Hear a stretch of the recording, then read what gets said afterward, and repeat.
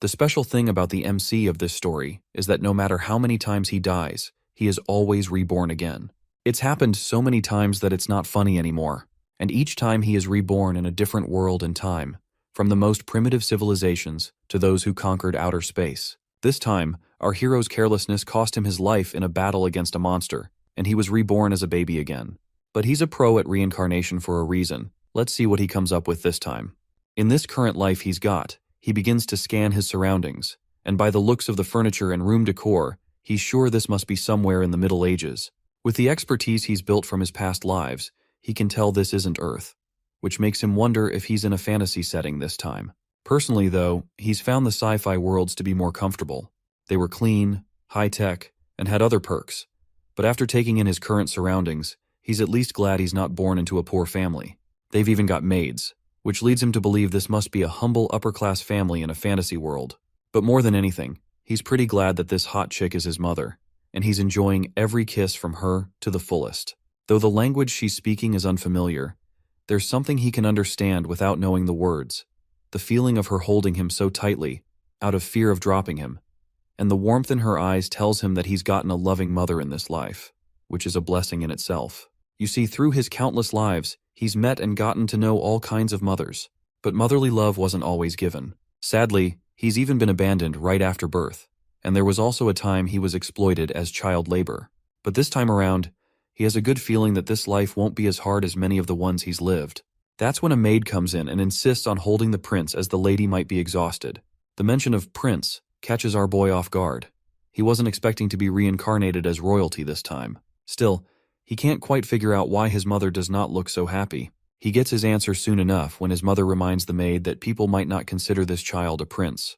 Apparently, this lady, Rifana, had a humble background. She used to be a maid, just like the one before her, named Chenna. She tells Chenna to simply call her by her name, saying there's no need for formalities since no one else is around.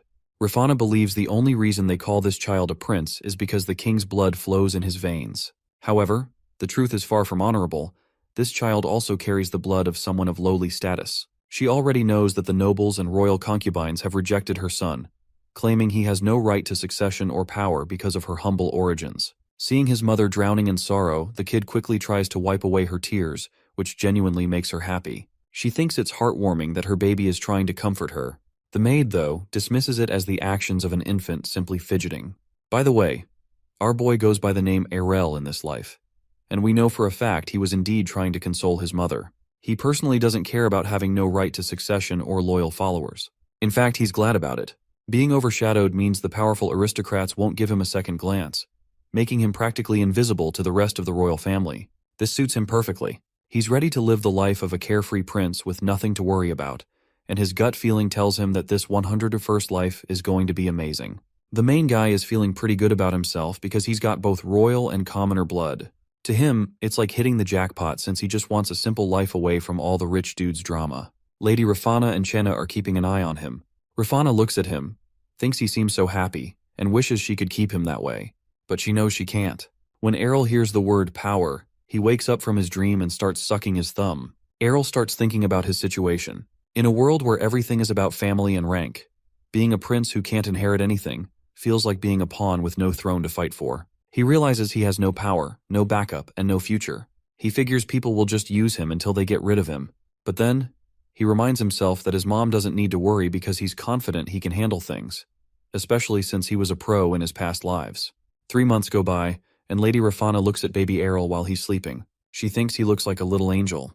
She strokes his hair and wishes it felt like the king's. Just then, Chenna tells her the carriage is ready.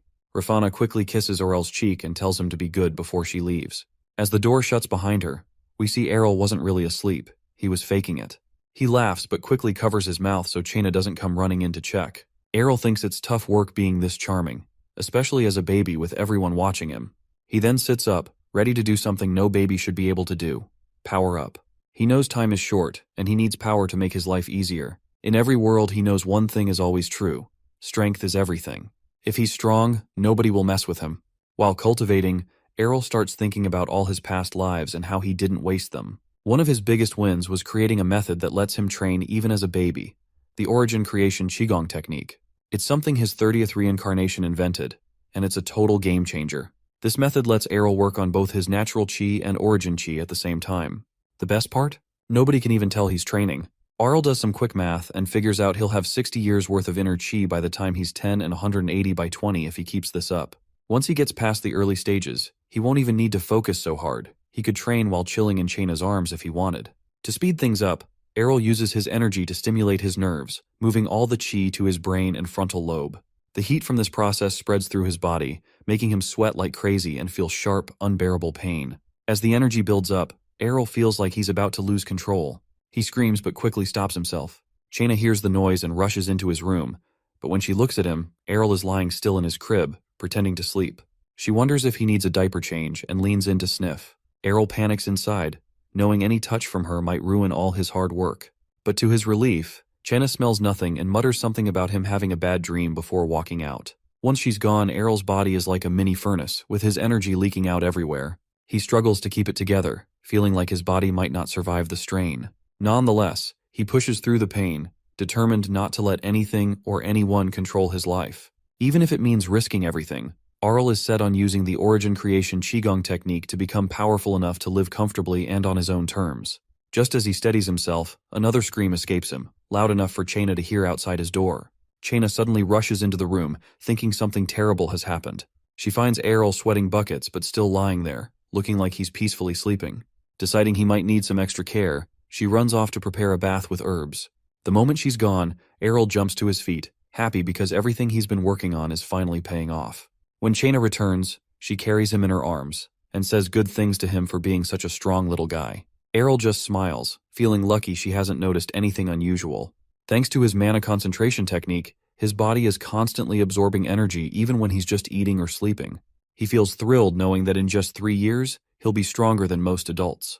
By the time he's 10, his power will be unmatched, and the thought makes him really happy. As Chaina holds him, she hears a strange noise from above, but gets distracted by Errol's cheerful expression. Meanwhile, Errol is already imagining the life ahead of him, powerful, respected, and living like a king. He can't wait for that future to arrive. It's been only 5 months since Errol was born, but thanks to his mana absorption technique, his physical strength and inner energy are leagues ahead of any baby his age. Crawling on the floor, he doesn't stop pushing himself, knowing he's on track to surpass everyone soon.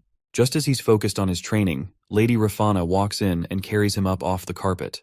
She brings him a toy he wasn't expecting, and for a moment, his eyes are glued to it. Seeing her disappointment when he hesitates, Errol quickly starts playing with the toy, pretending to have a blast. Inside, though, he feels secondhand embarrassment for very obvious reasons. Still, Lady Rafana and Chaina laugh at how happy he looks, talking about how handsome and perfect he is. Errol secretly loves the praise but knows it's mostly thanks to his mother's good looks. Even so, he decides to embrace these moments of being the fun baby, knowing this time won't last forever. The baby protagonist suddenly shows them that he isn't happy, and Chaina can't figure out what he wants at first, but all he really wants is food. He starts to cry as he tries to make it obvious. Finally, Chaina guesses right and gives him some milk. While he is busy drinking, the adults start talking about money. They talk about how the funds for the house are running low since yesterday. Even though Errol needs proper food as a prince, there just isn't enough money. The mansion's budget has been cut hard this year, and even raising one child is becoming a struggle. This is quite odd for a royal family. Errol overheard the maids talk about this before. They say his mother, Lady Rafana, will have to eat less to save money for everyone else. If she doesn't, nobody will make it through the season. Errol can't believe it and thinks it has to be a joke. But his mother stays positive, saying it doesn't matter if she doesn't survive as long as others can. Hearing this makes Errol upset. How can they treat his mother like this? She isn't powerful or important in the eyes of the nobles, but she's still his mom. Even though she gave birth to a prince, neither of them have any real status or protection. He starts to understand why she is always going out in the carriage. She's been trying to meet the king, but it seems like she keeps failing. Errol thinks it's cruel. Even if the king doesn't care about her, she is still the mother of his child. How can he let others treat her so badly? He starts crying again because of this, and Chaina hands him over to Lady Rafana, and he calms down in her arms. Even as a baby, Errol wants to help his mom. He knows he can't do much, but he has to come up with something. Winter is coming, and things will only get worse with the cost of heating. In his baby bed, he puts his boss baby brains to work and starts thinking hard about what he can do to help. Then suddenly he gets an idea. As Errol stares at the charcoal in the fireplace, he suddenly remembers that charcoals are made out of carbon, and jewels like diamonds are made of carbon as well, and his brilliant mind sees a way to solve their money problem. If he can turn charcoal into a diamond, he could change everything. Even though he's dying to jump out of the crib and get started, he knows his tiny baby body isn't strong enough yet. Instead, he decides to use his mana to float himself out safely. Nobody else knows that charcoal could be this useful, but to Arl, it's like finding treasure. So he immediately pushes away his self-praise and gets to work while the rest of the house is asleep. Errol focuses his mana, combining it with heat to put pressure on the charcoal. He pours every ounce of energy into compressing it, repeating enchanting spells to keep himself going. The process is tough, and the pressure pushes Errol back, but he stays focused, refusing to give up. He keeps thinking about his mother's happiness when she sees what he's made. Just as he thinks about her, a sudden burst of energy causes soot to explode out of the chimney. Errol moves over to the fireplace, digging through the mess until he finally finds it, a sparkling diamond he created with his own power. The diamond's beauty leaves him speechless. Now, he just needs to figure out how to give it to his mother without making her suspicious. Feeling satisfied, he rests until morning. When Chaina greets him the next day, she's shocked to find Errol walking around outside his crib, covered in ash and soot. She picks him up, confused about how he managed to escape. She assumes he must have been playing all night, but the mess in the room makes her pause. The floor, the fireplace, and the carpet are all filthy, and Chaina wonders if the house has always been this chaotic, or if something strange happened during the night.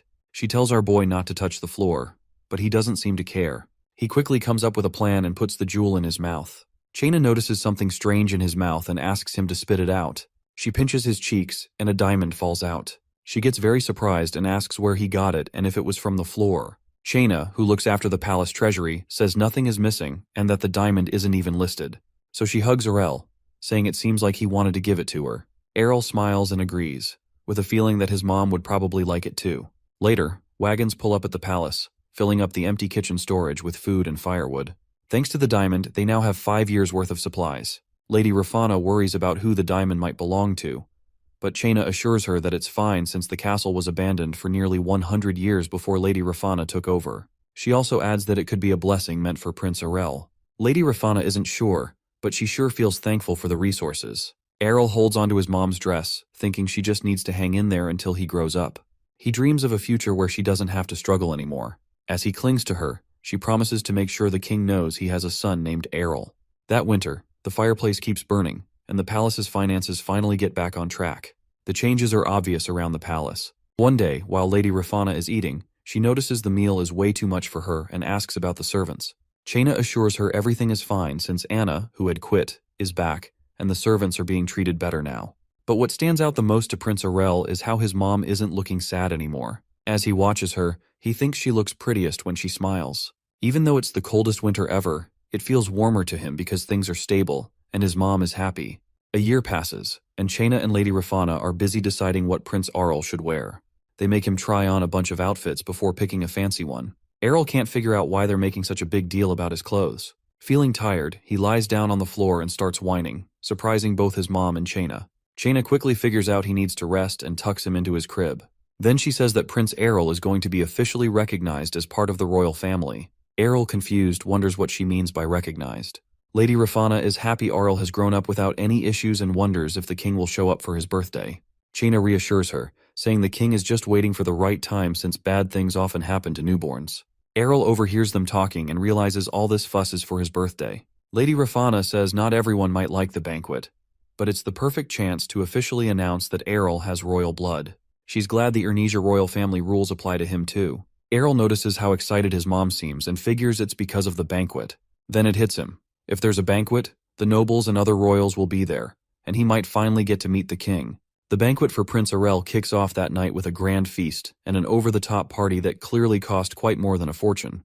Prince Errol is kinda thrilled to see the lavish decorations, the food, and the fancy outfits the kingdom homie's wearing. Everything feels like a dream to him. Lady Rafana picks him up and asks if he's amazed. Errol thinks this whole thing is definitely a new experience. Chaina points out that it's probably the first time he's seen so many people in one place, and Lady Rafana reminds him that he's the star tonight, giving him a kiss on the cheek. Errol catches the judgmental stares from the nobles and overhears their whispers about him and his mother, but he doesn't let it bother him.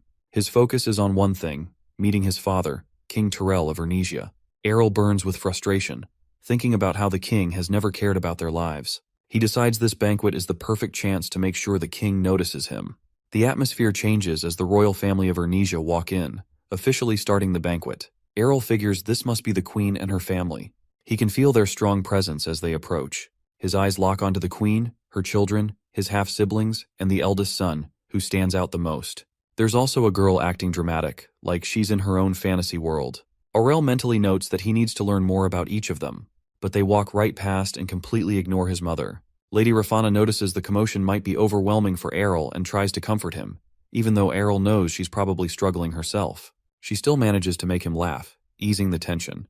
Meanwhile, the crowd is fixated on the queen, admiring her beauty. Errol notices a sudden change in his mother's expression. It had been calm, but now something has unsettled her. He looks around and sees why. The king, His Majesty, finally enters, radiating an intimidating energy that makes Errol freeze for a moment. He can't tell if his father is looking at him or his mom. He thinks it's unlucky that being reborn doesn't come with the ability to read minds. Imagine how great it'd be if he could figure out what everyone else is thinking. After a while, people start giving him gifts and congratulating him, acting like it's such a big deal to see him. But when it's the imperial family's turn, their attitude toward him and his mom is clear. They don't hide their real feelings, and their behavior hits him hard. He wants to jump out of his mom's arms and properly go after that woman. How dare she treat him and his mom like they don't even matter? She clearly doesn't see them as people. Looking around, he realizes everyone here is just as fake and rotten. For a moment, he thinks about shouting and calling them all out, but he doesn't want to make his mom feel embarrassed. He decides to play along and act nice because that's what people expect. Hypocrisy is normal here, unfortunately. All he wants is to leave before he falls asleep in his mom's arms. Just as he's about to drift off, he notices a young girl nearby. She's probably one of the king's concubine's daughters. She seems too young for all this drama, but her presence stands out. Thankfully, some of the mistresses have already left. When the banquet finally ends, he and his mom sigh in relief at the same time. But the night isn't over yet.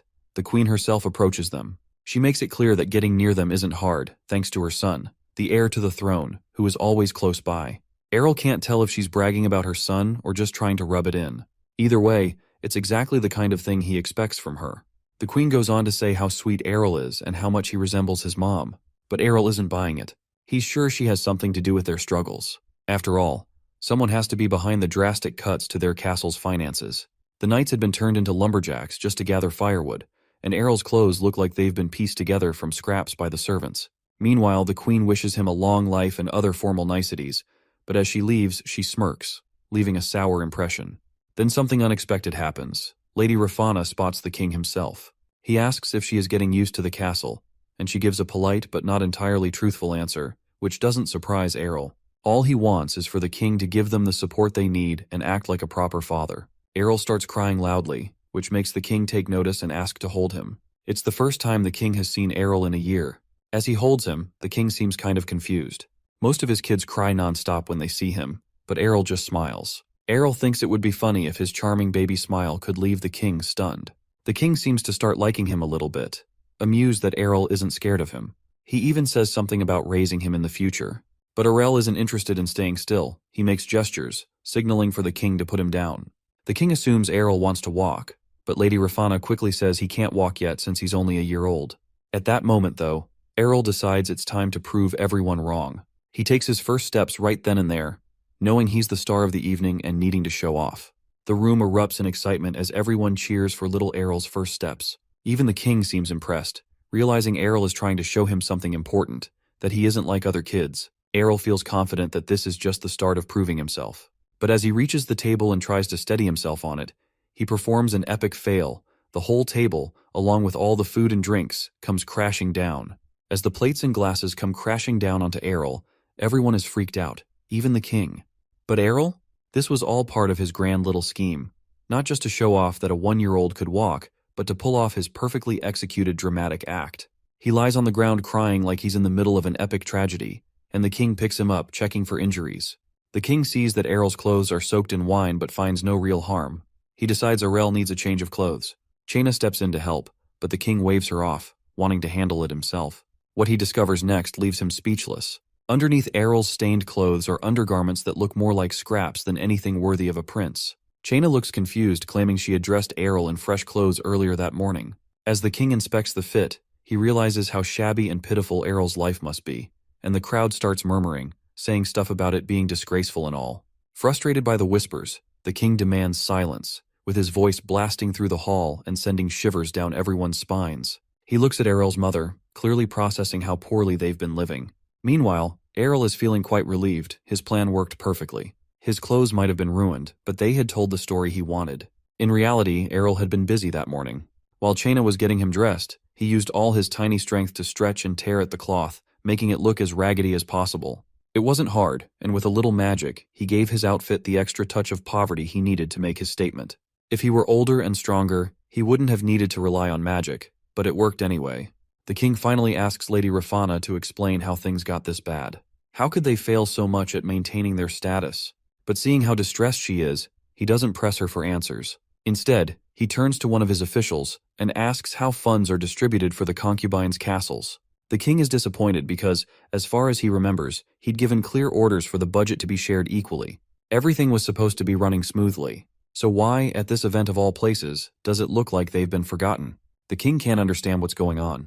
He demands the report immediately, wasting no time.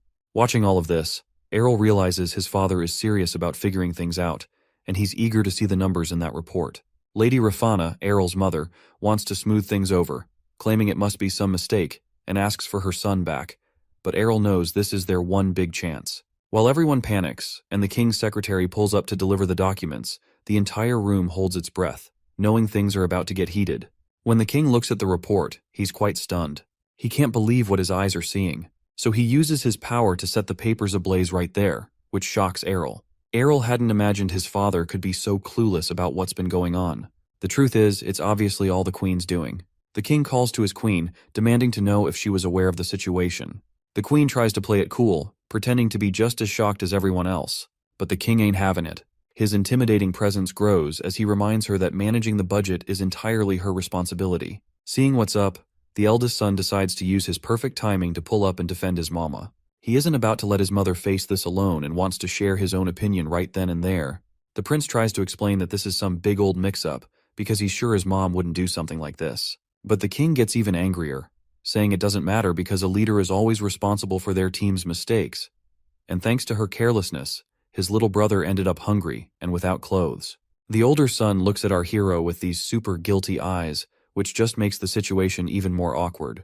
It's clear he's nothing like his dad, who's strong and commanding, or his mom, who's smart and sneaky.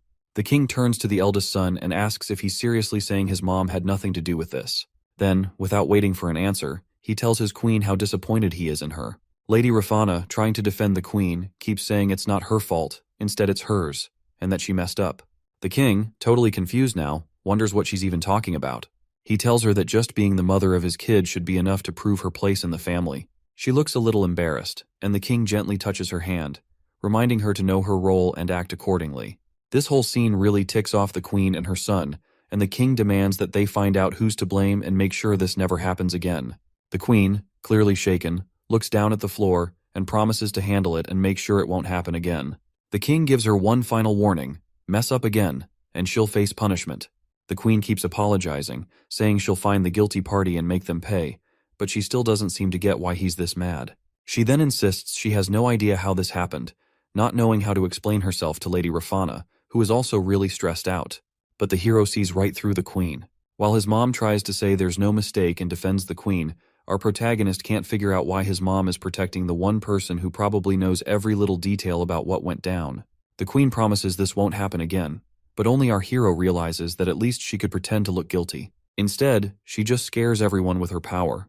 With that, the hero's birthday ends, and somehow the financial mess is fixed. Later on, it's announced that the queen didn't even have a hand in sorting it out. The culprit is quickly found, a family of low-ranking nobles. They're blamed for everything and, without much fuss, executed on the spot with a guillotine.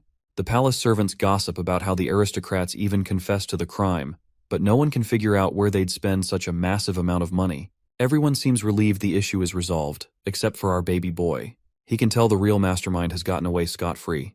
The case is closed, but to the hero, it's totally unfair. He makes up his mind, when he grows up, he'll teach everyone a lesson. But for now, being a baby with a small body means his main focus is food, so his only response is to cry. Soon he's being spoon-fed and feels pretty happy with his current situation. Still, he knows he needs to work on his body since he's going to be stuck as a baby for a while. But after thinking it over, he realizes all he really has to do is eat and play. Once his belly is full, he decides it's nap time. Sometime later, he wakes up to the sound of a carriage pulling up to the house. He flies to the window to check it out while his babysitter snoozes. He sees a group of people step out, and soon after, 3 of them enter his room. His mom, an adult, and a child. The hero suddenly remembers the babysitter. If she wakes up, his powers will be exposed, so he flies back to her and starts pinching her cheeks to wake her up. The adults immediately walk in just in time to see this, and his mom immediately yells at him to stop tormenting the poor nanny. The nanny notices another mistress has arrived and greets her right away. Our hero spots the newcomer too. The newly arrived mistress quickly says there's no need to apologize because she didn't warn anyone about her visit. Our hero realizes this is Phenelia, another concubine. Everyone starts saying how they would have welcomed her properly if they knew she was coming. But Phenelia says she needs to talk to our hero's mother alone. Our hero's mother can't figure out why Phenelia wants to see her, but assumes it must be serious. While waiting for the serious talk, she ends up choking on her tea. Phenelia, looking genuinely regretful, apologizes for her behavior at Prince Errol's birthday banquet. She explains her family once played a big role in winning battles on the continent and were well known, but those glory days are over. Now, they're struggling because no sons have been born in the family lately, and their reputation has faded. On top of that, rumors say they've been low on money for years.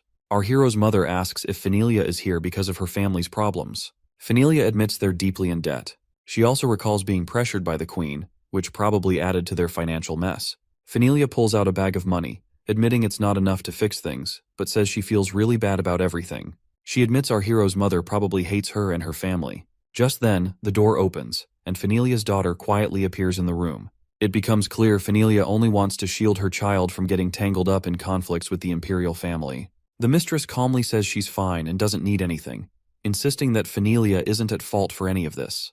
Phenelia asks her not to pity her, but the mistress says she doesn't feel pity, she's just being straightforward. She points out that there's no reason for them to turn against each other now. The mistress makes it clear she understands the situation and doesn't hold any grudges against Phenelia's family. She gives the bag of money back, saying that it would be better spent on something nice for Phenelia's little daughter. She says she understands why Phenelia's family has been trying to manage their palace expenses. Then, she casually brings up some shocking news. She believes the reason behind all of this is that she serves her queen. This revelation leaves our boy stunned, and suddenly it all makes sense to him on why his mother is so disliked by others. He starts walking around his room, thinking about how hard his mother's life must be. Chaina notices he's upset and doesn't know how to calm him down. She asks if he's okay, and he quickly fakes a smile to stop her from worrying. He knows he needs to pull himself together. Chaina just assumes he's just being stupid moody, and goes off to do some exercises with Princess Kania. With everyone distracted, our boy decides to sneakily listen in on the conversation between his mother and Phenelia again. This time, his mother is talking about how she can't escape the queen's oppression. She explains that her main goal is to protect Errol while he's still young, and to stop anyone from hurting their family further. Her tone is more serious and determined than it's ever been. Lady Rafana wants to get closer to Miss Phenelia, but it's clear she has more on her mind than just being friendly. Phenelia sees this, but respects Rafana's determination and agrees. They both figure they can rely on each other when things get tough. Meanwhile, Prince Errol is deep in thought, realizing his mother is fully aware of what's really up between the queen and the concubines, which involves both him and her. But he also wonders what her next move would be. While Errol is lost in thought, a girl suddenly shows up near him, and he has no clue how she got there. He silently begs the universe to keep her away, but instead, she crawls into his bed and starts squishing his cheeks, saying she finds him adorable. She treats him like a squishy toy and even starts moving his crib around like it's a game. Our boy wishes that someone, even if it's Truck-kun, would rescue him from this chaos. Then comes a cat, and at first it seems like the cat thinks Errol is cute too. Errol knows there's no escaping now. The nanny says that the princess might visit. Of course, the princess is eager to come over, and Errol realizes he's on his own with no escape in sight. Time flies, and before long, Errol is almost 3 years old. Life feels like it's moving way too fast, as usual. He can't believe how quickly he's growing up and starts thinking about how much more he has to learn before adulthood. He remembers bits of his previous life and wonders if he'll ever get a chance to relive anything like that. Suddenly, the princess walks into his room. She rushes toward him, but Errol decides to lay a little hide and seek. Unfortunately, she finds him in no time, and he's frustrated and feeling down, but the princess just wants to play hide and seek. Before Errol could refuse, she's already running off to find a bigger spot to play. They end up outside, and it's clear the princess has been visiting a lot since Phenelia came over, with help from the nanny, of course. Errol doesn't mind too much because it seems like these visits are building a strong bond. Even though Errol is still small, Kania believes he's already someone who can be looked after. But she also says that when Errol grows up, it'll be his turn to take care of her instead. The princess makes Errol promise he'll come as soon as possible, but the little prince can't figure out why she's so fixated on him. Before he can think too much about it, Kania says that she adores him. She says playing with him is way more fun than with the others. He's clearly the best choice. Errol laughs, thinking she'll probably regret saying that when she gets older. Kania carries him up immediately, saying it's time to play, and insists on carrying him to their spot. The problem is, Errol feels like he's about to suffocate from her overly enthusiastic help. He silently begs for rescue, and just then, a maid steps in, saying that Errol must be uncomfortable being carried like that. She scolds Kania, saying that even as a princess, she shouldn't carry heavy things yet since she's still a child herself. Errol feels real relief he's finally saved. Although Kania isn't happy at all. She shouts that she wants to play. The maid says she should try drawing or listening to something classical instead, but Kania is sick of all that boring stuff. She says she wants to swing a sword, just like her brother Kyle. Errol notices her practicing with a stick and quickly realizes her balance is way off. The stick's weight is all wrong, and she's not holding it properly. Despite this, Kania is completely into it, imagining she's already defeated some powerful imaginary swordmaster and claiming victory for herself.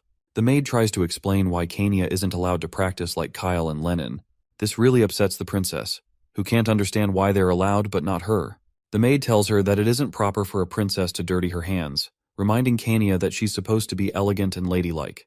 Kania isn't listening, some Mulan vibes. She's already snatched up the maid's sword, and before the maid could stop her, she's talking excitedly about swordsmanship.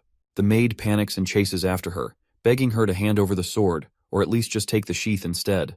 Errol stands nearby, and he finds himself liking Kania more and more now. As time goes by, Prince Errol turns 5. He's out in the fields of his land, looking all royal and bold, pretending to race on his mighty steed.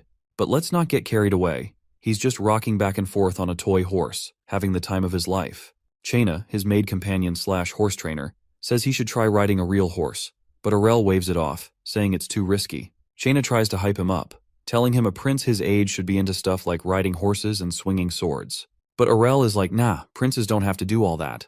This leaves Chaina feeling bummed because he's not exactly oozing ambition. Here's the catch, Errol's no ordinary kid. This is his first life. Yep, the guy's been through the ringer more times than he can count. Over all those lifetimes, he's figured out one harsh truth. Being too good at anything only brings trouble. Every time he's been a pro at something like sword fighting or magic, it's drawn all the wrong people, either wanting to use him or take him down. So now, he's all about staying low-key and enjoying the perks of being a prince without breaking a sweat. Back at the castle, Errol tells Chaina he needs some alone time, and she agrees, though she's not thrilled about it. Once she's gone, he shuts the door, kicks back, and just lies there doing nothing. Later, they end up in a bit of a pickle. Chaina's frustrated, asking why he hates studying so much, pointing out that a 5-year-old prince should be eager to learn and grow. But Errol's totally not interested, don't care about the world, and definitely not into cramming knowledge. Chaina sighs, half joking that he sounds like someone who's lived 100 lifetimes. Before she can go on, Errol cuts her off and assures her it's not her fault he's like this. Deep down, he decides it's time to just enjoy life for once. YOLO vibes? Not for Errol. It only took him 100 lives to figure out how to kick back and take it easy. Maybe he's just a chill guy, who knows? Chaina reminds Prince Errol that by royal rules, he has to start studying now that he's 5. She pulls out some super basic books, saying they were picked just for him. But Errol, looking all moody, grabs one and shows off his book skills by spinning it around like a toy. Chaina's totally pissed, telling him books are for reading, not spinning. She even tries the guilt trip, saying regular dudes would love to learn but don't get the chance. But Errol doesn't give a care in the world. He starts stacking the books into a mini-house instead. Chaina, trying to hold it together, tells him to knock it off and sit back down, but Errol's not listening at all. When words don't work, he goes full drama mode, whining and yelling that he won't study. Suddenly the doors open and his mom walks in, looking like she's had enough. And let's be real, nothing stops spoiled brats faster than a mom's "I'm gonna kill you" stare. Under her watch, Errol drags himself to the library and starts studying, though not without some complaints. Even while pretending to study, Errol's thinking about how ridiculous this all is. He knows that if his parents really cared about him learning, they'd make sure he was protected. But in his world, being good at anything is just asking for trouble. The more talent a kid like him shows, the more dangerous life gets, for him and everyone around him. Errol doesn't think it's fair, but life is what it is. All he wants is a chill, lazy life where no one's at risk. As he zones out, Chaina snaps him back to reality, telling him to study hard and make people proud, as if that's going to solve anything. Errol thinks about what Chaina says but decides it's a bit much for him. Chaina doesn't let it go, though, telling him that if he keeps acting like this, his mom's going to feel sad. That hits a nerve, and Arel finally decides to put in some effort for his mom's sake, not because he suddenly loves studying. Even so, he's firm on one thing: no sword training, no magic lessons. He's had enough of dealing with the chaos that comes with being gifted. Instead, he starts thinking about other, less risky plans for his future. A few days later, a fancy carriage pulls up at the concubine's place. Chaina tells Arel that a mage from the magic tower is here to check his mana. If he's got the talent, they'll start teaching him magic. That's bad news for Arel. He knows any decent mage would sense the crazy amount of mana he's hiding. He figures the only way out is to keep his mana under wraps. As he walks down the hallway to meet this tester, he keeps his head down, trying to look as plain as possible. Chaina tries to cheer him up, saying even if his mana isn't super impressive, he can still work on it. But when they open the door, the tester's face says it all, shocked, like they just saw something they weren't ready for. The mage stands up quickly and looks right at Prince Arel. As they size each other up, Arel watches the mana flowing through the mage, wondering how he looks in the mage's eyes. The mage grabs Arel's arm to check his vitals and says that something feels off. Chaina, trying to hype him up, asks if Arel is special. But the mage isn't sure whether to call him special or just plain weird, since he can't sense any mana in Arel at all. Even after trying to probe with mana, the mage finds nothing, leaving Chaina completely shocked. Arel leans back in his chair, feeling all chill about how well he's hiding his mana like some last-stitch secret weapon. Before walking into the room, he had used his chi to compress his mana and push it to the edges of his body. When the mage looked surprised earlier, Arel knew his plan was working. The idea of someone from a royal bloodline having no mana didn't make any sense, and Arel had totally thrown him off. The mage tells Lady Rafana that Arel has no potential for magic, leaving her confused. He adds that even commoners have a tiny bit of mana, but Arel doesn't seem to have any at all. Some Rock Lee and Guy vibes. After hearing this, our boy starts to wonder if he went a little too far. Lady Rafana looks crushed, realizing her son might not have what it takes to become a mage. But this is exactly what Arel wants. He's playing the long game, making everyone think he's totally useless with mana. As he sits there pretending to sulk, he knows this is just the start of his act. The next day, Arel meets his new swordsmanship trainer, a young knight named Landfill Tagaron. Arel takes one look at him and silently judges him as boring and weak, not even close to his level. In his past life, Arel had fought monsters and survived brutal battles, so this guy doesn't impress him. Still, Arel decides to play along, agreeing to train and encouraging both of them to grow stronger together, even if he's not expecting much. Arel secretly thinks this whole training thing is more for Landfill's sake than his own. He's definitely not interested in doing anything too hard. Like his sister Kania, who walks around wearing weights to get stronger. So many Rock Lee references in this. The dude explains that intense training like that is a tradition for the Kinchester family, but Arel says it sounds like something martial artists would do, not royalty. When Arel asks about the plan, the swordsman dude explains that swordsmanship isn't just about strength, it's also about balance and flexibility. To prove his point about flexibility, Landfill flexes on them kids, showing off some fancy sword moves and suggests starting with simple exercises, like balancing on logs. Arel immediately complains about being scared of falling, even though the logs are barely off the ground, but Landfill assures him that even if he does caplunk, it won't hurt. Arel then asks what he's supposed to do since he's afraid of heights. Next, they move on to flexibility training. Landfill assumes Arel would have no problem since he's still a kid, but Arel shocks him by struggling to even touch his toes. The swordsman dude doesn't give up. He decides it's time to practice with wooden swords. He explains how to use centrifugal force to swing properly. Arel gives it a try, but his grip is so bad the sword goes flying. Landfill looks stunned as Arel completely messes up the exercise. Arel, pretending to be crushed, tells Landfill he's hopeless at swordsmanship. But Landfill encourages him, saying it's only his first try and he'll get better with practice. Handing him another sword, they continue the session. The whole time, Arel is very aware of someone watching him. His clumsy performance is all part of his plan to spread rumors about how bad he is, making sure word gets around the city. Rumors are flying among the nobles that Prince Arel is even worse off than commoners when it comes to mana. People are saying he's failed at every kind of training, and he's so clumsy he could trip over nothing. While some find it hilarious, it's not doing Arel any favors. At the concubine's castle, Arel is chilling with cookies and orange juice. Kind of a surprising combo for medieval times, when he hears about a new private tutor coming to teach him. The gossip about him being useless has scared off most tutors, so Arel's curious about who's brave, or crazy, enough to take the job. He looks out the window just in time to see the tutor stepping out of a carriage. A few minutes later, he finds out the guy's name is Gamel Pernia. The vibe in the room immediately gets awkward, with Gamel stuck teaching someone everyone thinks is hopeless, and Arel already bored out of his mind. Arel sighs and figures they might as well start with literature, focusing on foreign and common languages. Gamel piles up books in front of him and says basic grammar should only take a day to learn. But since Arel's reputation is so bad, Gamel gives him a few days instead, acting like it's no big deal if he can't get it right. This annoys Arel, so he promises to give it his best shot.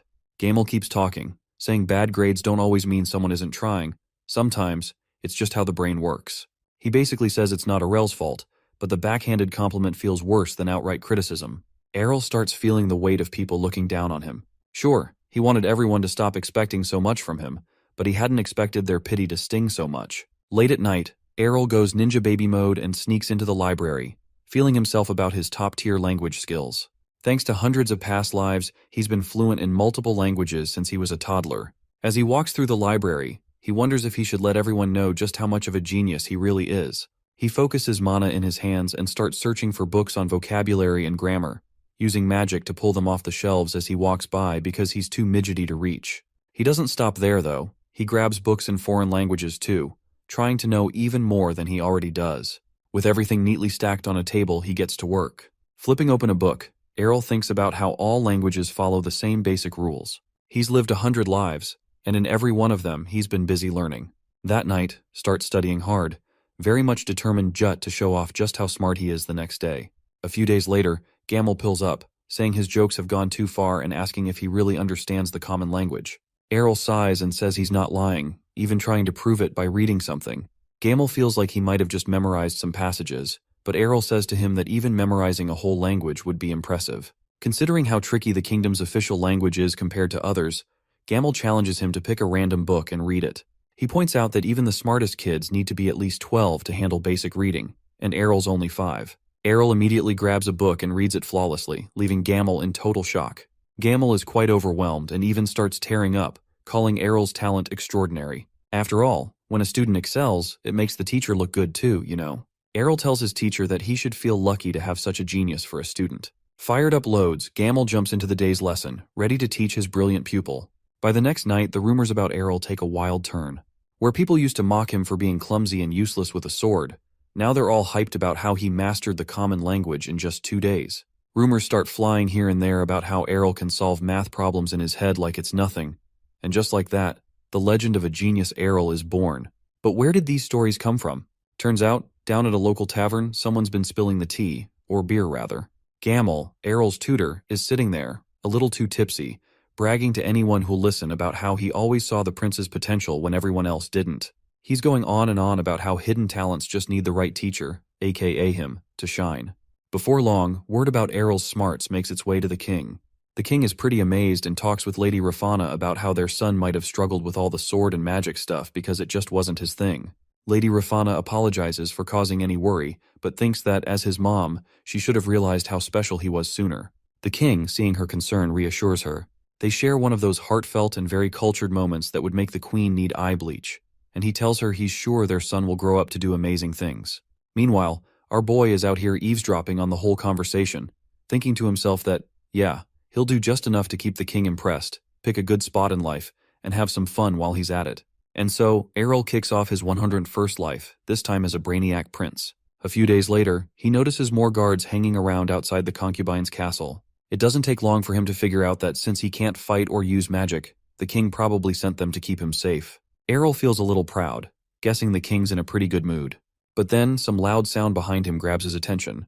Chaina has dropped off a massive chest, and his mom explains it's a gift from the king. Arel immediately opens it and finds it stuffed with gold coins, shiny jewels, and all kinds of treasures. As he's digging through, something catches his eye, a unique-looking necklace. Chaina asks if it's the priciest thing in the chest, but Arel decides it's not about the cost. This necklace is the coolest thing in there by far. Arel puts on the necklace and says it gives you big brain time and also helps you think faster while keeping you from getting tired. Chaina is super impressed, thinking it's all because of how hard Arel's been studying lately, but he just makes it look like it's no big deal. The truth is, while the necklace looks pretty basic to everyone else, Arel can see the mana-triggering gadget hidden inside the jewel. Not that he needs it, but his inner chi does way more. As he does stuff with the necklace, he starts thinking about Kania, who's been working out like crazy for her sword training and is now seriously ripped. He asks his mom if he can give the necklace to Kania, and she gently pats his head and says that since it's a gift from the king, giving it as a present would probably make the king happy too. She then asks what Arel likes about Kania. He says it's her strength, which makes all the maids burst into a mad laughter. That day, the whole concubine's castle is booming with joy, knowing that Errol is not only recognized but also favored by the king. The young knight even brags about it to his fellow guards, reminding them to take pride in being part of the concubine's castle. A few days later, Errol is sitting in the dining hall with Chaina. She tells him all the desserts he requested are ready and asks what he thinks of them. Arl tries one after another but isn't happy with any of them. He's annoyed and keeps searching for something better. Chaina encourages him to slow down and enjoy the treats, asking if they taste good. Errol, frustrated, says none of them are sweet enough because they're all missing what he's looking for. Chaina, confused, says these desserts were made by the best chefs and offers to bring one over to fix the problem. That's when Arl has a light bulb moment. What he needs isn't a chef, he asks for an alchemist instead, which just surprises and confuses Chaina. Prince Errol starts spacing out, thinking about Coca-Cola and snacks from his old life, practically drooling, just imagining the taste. He figures he'll need an alchemist to recreate cola, but that's easier said than done. Chaina, super confused about why he'd want an alchemist, asks him what's going on. Errol freezes, realizing she must have heard him daydreaming out loud. He thinks about explaining but quickly decides it'll sound way too weird, especially since he's only 5. Instead, he starts putting together the problem. The kingdom doesn't have the right seasonings or fancy techniques needed to make something like cola. The more he thinks about it, the more he realizes how tricky it'll be. Making cola isn't just mixing stuff together. It needs all these extra steps he can't even do yet. Feeling bummed, he starts fantasizing about the fizzy, sweet drink again. But then he snaps out of it and reminds himself that he's supposed to be a genius scholar. If anyone can figure it out, it's him. He suddenly jumps up and bolts out of the room. Chaina stares after him, completely lost, and asks where he's off to. He yells back that he's going to study, leaving her scratching her head, wondering if she even heard him right. Errol, meanwhile, is sprinting through the castle, laser-focused on one thing: chemistry. He knows cooking and chemistry go hand in hand, so he's convinced alchemy is the key to cracking the cola code, no matter how tough it'll be. Fast forward 3 years. Now 8 years old, Prince Errol is running a meeting, sitting at the head of a big table. They're talking about building new bridges in areas where merchants travel a lot. One of the supervisors asks what he thinks about the plans. Errol checks out the blueprints, compliments how impressive they look, and then casually asks who designed them. When a supervisor proudly claims credit, Errol's expression changes. He threatens to fire the guy if he ever shows up with another useless design. The room? Dead silent. Prince Errol points out a few problems in the bridge design, saying that while it might work for now, it'll be a disaster when snow piles up in the winter. The weight would crush the wooden parts underneath because the designers cared more about making it look fancy than keeping it safe. Our boy makes it clear that while the kingdom should look impressive, safety has to come first. He demands they redo the design and then moves on to the next blueprint. With his crazy amount of knowledge, Errol's workload is kind of shooting through the roof. The so-called experts in the room can't hold a candle to him, but they've decided to trust this 8-year-old genius anyway. Our boy feels a little bad for them, but he knows he's got no choice. He has to keep proving himself. After the meeting, as Errol heads out, a new maid spots him and calls him by his latest nickname, the Young Gray Sage. He's instantly horrified and thinks it's the cheesiest thing ever. Realizing the maid must be new, he tells her not to use that nickname again because he can't stand it. She promises to remember, but as he walks off, she almost messes up and says it again. Errol, now extra annoyed, silently swears that nickname is the lamest thing he's ever heard. As his carriage moves off, Lady Rafana looks out the window and asks Chaina if Errol is heading somewhere important. Chaina tells her that he's going to see the king, which makes her wonder what they'll talk about. Chaina hesitates, almost saying that Errol is interested in learning alchemy. Meanwhile, up in the carriage, our boy is busy imagining how the king might react when he drops his alchemy request out of nowhere. Even though his audience request was approved right away, Errol figures the king must trust him now, especially since he's been handling so many responsibilities like a pro. Prince Errol stares out the window, trying to shake off the nerves. Even after living through 100 lives, the king's aura still feels overwhelming. He keeps reminding himself to stay calm and not mess up when it's time to talk. When the king asks why he wants to learn alchemy, Errol explains it's because he wants to help the kingdom and the king more. Since he's no good with swords or magic, all he can do is gain knowledge and put it to use. The king listens carefully, impressed by how thoughtful Errol is, and agrees to his request. He promises to connect Errol with some reliable alchemists, and even asks if there's anything else he needs. Errol politely says he'll ask later if something comes up. As the king smiles warmly, Errol feels pretty chill, knowing his plan worked perfectly. Word spreads fast, and soon all the best alchemists in the kingdom show up, eager to prove themselves and maybe earn some recognition. It's no surprise when Demon Ranchette gets picked. He's known for creating these crazy reflective mirrors that bounce sunlight super far, which he installed on the western fortress to keep invaders away. A few days later, Errol meets Demon in the garden of the concubine's castle. Demon casually compliments the beauty of the garden, but Errol is more focused on him. Based on his legendary reputation, Errol expected some old, wise-looking alchemist, but Demon turns out to look surprisingly young. Noticing the confusion, Demon explains that his hair turned white years ago after a little accident with toxic fumes. Our boy realizes that Demon almost lost his life while learning. Demon, staying calm, warns Errol to be ready for the risks. If anything happens to the Our boy during experiments, Demon for sure knows he'll be held responsible, maybe even with his own life, or worse. Demon explains that alchemy is way harder and more dangerous than Errol probably thinks. He even points out how young Errol is, but before he can finish, Our boy cuts him off. He tells him that he knows what he's getting into. Alchemy isn't magic, it's science, and he's not chasing silly dreams like turning rocks into marshmallows, or going miracle mode by turning into wine. What he really wants is practical tech, methods to clean iron ores and create stronger metals for the kingdom. Demon is blown away by Errol's ambition and sharp thinking. He feels this kid is destined to lead the kingdom of Ernesia someday. After being inspired by Errol's speech, he kneels before Our boy, telling him that although his skills are lacking, he'll teach him everything that he knows. A few days pass since alchemy class kicks off, and Prince Errol is deep in his studies when Demon suddenly asks if he's done this alchemy stuff before. Errol gets caught off guard, thinking maybe he's been showing off too much, but he quickly changes the subject, saying he just read about it in a book. Demon seems cool with that and even says Errol matches the rumors he's heard. Errol feels relief because of his genius scholar act is working. The two of them end up grinding all day, every day, from sunrise to sunset. As they dig into their research, Errol figures out that you can harden iron by throwing in some eggshells or bone ash. He shares this discovery with Demon, and they keep making progress. Later on, Errol learns how to extract lead and other stuff. He also notices that, aside from some special metals and medicines in this world, everything else is pretty much the same as what he remembers from his past lives. He talks about how lucky it is that the rules haven't changed. Demon hears him and asks what he meant, but Errol tells him that he was just talking to himself. With everything going according to plan, Errol sends a letter to the king asking for more alchemists. The king doesn't waste time and agrees, telling his men to gather the best alchemists in the kingdom. But there's a teensy tiny problem. One of the king's advisors kinda hesitates, cause he's worrying about complaints over the budget, but the king shuts that off immediately. He trusts Errol's work will be worth it and good for the kingdom. Meanwhile, back in the kingdom, Errol says he's going to create a carbonated drink, a soda. The alchemists are surprised and ask if he's seriously planning to make food. Our boy happily says that's exactly what he's doing. He starts explaining some basics, but before he could get too far, the alchemists start feeling disappointed. They came here hoping to achieve big things and bring honor to their families, only to end up making snacks. One alchemist even complains about giving up his cushy, huge professor job at the Alchemy Academy just to get turned into chef's apprentice. To calm them down, our boy promises they'll be well paid no matter how things turn out.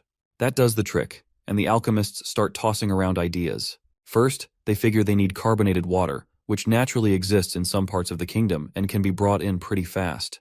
Our boy notices these guys aren't exactly driven by passion. They're just happy as long as they get paid or earn some fame. Still, he knows they'll be useful for speeding up his research. A few days later, wagons loaded with barrels of carbonated water roll in from all over. This makes our boy very happy, and Demon pops open one of the barrels, but the nasty smell makes him cringe as he asks if they're really supposed to drink this. Errol tells him they need to test if it's drinkable, but after checking the first barrel, he almost gags and decides it's a no-go. The water's an epic fail. He checks the other barrels and yup, they're all terrible. But our boy doesn't lose his cool. He tells everyone they'll have to make artificial carbonated water instead, causing a buzz among the alchemist homies. He hands out papers with some theories, saying that they could crack the problem if they dig into these clues. Seeing how serious this is, Errol reassures them, saying they're the best alchemists around and will figure it out in no time. When he turns to Demon for some backup, his response doesn't exactly scream enthusiasm. These alchemists really are the top-tier brains in Ernesia. Feeling good about things, Errol leaves the room, telling them that messing around with theories and testing stuff should be their happy place, so he won't hover around. Still, he wonders if they can pull this off in just a week, but figures the challenge will only make them work faster. A few days later, Errol is really excited as he tells the alchemists this carbonated water will bring energy to the kingdom and also summon in piles of cash. The alchemists aren't so sure, secretly wondering if it's all dumb hype. But Errol's very surprised when he sees they've already managed to make artificial carbonated water. Our boy grabs a container and is ready to taste it himself. Demon and the others are curious if this stuff will really catch on. The water has a strong kick but no flavor, so they're skeptical. Errol quickly clears it up, explaining it's not meant to be drunk plain, they'll mix it with fruit juice or alcohol. His original dream was to recreate cola, but since he couldn't get the cola fruit, this fizzy alternative would have to do the job like a substitute teacher. To start, Errol squeezes up some lemon juice into the fizzy water and takes a little sip. The taste hits just right, like Goldilocks and the Bears kinda right, making it completely perfect with so much excitement. He passes it around, and as expected, the alchemists love it too. The sour lemon flavor mixed with the bubbly fizz is a total hit, leaving everyone wanting even more. And just like that, our boy's carbonated soda is born. Word of the drink spreads like wildfire, turning it into such a luxury that the people can't get enough of, even outside the borders of Ernesia. Lord Dement, the Earl of the Northern Territories, can't wrap his head around this soda thing Prince Errol has created. He has to double-check with his servant, who confirms it's all thanks to Errol's lead. The drink has turned into a super fancy luxury item and is making bank for the Ernesia kingdom. There are even wild rumors about carriages stuffed with gold showing up at the concubine's palace every single day. Kicking himself for brushing Errol off on his first birthday and thinking the prince is useless, Lord Dement is full of regret. If only he had backed Errol back then, he could have had a piece of the action. Swearing to never miss out again, he vows to keep a closer eye on things. Fast forward 2 years, and over at the concubine's castle, 16-year-old Princess Kania is showing off her sword moves. After finishing her routine, she nervously asks 10-year-old Prince Errol for his thoughts. Errol, pausing for a moment, tells her she looks super cool and impressive. Her escort pops up too, saying her swordsmanship is flawless. Errol agrees, thinking she's way more skilled than any boy his age. Kanya gets really happy, jumping around and thanking them for their kind words. Watching her bounce with excitement, her escort says they want to take a break, and Errol thinks she looks really cute while being so cheerful. After the training session, Kanya and Errol sit down in the garden for some tea. Kanya brings up all the news about Errol's soda success, saying it has not only helped the palace but also boosted the kingdom's economy. Errol, playing it cool, calls it his duty as a prince.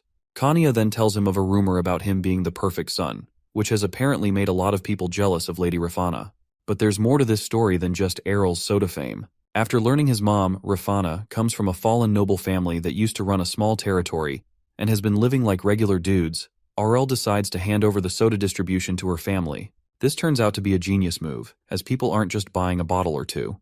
They are lining up to grab crates of soda. The demands are higher than the Grimace shake. Some people are so desperate for the drink that they pay double or even triple the usual price just to get it. On top of soda, Errol also introduces yogurt and another drink to the market, and both become insanely popular. Thanks to all this, Lady Rafana's family goes from being regular nobles to being richer than any merchant in the kingdom. Their house is so packed with gold decorations, from the floors to the ceiling, that it kinda blinds anyone who tries to walk through it. Rumors are spreading like wildfire, and soon people start comparing Prince Errol's successes to Princess Kania's efforts. This leaves Kania super frustrated and upset. She is so annoyed she ends up in tears, begging Errol to tone things down. Errol just laughs at it like it's not a big deal. Trying to change the topic, he offers her some soda and waffles covered in his syrup, assuring her that he can spoil her with the treat. But Kania isn't interested in snacks. Instead, she whips out her sword and tells him exactly what she thinks his problem is. What good is all that money if he doesn't even know how to fight? As she points her sword right at him, she says that she is going to teach him how to handle a blade. Errol, clearly unimpressed, thanks her but says no, explaining he has no interest in being a swordsman in this life. He remembers his past, where he had lived the life of a warrior before, but Kania isn't about to let him off easy. She immediately launches a surprise attack, showing him some sword techniques while pushing him to fight back. Errol sighs, realizing it will be faster to just go along with her. He figures if he plays along, it might help her achieve her dream of raising a family full of swordmasters. Despite looking really delicate, Kania has a ton of energy and passion, and our boy decides to use his chi bit by bit, brick by brick, deciding to help her reach her goal. A few days later, Errol finds himself riding in a massive carriage on the way to see the king. He admires how huge it is, joking in his mind that it's like riding in a Lamborghini. The attention it gets from people makes him feel like some kind of celebrity. Leaning back and relaxing, Errol wonders what the king wants to talk about this time. He suspects it might involve a bonus or some extra allowance as a reward for his achievements. When he arrives, Errol joins the king for lunch, curious about what's next. He remembers how the quiet used to make him uneasy, but now he is used to it. Sitting alone, he calmly eats his meal, waiting for the king to speak. Lately, he has been visiting the king more often. Just as Errol is about to bite into a cookie, he nearly chokes when the king asks if he has thought about taking on a real government job. After clearing his throat, our boy realizes the moment he has been avoiding has pilled up. The king says it might feel a little early, but no one would oppose if Errol starts working in the government. He then asks what he thinks and if there is any specific job that he might want. Trying to stay composed, Errol tells him that he doesn't have any preferences, though deep down, all he really wants is to relax, eat, and enjoy life. He sips his tea, hoping to not blow it all completely, and tells the king he doesn't see why he should think about work now, especially since he is still busy with science and alchemy. Keeping his poker face, Errol waits as the king sits silently. In his mind, our boy wonders why the king wants him to take on a role when the first prince isn't even involved in government yet. He thinks about the queen, and the first prince staying quiet, and how he has always been careful not to cross any lines with them. He also feels lucky that the last big ball has been cancelled thanks to the chaos caused by the freak prince. Ain't no ball like a prince ball. Errol knows being liked by the king is one thing, but being trusted with a big government role is something else entirely. He dislikes gossip and doesn't want to get caught up in any drama with his brothers. Was the king trying to stir up trouble between them on purpose? Errol feels that this might be the case. He thinks about how survival isn't just about being clever or strong in the wild. It applies to royal life too. To sit on the throne, you need the strength and sharp instincts of an eagle. Without that, even all the knowledge from his past lives wouldn't be enough to stay safe. Maybe the king wants a world where only the strongest survive. Either way, Errol isn't about to fall into the trap this time. A few days pass since Prince Errol talks with the king. Now, he is riding a horse, looking excited as he thinks about how this is his first time going so far from the concubine's palace. And it's not on a toy horse this time, it's the real thing. The wind hits his face, and he feels free like never before. He thinks he deserves this breath of fresh air after all the time he spent working hard and staying indoors. He remembers the times he used to explore everywhere, even across worlds, just to find strong people to challenge.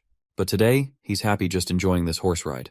Then Kania calls out, telling him to slow down, kinda impressed by how well he rides. In his head, he thanks her for taking him along, but out loud, he says it's all because the horse is smart, not him. He looks back, wondering why so many knights are escorting them for such a short trip. He notices some of them look pretty tough.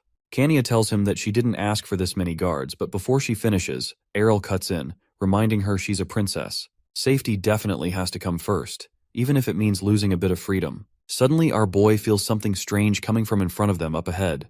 It's like a weird, heavy energy. He stops his horse and wonders if it's some kind of magic. His sister asks why he stopped, and he tells her they should turn back because he thinks there might be monsters in the forest. Kania looks confused and asks how he knows, and our boy makes up a stupid reason about having a strong sixth sense and says the feeling is bad, like a trap is waiting. Kania doesn't believe him, of course, and immediately charges toward the strange energy. Shocked, Errol yells for the knights to make sure she comes back safely. One of the knights awkwardly admits they are actually on the right path. Turns out just beyond the forest is the princess's training ground. Errol is confused and asks about this training ground, but in the end, he just follows his sister, who seems completely sure of where she's going. This whole thing started a few days ago. It all just kinda happened when Kania and Errol were out here eating together with no danger. Kania told him about Trip soon and invited him to tag along. She totally understands how annoying it is to be stuck in the palace all the time and talks about how much she loves hunting and going on adventures. As they ride side by side, Kania tells him that traveling is practice, and practice is traveling. It's all just fun for her. Errol, though, feels like this is more of a punishment than anything else. Kania looks over at him and says she's pretty sure he would have come along even if it was just for practice, because he trusts her. And since she's his sister, she promises to protect him if they run into any monsters. Errol doesn't say much, he just smiles, thinking about how awesome she is. Soon they reach the training ground. Errol gets right into planning mode, laying out the strategy. Some troops will lead the monsters to one side, Kania will break through, and the rest of the team will handle the ones caught in the trap. The goal is to make the best use of their time and energy while letting Kania show off her skills. The plan kicks off, and the guards round up 20 orcs for Kania to fight. She grabs her sword, rushes at them, and takes down the first orc with a slash to its neck. She sends another flying with a quick slash. Errol watches, kind of doubting at first that she'd even take one down during her first try. But as he keeps watching, he has to admit she's got serious skills. He's a little jealous, of course, and rightly so, but mostly impressed by how strong and calm she looks while fighting. Kania doesn't stop, going from one orc to the next, increasing her kill count. Kania's skills leave everyone hyped, watching her pull off amazing moves for a 16-year-old. The training keeps going for a few days, and she just keeps showing off how talented she is. One night, they're chilling by a fireplace. Errol asks if she's tired, but Kania says she's good and even wishes she could have fought more. Errol tells her not to push herself too hard, reminding her how people mess up when they let their guard down. He even brings up a mistake from his past life that cost him big. As they hang out, Kania is busy raving about how good the meat skewer tastes. Errol watches her and thinks how, at that moment, she just looks like any regular 16-year-old girl. But then, as the night goes on, he suddenly asks why she wants to be so strong. Kania is surprised but answers seriously. She says that no matter how skilled she gets, nobody will actually support her choices because she's a princess. People think it's just a phase, and one day she'll quit all this sword stuff, settle down, and marry some random guy for politics. Errol gets it. In their world, it's totally normal for princesses to have arranged marriages for the sake of alliances. Kania is already at that age where people expect it. But before Errol can say anything, Kania interrupts his thoughts. She straight up says she hates that life. Errol is surprised, but she explains how much she admires him. He's out there doing what he's good at, earning respect, and making money while helping the kingdom. She wants the same thing. She wants people to see her for her skills, not just as someone who'll marry for politics. With a determined look, Kania says that she'll control her own life. Errol smiles, impressed, and confidently tells her she's definitely going to change her destiny. Kania smiles back, saying she wants to be like him. Then she remembers their journey ends tomorrow. Errol agrees. This trip has been amazing, and he's glad he came along. The next day, Kania is still out there taking down orcs like it's some kind of personal vendetta. When one orc charges at her, Kania wastes no time and slashes it clean across the torso, dropping it instantly. Everyone watching is amazed. She keeps hunting orcs, even on the way home, like she's on some kind of unstoppable rampage. The orcs that were trying to hide don't stand a chance and get caught easily. Errol eventually yells out to her, telling her it's time to stop. He points out that there's nothing left to fight and they really need to get back home. Kania looks around, sees she's surrounded by a pile of defeated orcs, and finally agrees to call it a day. But then she notices her horse looking rough, like really rough. It's worn out from all the action and looks like it needs a break ASAP. Errol says they should ride together on his horse while her tired one gets sent to the magicians for some magical stuff. Kania hops on and takes the reins, since, let's be real, she's the better rider anyway. And our boy's totally fine with that. They start heading home with the guards following close behind. Everything seems fine at first, but of course, that doesn't last. Errol feels something's off and looks up at the sky. Kania asks him what's wrong, but he can't explain it, just has a bad feeling. He focuses his chi to try and figure out what's up. Then he spots it, a wyvern. Errol freaks out and quickly grabs the horse, telling Kania to hang on tight. He's ready to make a run for it. Turning to the guards behind them, he shouts, warning them about the wyvern, and tells them to get into the woods for safety. The guards can't believe it and think it's nonsense. They picked this spot because the local lord, who loves hunting wyverns, swore there were none around. Then things go south fast. Someone raises the alarm, and just like that, a massive wyvern dives down, snatches a guard like a toy, and flies off with him. Everyone loses it. People are yelling and running everywhere, completely shocked to see the very monster they thought didn't exist here. Prince Errol keeps it together and takes charge, while Princess Kania looks back nervously to see what's going on. That's when it hits her. There isn't just one wyvern.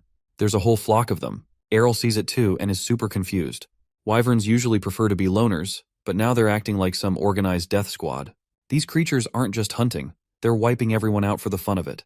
What really throws him off is that they're using crazy magic like acid breath, making them even more dangerous. Behind Errol and Kania, the scene is pure chaos. The ground looks like a battlefield where Hope went to die. Kania stares at the guards getting wiped out, but Errol tells her to focus and hold on to him tighter. Right then, one of the wyverns locks onto them and starts chasing, charging up its acid breath to unleash on them. Out of nowhere, a mage steps up and saves the day, blasting the wyvern's attack away with a fireball. The group of magicians at the back jump in to cover Errol and Kania, throwing spells left and right to clear a path. But Errol knows the truth. They can't just keep running forever. This fight isn't over yet. Wyverns are tough to crack unless you've got some real magical skills. Anything below class 4 might as well just be throwing rocks at them. The magicians are giving it their all, but it's clear that they're about to hit their limit. With 2 wyverns closing in fast, our boy doesn't waste time. He converts his mana into a deadly projectile, call it a spirit bullet or Ganjidong sniper, and nails one wyvern right in the head. Then he takes out the other, no sweat, and lets the mages bask in the glory like they did all the work. But out of nowhere, a wyvern crashes down in front of them, cutting off their escape route. Just as things are about to get ugly, Kania calls out for her mom in a pure panic mode. Her personal guard shows up with Superman's timing, slicing the wyvern clean in half with one swing of her sword. The guard doesn't stick around to celebrate, though.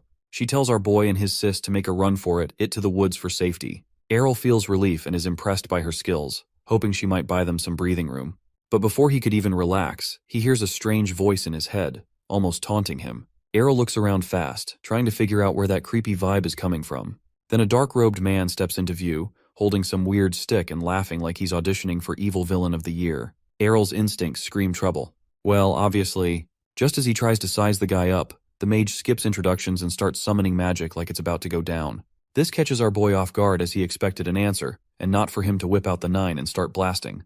The dark mage launches his attack, but Errol is quick, dodging and shielding Kania. Sadly, the guards behind them aren't so lucky. Once the magic stops, Errol looks back and sees the guards down, with smoke still rising from their lifeless bodies. The dark mage comments on how Kania dodged the attack, sounding surprised. Errol is taken aback when he realizes the mage knows her name and starts to wonder if she's been the real target all along. With a creepy laugh, the dark mage makes fun of them, saying they were just entertainment for him. He raises his staff, getting ready to cast another spell, and claims they can't escape. Our boy can sense dark energy coming from the staff. Both Kania and Errol feel uneasy. Kania looks around and notices something strange happening to the fallen bodies. One of the guards yells that they're moving, and even the wyvern is starting to twitch. Errol realizes they're up against the undead. The dark mage orders the undead to take out Kania and show the royal family the power of the dark church. But then he pauses, sensing something's wrong, though he can't tell what. Errol won't just stand there while his sister is in danger. Determined, he wonders who would dare target Kania. Using his Danjigong, he shoots at the dark mage's chest, hitting him with a wave of attacks that make the mage scream and collapse. Kania, confused, asks what happened. Errol explains that the mage probably overloaded himself with magic, causing a backlash. Even though the dark mage is down, the spell on the undead is still active. The guards urge Errol and Kania to run, promising to take care of the undead. Before they leave, Errol tells the guards he trusts them to finish the fight. As night falls, they flee into the forest and find shelter under a cliff, setting up camp. Kania is still worried, but Errol reassures her that the undead will be gone soon now that the dark mage is defeated. Errol tells Kania not to worry, saying the guards are on their way and everything will be fine. As he tries to start a fire, Kania asks how he learned to do that, since he's always busy at the castle. Errol gets a bit nervous and explains it's all about rubbing two flammable things together to create heat. If Kania hadn't been watching him so closely, Errol would have just used his mana to create heat and avoid the hassle of using his hands. After a bit of struggling, he finally gets the fire fired up. Kania wonders if maybe she should have skipped the training, but our boy tells her that it wasn't her fault, just an unexpected mess. She then asks if he was scared during the whole thing.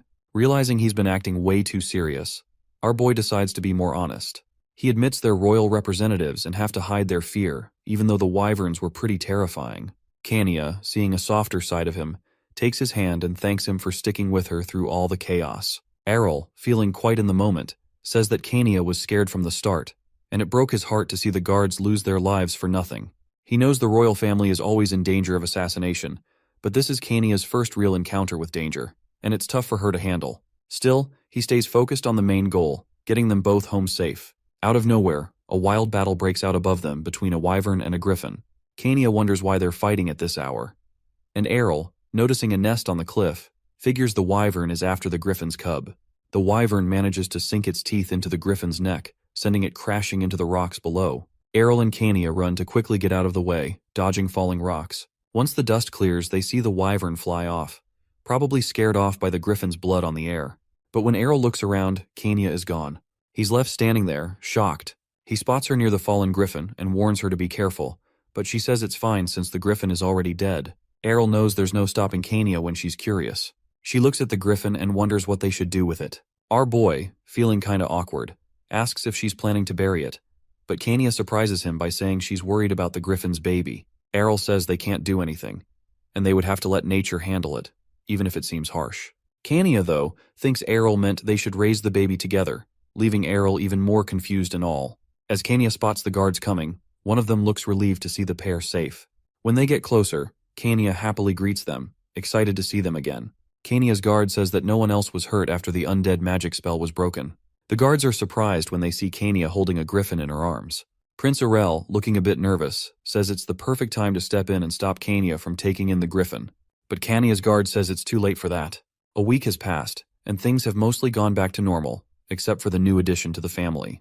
When the griffin baby flies over and wakes up Prince Errol, he greets the newest member of their family. Errol picks up the little griffin, and though he can't just sleep like he used to, he forgives the baby for being so cute and well-behaved. The story then goes back to that night. Errol tells the guards to take Kania to rest while he makes sure no wild animals will disturb the fallen griffin's body. As the guards set up camp, Errol carefully cuts open the griffin's chest with his sword and takes out its magical core. Errol knows the core will help him tame the newborn griffin. While Errol plays with the cub, he sees Kania arriving at the castle. She quickly gets out of her carriage, and the griffin baby excitedly greets her. As Kania spends time with the cub, Prince Errol hears about a wanted order across the kingdom. A bounty is placed on the Dark Church, the group behind the attack on Kania, with rewards for anyone who knows where they are. Prince Errol notes that the Dark Church isn't the only group causing trouble for the kingdom. He suddenly wonders if he's been too focused on wealth. A guard, overhearing him, asks what he means, but Errol just sends him away like it doesn't matter one bit. As Princess Kania finally catches the griffin, Errol thinks about why someone would target her, considering she doesn't hold much power or influence. Still, she's a princess and part of his family.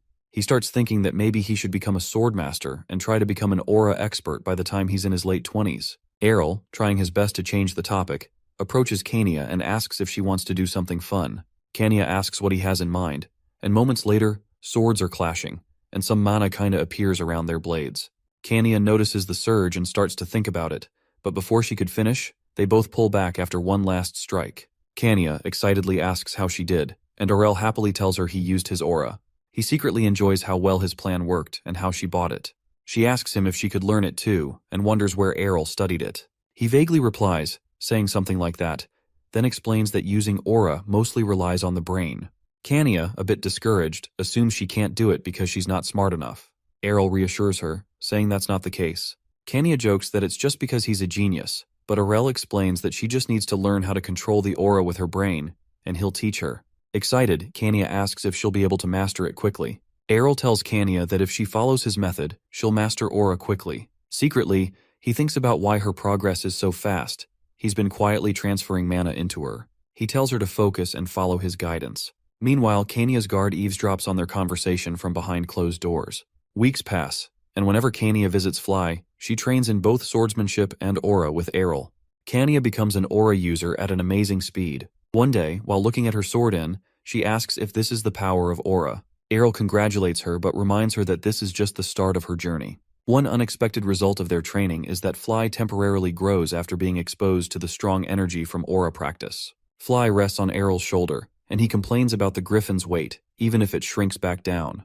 Errol tells Kania that mastering aura is only the first step. They need to train harder to control their strength, movement, and use aura to its fullest. Kania may even be able to use aura while riding Fly. She laughs at Errol's bold imagination, but he insists he's serious. While petting Fly, Kania asks if Errol is right. In his mind, Errol believes that day will come soon. Suddenly the door suddenly opens, and a voice announces that His Majesty has arrived, surprising both Errol and Kania. Errol wonders why the king is there, as he should be busy with his preparations in the north and not just stopping by for a breath of fresh air. The king enters with Lady Rafana, and our boy respectfully greets him. The king says that he's heard they've been practicing swordsmanship lately. Errol downplays their training, saying it's been minimal, and that he's mostly been working on experiments and trying to tame the griffin for border defense. The king seems pleased, wanting to see Errol's progress in different areas. Just then, two servants bring in a large chest. They set it down, and both Errol and Kania are surprised by what's inside. With a serious expression, the king tells Errol to try the sword. It's a special weapon made just for him. Lady Rafana protests, saying Errol's too young to use such a sword. But the king laughs, saying he doesn't expect Errol to wield it yet. He just wants Errol to touch it as its owner. Errol casually picks up the sword, shocking everyone. As he holds it, Errol wonders if it's time to take swordsmanship more seriously from now on. The king is surprised about Errol's interest in the sword that was gifted to him and figures he might have some potential in swordsmanship. But all that potential goes when Errol falls over with the sword and figures that he should probably abandon swordsmanship in his current life. Since he's already good at other things, learning the sword will only put him in the battle royale that is the struggle for the throne. So he has to act as the weak little brother, even when he's training. He can't let his effort go to waste, so he thanks his father for the gift, but mentions that swords aren't his thing. So he suggests that the sword should be given to Kania instead. She has a load of potential and has been improving pretty fast. I mean, her skill even gives other knights second thoughts about their jobs. Seeing Errol's decision, the king accepts this on the condition that Kania should show that she is worthy of the sword. This sudden decision shocks Kania and Errol. But Errol remembers that the king is also pretty strong as a swordsman. So, a duel has pretty much been declared, and all Kania has to do is swing her sword. Even with that, Kania begins to panic. So Errol pats her on the back and encourages her to display her skills to her father, and probably beat up an old man. So the two of them prepare for the showdown, and the king notices that her stance is different from the classic knights. Just from that, he already knows that she is going to use an enhanced sword technique. With that, the duel officially begins, and Kaina dashes towards her father at a very fast speed thanks to her physical strength and explosive mana. But Errol wonders if it really is the best idea to attack the head first, plus they are using real swords. Instead, the king stands there and smiles like the Chad he is before defending against Kainia's attack. She is shocked by this, seeing that her opponent is also using aura. The king commends her blow but still deflects her to the floor like it's nothing. He is impressed with the fight his daughter put up since he's got to use aura on a level that he hasn't used even on people like knight captains. This makes me wonder how strong the kingdom's military actually is. But anyway, Kainia figures that she still has much to learn. The king mentions the fact that Errol has been teaching Kainia, and he was using a different way of teaching since the normal method wasn't working for her. With that said, the king asks if Errol can teach his method to others. Errol, on the other hand, realizes that his father actually wants to create an unstoppable army of aura experts using his training method, but there is no way he's going to teach them. So, Errol apologizes and explains that it will be difficult to achieve the same results with Kaina since she already had potential from the start. Plus, he has been observing her ever since they were together. So that's how she was able to improve so quickly.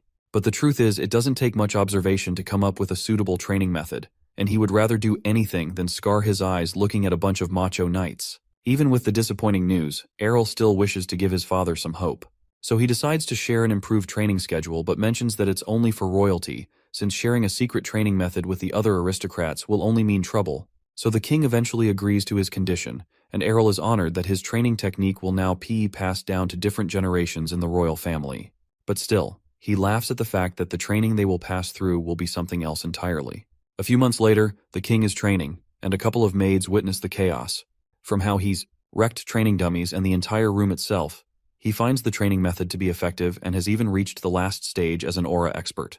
Unfortunately, Errol cannot use the training program because of his weak body, and the king believes he needs the training more than anyone else. So he decides to do something about it. Later on, Errol has some tea with Kainia and is shocked when he learns that he will be assigned a personal guard.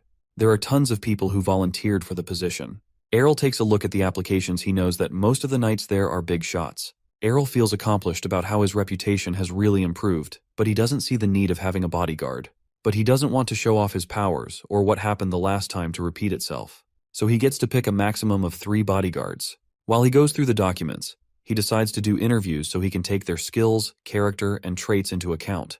As the cultured individual he is, Errol doesn't need a million IQ to know that he would want the ladies to be his guards. However, the others do not know what he has in mind. With that, he finally leaps onto the table and decides to get the plan moving.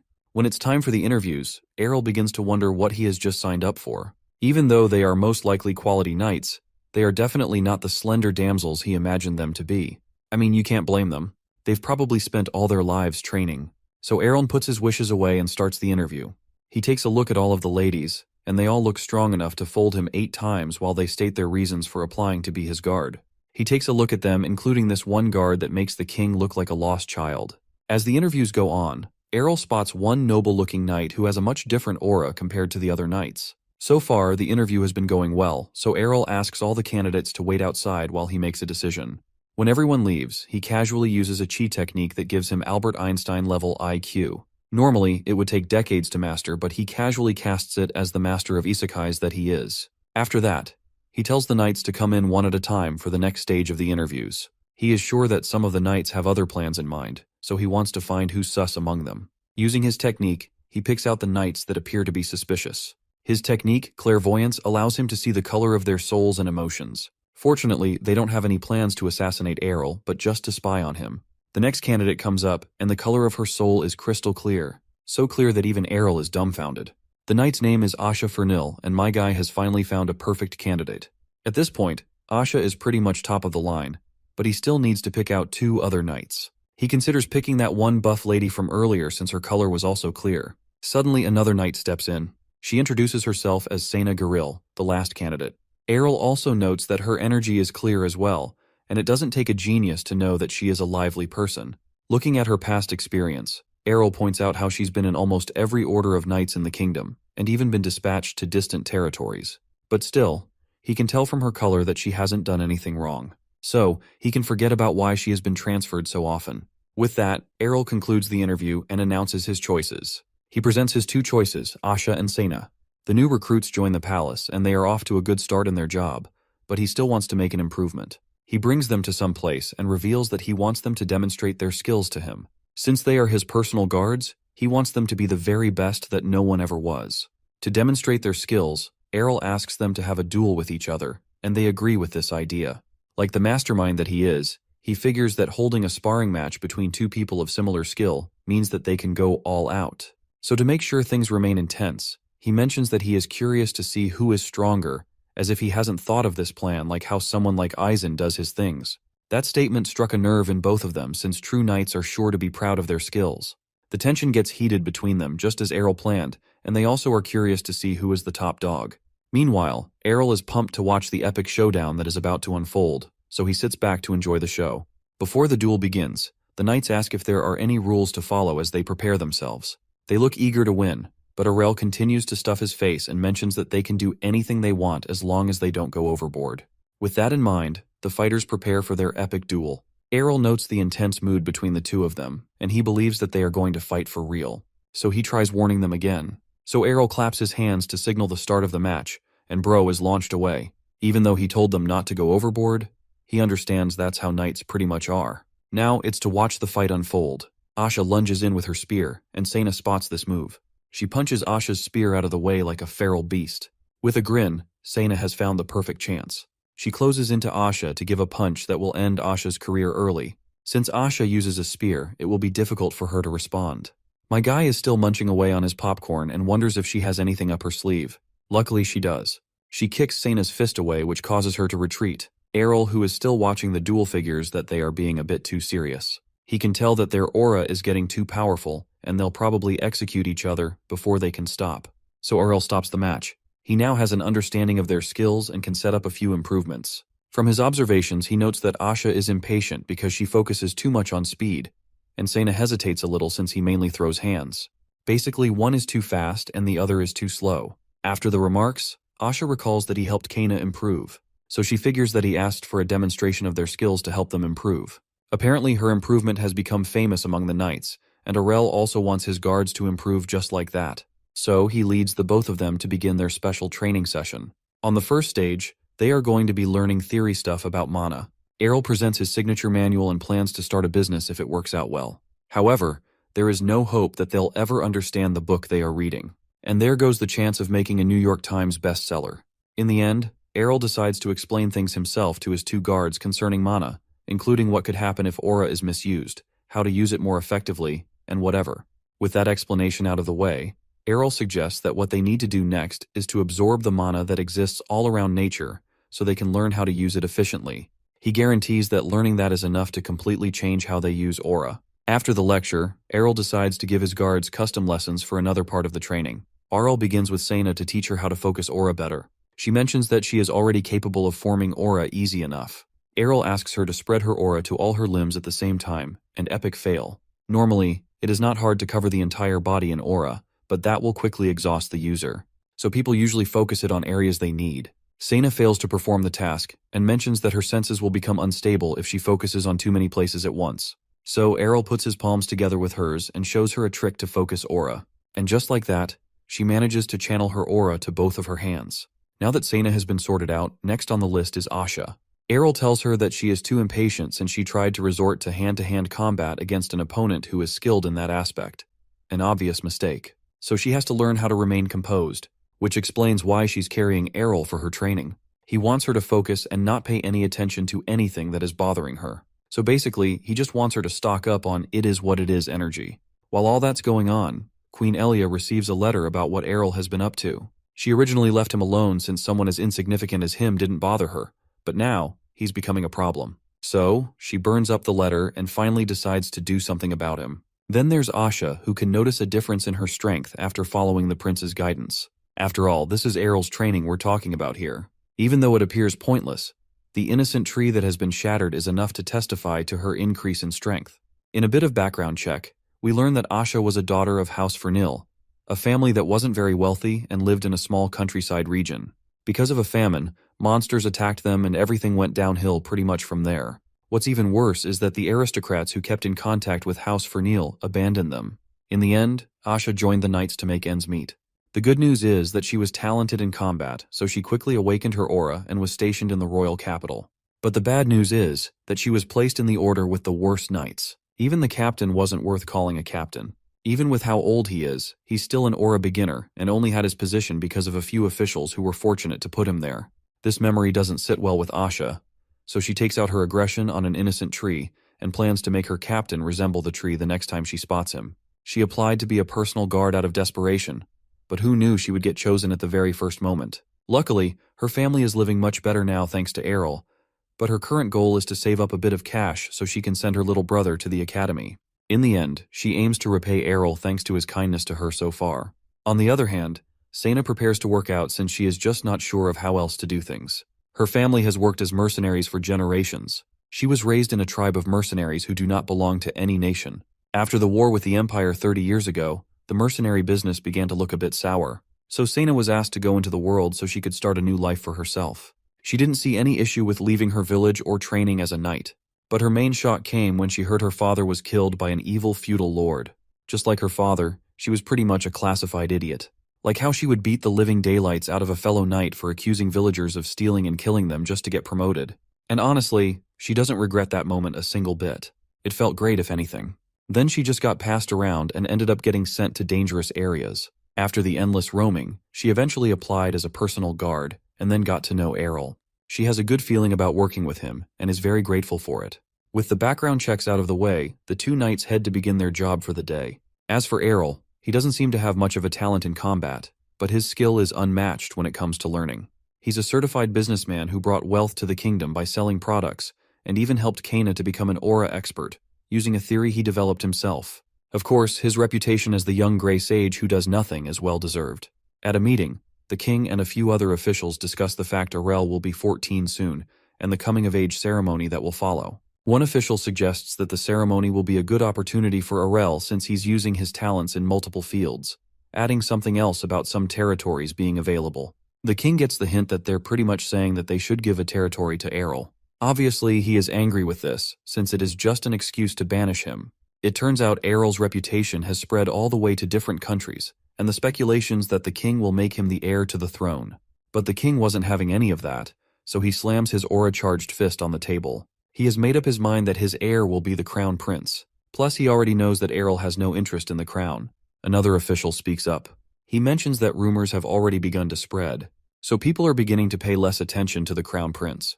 The duke warns him about something concerning the former king, but the king rises from his seat and silences him. Someone comes over with a bunch of documents from other aristocrats who all share the same opinion. They are all concerned with the imbalance within the royal family. The king takes a look at the appeals, and each one of them says the same thing. So it turns out they will have to exile Errol.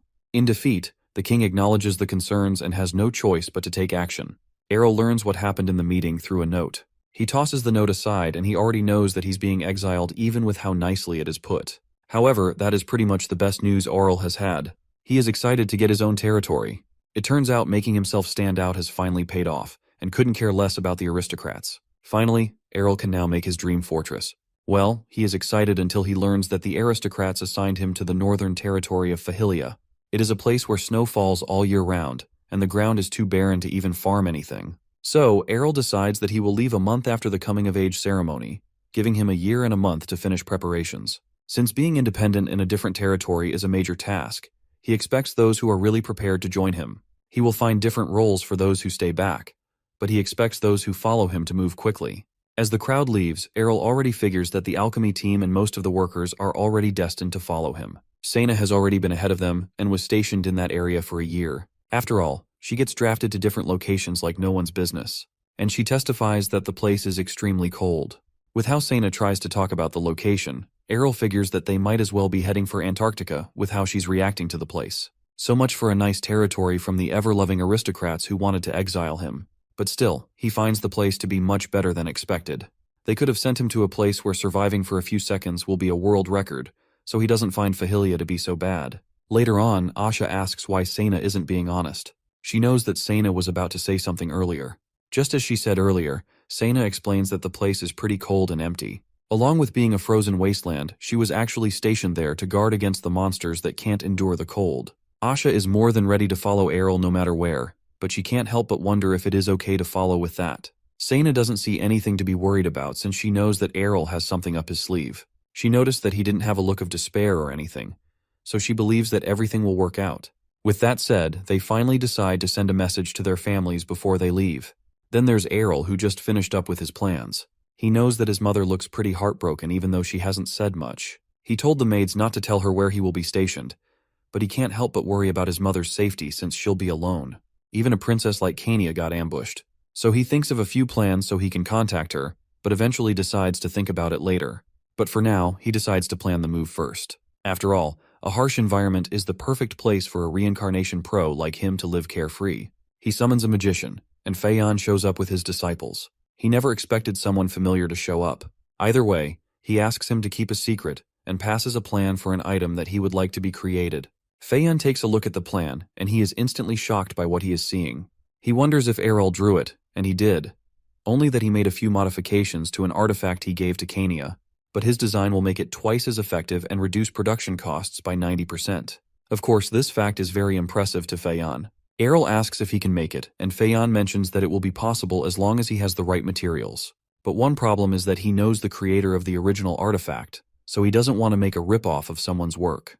Errol notices his hesitation, so he decides to give him a little something to guarantee results. So he hands over several fat bags of cash, and moral ethics has left the chat. The man and his disciples instantly fold and are prepared to work. After witnessing the power having tons of cash has to offer, Errol wonders if it can be finished within a month. Then he takes a look at his current investment and figures that Feiyan could be suitable as his personal magician. Aro learns how fast money can make people work when Feiyan presents the newly created necklace to his boss a few days later. He never expected it to be finished in 10 days, plus the quality is pretty good. However, his workers are obviously overworked. Since Arel likes it, he suggests that they start mass production. As Feiyan asks how many, one of the workers prays that it is only 5. But I guess they aren't going to get any form of sleep when Errol uses 50, and that's just the starting point. With that, they head off to slavery. I mean work. Errol already understands their pain, but dying 100 times still seems bad enough. For the next step, Errol heads out with Asha in a carriage. She wonders where they are headed and suggests that he could have sent someone for the errand, but he insists to pick things up by himself this time around. Arl eventually reveals that they are headed to a slave market, and Asha is obviously shocked at this information. She figures that he has probably gone mad with power already, but Arel tries to convince her that there is an explanation. Asha gets an idea that her boss might be starting up cotton fields with this one, or probably coal mines or something. But Arel knows that there is no way he's like that. At least that's what we think. With how far she took her imagination, Asha apologizes for it since that's not how Errol works. Normally, when you imagine a slave market, you'd think of a place that could be worse than hell or something like that. You know, shattered dreams, endless torment, fate worse than death, stuff like that. But in reality, at least in this novel, it is surprisingly pretty tame. Even Errol is shocked about this. Of course, it would be a shame if one random slave caught some strange disease and spread it around, which explains why it is very neat. A person comes by and reveals the place to be the best slave market in the capital. He welcomes Errol and introduces himself as Ian, the manager of the establishment. He shows his Arl and Asha around the place and explains about the slave market that is completely legal, by the way. The people who become slaves are people who must have either failed to pay up taxes or belong to families that were destroyed. A person doesn't immediately become a slave after any of these, but at least there's a lower chance of starving if they become a slave. Then there are the criminals, but Ian suggests that there is no need for Errol to pay them any attention. Errol notices that Ian is filtering out the criminal slaves since he is royalty, but it is still fine for Errol either way. Finally, Ian takes a seat in his office and asks Errol for what he might need. He needs a large number of slaves. Ian asks how many he would need, and Errol says he needs 150, a number that shocks Ian. Errol wonders if the number he mentioned is too much to handle, but Ian can handle it since the place also has other branches outside the capital. He can't help but wonder why Errol needs that many, but the young prince assures him that he won't do anything bad with them. Yet. Also, he lets him know that he would like slaves who are familiar with each other in groups of at least 4. While that is a pretty difficult request, it isn't unusual for groups to become slaves all at once. With a snap, piles of documents are brought in. Errol has a look at some of these documents and needs slaves who can read and write. Plus, he also asks for them to be transported to a certain location. With negotiations done, Errol asks Asha to unveil the goods that make every businessman drool on the floor. Now things are pretty much guaranteed for Arel as he is instantly promoted to top VVIP customer. On the way back, Asha wonders what Errol needs the slaves for since having hundreds of them isn't something anyone can do on a casual Friday night. Errol reveals that he wants to make them residents of his new territory. In addition, he is going to give his new mana necklace thing to the slaves and educate each of them from there. Asha never expected that to be his plan, so she can drop all the weird thoughts now. Errol plans to transform the terrain from a frozen wasteland to a dream kingdom. I mean, he just wants to live life comfortably. Everything he's doing now is just to live the best lazy life ever.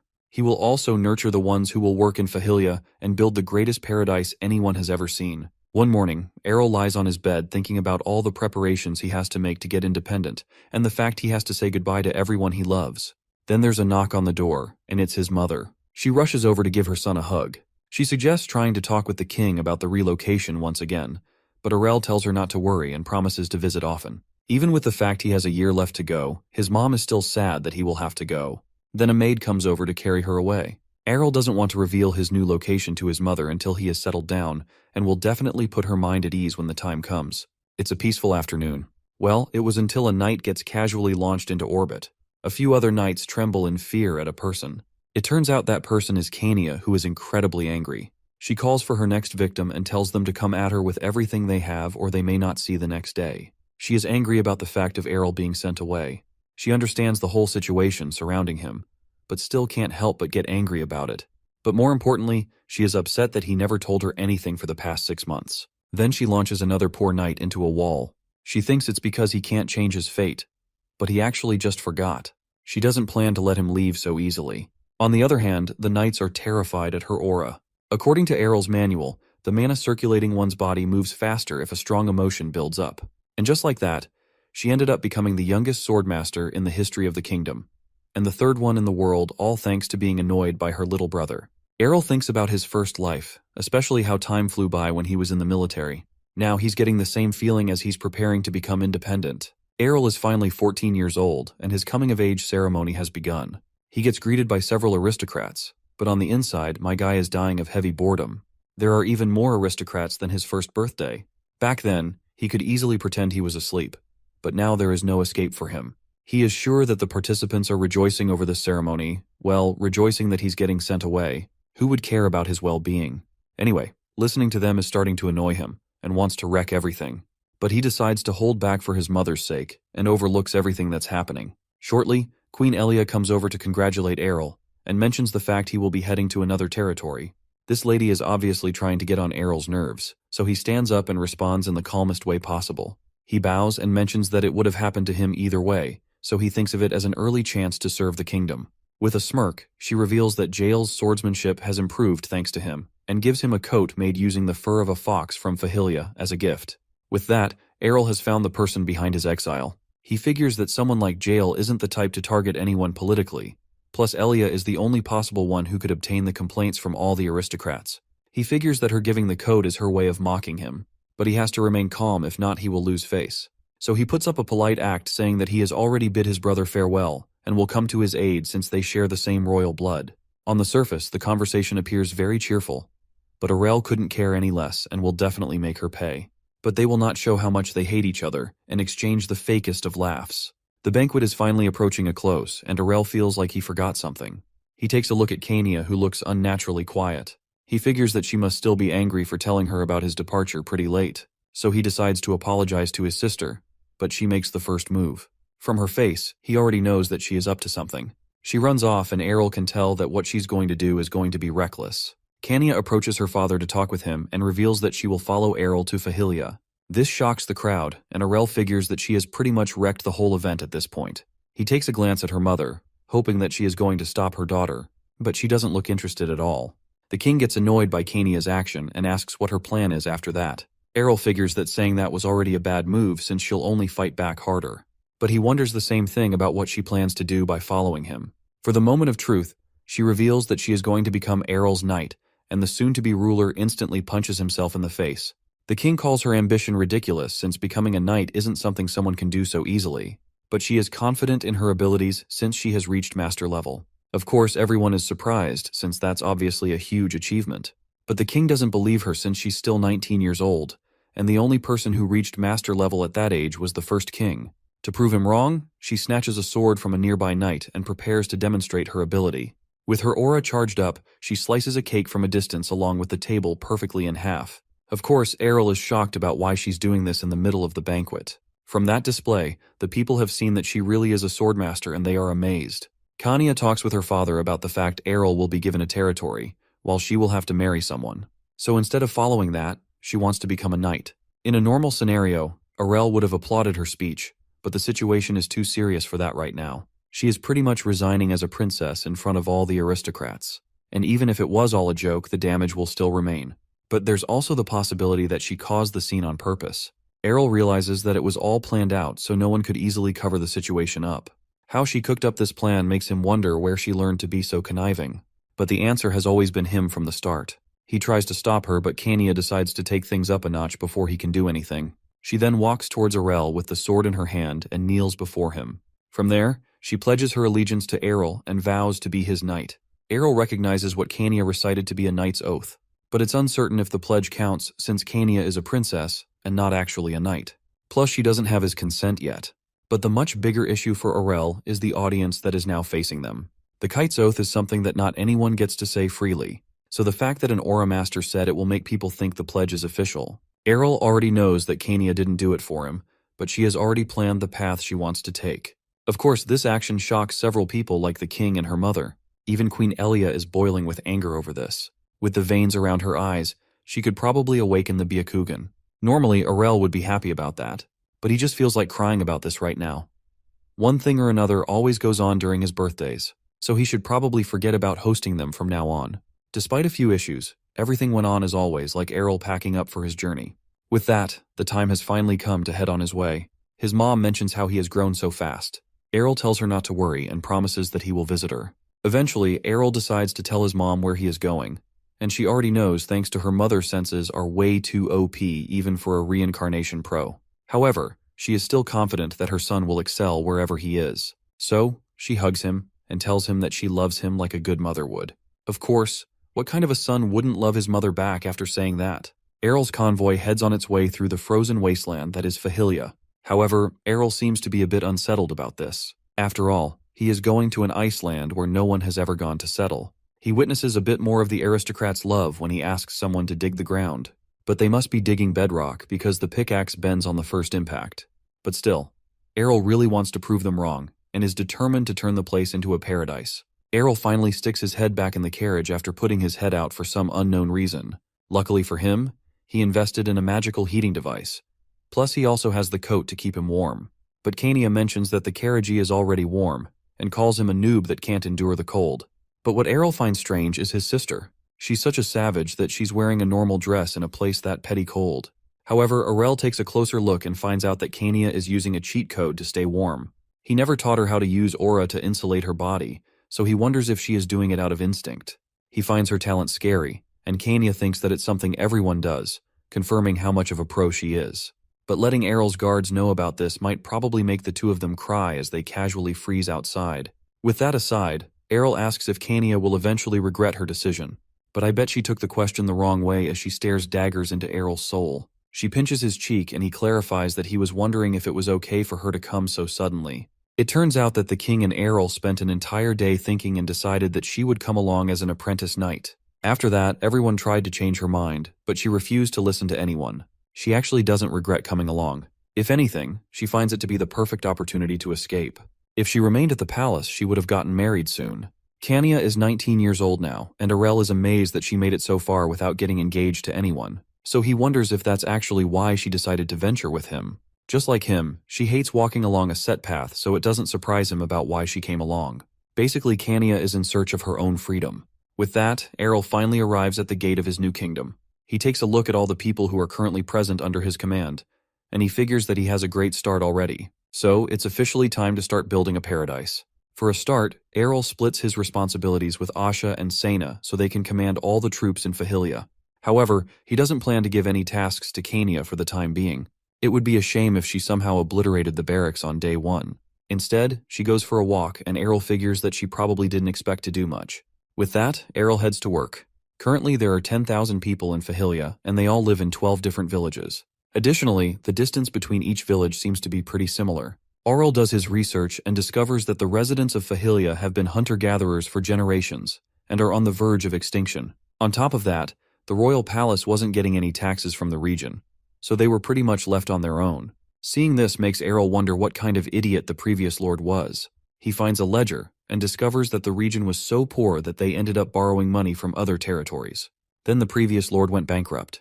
Aurel gets upset over the sheer stupidity of his predecessor, but he decides to focus on the future he can make for himself. He unfolds a map of the territory and tries to find out what can be special about the region. Seeing the amount of trees in the region, he considers selling paper, but he decides not to worry about it yet since all his other products are making bank for him. With that, he decides to meet with the leaders of the region. Still, he can't help but wonder who holds authority over the people, well, except for the idiot of a lord. So, he decides to ask all the village chiefs to pay him a visit in person. A while later, they make their appearance in the palace, and Aurel observes their appearance. Forget killing 2 birds with 1 stone, they look like they can kill 2 stones with 1 bird. They are honored to meet their new ruler as they take a knee before their new ruler. As expected, Aurel introduces himself, but he can still tell that they are probably irritated about the fact that they have to take orders from a literal child now. Still, he is determined not to let them take him for granted. He points out the fact there seems to be a young imposter among them. As expected, the dude bows and explains that his father, who was chief, had passed away, so he has now taken on his role. Aurel is already aware of this though. He just wants to make it clear that he is the top dog around. He then mentions that they will talk for a while, so he offers them a meal while they discuss matters. They get nervous about this because it's rather strange. Aurel already has this all figured out. It turns out commoners would hate having a meal with superiors. So Aurel hosts the worst company dinner ever known to man. He tells them to relax. After all, it would be rather exhausting if the mood stayed heavy. Plus, he even practiced this in advance. Finally, they take a look at the meal, and it really looks appetizing. Aurel mentions that he wished to get something better, but the subjects are grateful already for the meal. Even with how tense the atmosphere is, at least they are good at replying.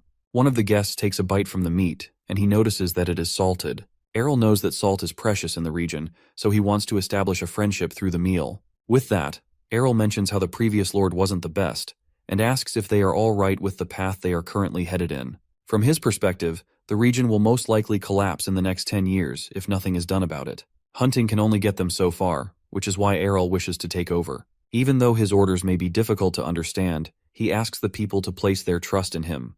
With that, they see the pure intentions of their new ruler and now imagine him as their blessed savior. This imagination is so powerful that even Aurel can see it, and he doesn't want them to go that far. It would be a shame if there was a resistance to following his orders, so he ensures that the people can enjoy more meals like they have now if they follow him. Now for his first order, Aurel asks the chiefs to accept the slaves he brought with him as residents of their villages. Meanwhile, those who are educated will work with him, but the only issue is if the other residents will welcome them. Aurel sees the point in this since it will be hard to overlook their backgrounds, or will probably be seen as outsiders. But he tells the elder not to worry since he will also give support concerning the issue. The mention of this support makes the chiefs flinch and they are convinced to try their best. Now the meeting is over and one of the chiefs wonders about their new ruler since he is unusual compared to the previous lords. Majority of the lords who were appointed to Fahilia showed no interest in the area since they only saw it as a place of exile. The previous lord tried to make a change but ended up inflicting harm on the people instead because he expected the impossible. Now that their new lord is the youngest prince of the royal family, they can only hope that their lives will change for the better. While the reason he was assigned to Fahilia is unknown to them, the only thing they can do is pray he won't be like the previous lord. They can already tell that Aurel is no ordinary man, but the only thing they can do is trust that he will make things better. Aurel takes a look at a document along with Sena. He was told that the population of the region would be 10,000, but that isn't true thanks to the power of false advertising, and is actually around 9,800 including the slaves he brought. While Sena massages Aurel's hand, even she is aware of the population decline. It would make sense to Aurel considering the time gap between when the former lord left and when he arrived. On top of that, the birth rate in the territory is pretty low, and struggles with poverty in addition. From the money he made so far, the amount he can use freely is 45,000 gold. If he were to maintain things as it currently is, the place would only last for around 50 years. Aurel figures that the aristocrats probably wanted him to waste half of his life in Fahilia, trying to recover the region's economy. He suggests farming, but that's how the previous lord went bankrupt after trying to develop farmlands. Being self-sufficient is a limiting factor for agriculture, so he thinks about trading valuables. And just like that, Aurel springs on his feet as he has gotten an idea to implement. Errol heads outside with Asha and figures that they will need roads. The terrain is pretty unstable thanks to the constant snow, plus the roads aren't maintained properly. So that will be a first step to avoid traders from getting into accidents when they visit. Some of the residents find out about this plan. A few laborers are needed for this operation and the wage seems decent. Seeing how the new ruler has a good reputation, they decide to give it a shot to work with him. Besides, he will also cover all the construction costs. When they arrive at the scene, they discover that it is quite the project they have at hand. Someone mentions this fact to Errol, but he is prepared to take care of the extra compensation if it ever takes longer than necessary. With that fact alone, they are more than willing to work. Once again, the power of money works for Errol. Errol notices that everything is going as planned and he loves it. With the road finally complete, it's time to move on to other things, and the workers were very willing to work. For the next step, he wants to establish a trading branch. An official stands in the way of this plan, but there isn't anything that the power of money can't fix. As a start, he figures that they'll trade for the basic necessities that the residents will need. So, a basic trade route has been started up where people get to trade their wares. As the final step, Errol asks Damon if they will be able to mass-produce paper.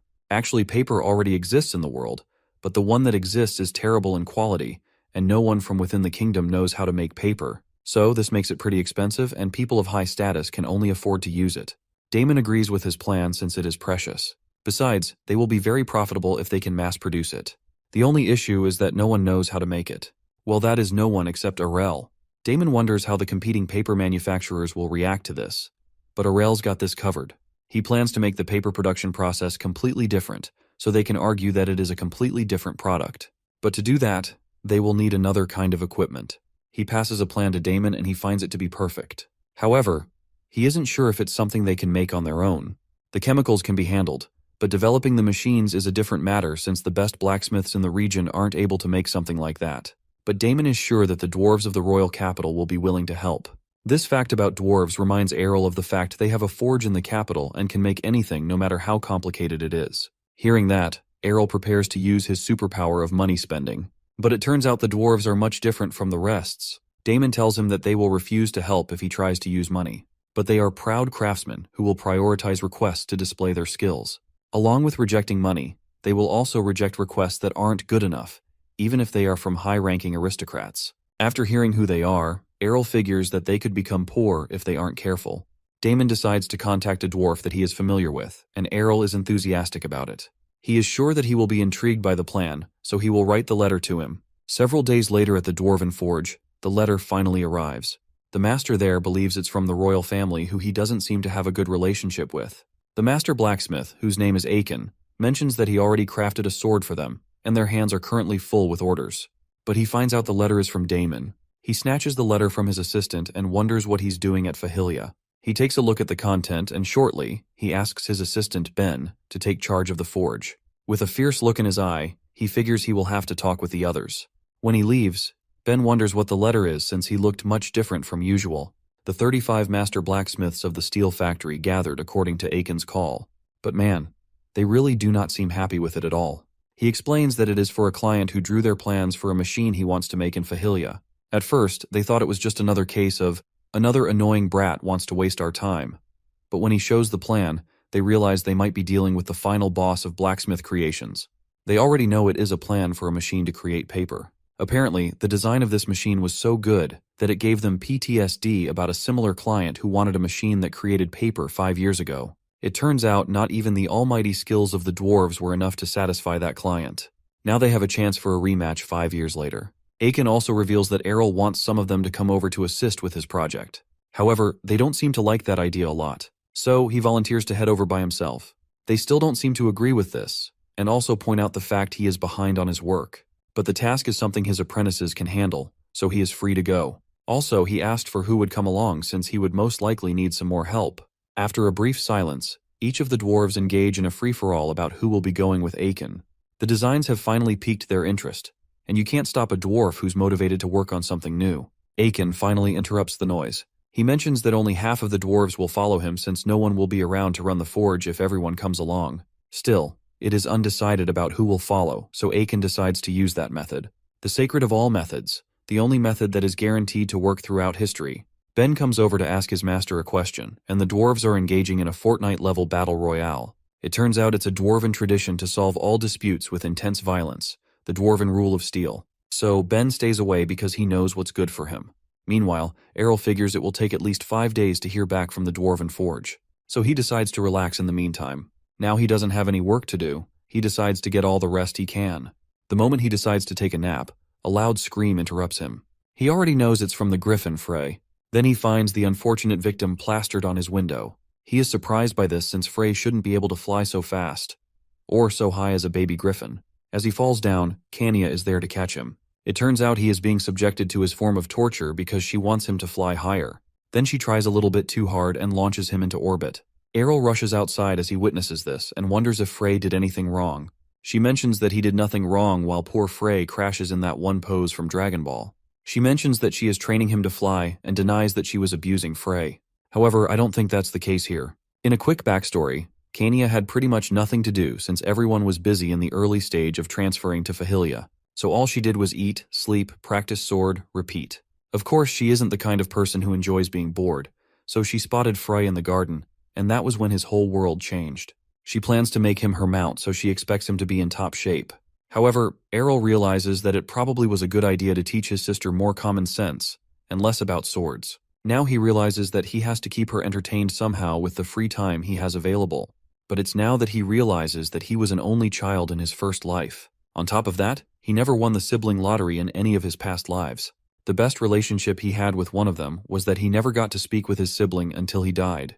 So Errol is unsure of how to deal with siblings. He snatches Frey from Kanya and saves him from his suffering. So as an attempt to be a good brother in his current life, he asks to do something together with his sister. Arl and Kanya play a game of chess, and it's pretty obvious who's losing here. Out of frustration, Kanya flips the chessboard since it is obviously not her kind of sport. Errol figured playing chess would mean they wouldn't have to play in the cold, but she is already bored of it, so he gives himself a handicap to make things easier for her. Errol gives Kanya a modified artifact so she can think more quickly and easily. Besides, he's built up enough chess experience from all his past lives, so she will need all the help she can get. So, they begin another game of chess. The pendant seems to be working to enhance Kanya's IQ until it decided to peace out. From there, Kanya had enough of it and slices the chessboard with her sword. Now they can't play chess anymore since Kanya has destroyed the board and caused a leak in Errol's brain. Arl tries to come up with something else, but he really doesn't want to go back outside. He wonders what she has been doing, and the only thing she has pretty much been doing is going on various trainings that will make Bruce Lee proud. On the other hand, Errol has just been a sack of potatoes in his room. Seeing the interest between the two of them, Errol tries to come up with something they can both enjoy. Both of their stomachs begin to rumble and Errol gets an idea from that. He suggests that they have a go at cooking together, but Kanya shivers at the mere thought of it. She doesn't buy the idea of it since her cooking could probably put nations to an end. But Errol informs her that it is necessary to learn since she is becoming a knight. After all, knights have to eat something when they are away on missions. After pointing out this fact, Kanya is defeated and agrees to learn. Now that Arel has convinced her, he wonders if teaching a sibling to cook is something a brother would do. The two of them head to the kitchen, and Arel announces that their first dish will be a stew. Since it is a pretty simple dish, how bad can things get? Besides, Errol doesn't plan to get food poisoning on day 1 of training, so they get to work. Errol comments on Kanya's knife mastery as she slices all the ingredients into Lego bricks. From there, they prepare the stew. When it's finally done, Kanya tries it and it tastes better than she thought. Errol agrees with her and adds that it's been a while since he made the recipe, but it's still good either way. Arl suggests that Kanya should try making it again, but this is actually all part of his master plan to get a nap right after he finishes eating. But that plan disappears when a butler who has seen things rushes in searching for Errol. He was instructed not to bother Errol concerning small matters, so the fact he's here means something must have happened. So out of urgency, he asks what happened. It turns out the dwarves have arrived and they are willing to beat the living daylights out of the butler if Errol didn't show up. So Errol figures that his break is over. Normally, he expected the dwarves would act normally and send a reply letter, but they weren't normal people, and they showed up pretty suddenly in person. Errol welcomes them, but Aiken cuts to the chase, walks up to Errol, and asks if he was the one who drew the plans. Fortunately, Asha is there to break up any conflict that could have gone down. She demands Aiken to apologize for that, but he commends her spirit even though she is a lady. Now the Dark Souls music begins to play, but Arel quietly reminds her that they generally just don't give a flip, and says that they have to respect their differences. Plus, the greater the skill, the ruder they tend to be. So Asha backs down. Seeing how things started, Errol wants to finish discussions quickly before Asha tries to commit murder. He admits that he drew the plans, but Aiken says he's capping. Aurel still tries to convince him that he's the master craftsman, but Aiken refuses to believe him and bets that a royal person like him couldn't even design a basic wood plank. Now Aurel is pissed and he orders Asha to make some dwarf skewer. In the end, the butlers had to calm the both of them down before things could get any further. Now that things have finally calmed down, the dwarves finally accept who crafted the plans. So far, that's what the meeting has been all about. With that out of the way, Errol wonders why such sweaty dwarves come to visit him in person and intended to prepare a nicer welcome. But they don't care about that. They discuss the plan for the machine that Errol needs the dwarves to create, because Fahilia doesn't have blacksmiths skilled enough for the task. Again, Aiken is someone who is so proud, so he expects that humans are not skilled enough to create it. And Errol has just witnessed the famous dwarven pride, so he decides to fight fire with fire and talk about how proud he is of his planning skill. Now the dwarves have received a taste of their own medicine. Aiken acknowledges Errol's skill just as planned, and they decide to talk about the main matter at hand. Before Errol can ask if they will accept the task, they have already decided way before that they will take the job. Errol is shocked by how instantly he accepted it since they haven't discussed other things like payment. But a good dwarf always has a good sense of jobs to take. Besides, they already know that the drawings given to them are only a part of the whole design, so they have to accept the job to see the rest. Errol clarifies that he never intended to mess with them by showing only part of the plan. They understand, but still wish to see the rest of the plan. So, Errol brings it out from his drawer and presents it to them. But it would be too boring if he handed over the plan like that, so he teases Aiken with it. Of course, he doesn't appreciate the game Errol is playing. Errol uses the chance to tell him that he will give him the other plan when he successfully makes the parts of the first plan. Aiken is annoyed by this, but still, he won't refuse the challenge. He heads out of the room with the other dwarves, determined to gain Errol's trust. Once they leave, Errol notes how they take themselves too seriously, but still, he can tell that they like the plans. It turns out he wanted to show them the rest of the plans, but had a better idea to use the unrevealed plan as bait to keep the dwarves working. So they will have to work hard if they want to see the full design. Fast forward a bit, and the dwarves return from their endless work to present the finished piece. Just as agreed, Errol hands them the next plan. This goes on for a few days. I'm sure they have an Errol tracker somewhere because they track him no matter where he is to ask for more plans. Eventually, they finished all of Errol's requests. Even he is shocked by the fiery determination of master crafters who are extremely motivated. What's even more impressive is that the entire machine took 10 days to create. As expected, they take the machine for a test run, and the paper it creates is godlike. Normally, paper would take days to dry by hand, but the machine makes it much easier. Since wood is abundant in Fahilia, Aurel already knows that he is on his way to becoming the new Amazon of paper. Or rather, clearing the Amazon because of paper. Now that Errol has what he wants, Aiken finally learns that his problems have only started when Errol asks him to make so many machines that it fills an entire factory. Now to move on to selling the paper, Errol meets with a person who introduces himself as Lichten Einrest, his mother's brother aka his uncle. It turns out he was looking for someone from his mother's family to sell paper, which explains how Lichten showed up. He told his mom to send someone who he could trust since he would be selling an important product. So it would only make sense if she sent someone who shared his blood. He presents the paper he wants to sell to Lichten. Honestly, he thought that the fact Aurel was selling paper would ruin his business reputation, but seeing how high the quality and how cheap, it's a dream come true. Apparently, the merchant who trades paper with the kingdom has been raising the price of paper even when the amount of paper exported has gone down, forcing the royal family to buy it anyway. So Errol's intervention is pretty much a deal-breaker for the monopoly-holding merchants. Lichten expresses his concern about how the merchant will react, but Errol already has that covered. He figures that their paper is a completely different product made through completely different means, so they won't have any grounds to attack them. Like a wild Jeff Bezos in its natural habitat, Lichten opens up a map to create a sales plan. Meanwhile, Errol notes his uncle's merchant senses that makes the Spidey sense look like child's play. He believes he has picked the right man for the job, and all that's left to do is wait for the money to come pouring in. Plans have been made about how the paper will be distributed. Plus, the dwarves have filled the factory with machines. Everything is now looking good, only that Errol discovers that the dwarves are leaving just a day after completing the project. He was hoping to celebrate the completion with them. However, they have a backlog of project requests waiting for them, so they have to leave. Aiken mentions that Errol can feel free to contact them for any other requests he may have. While Errol never expected them to leave just after completing their work, everything is now ready to start selling paper.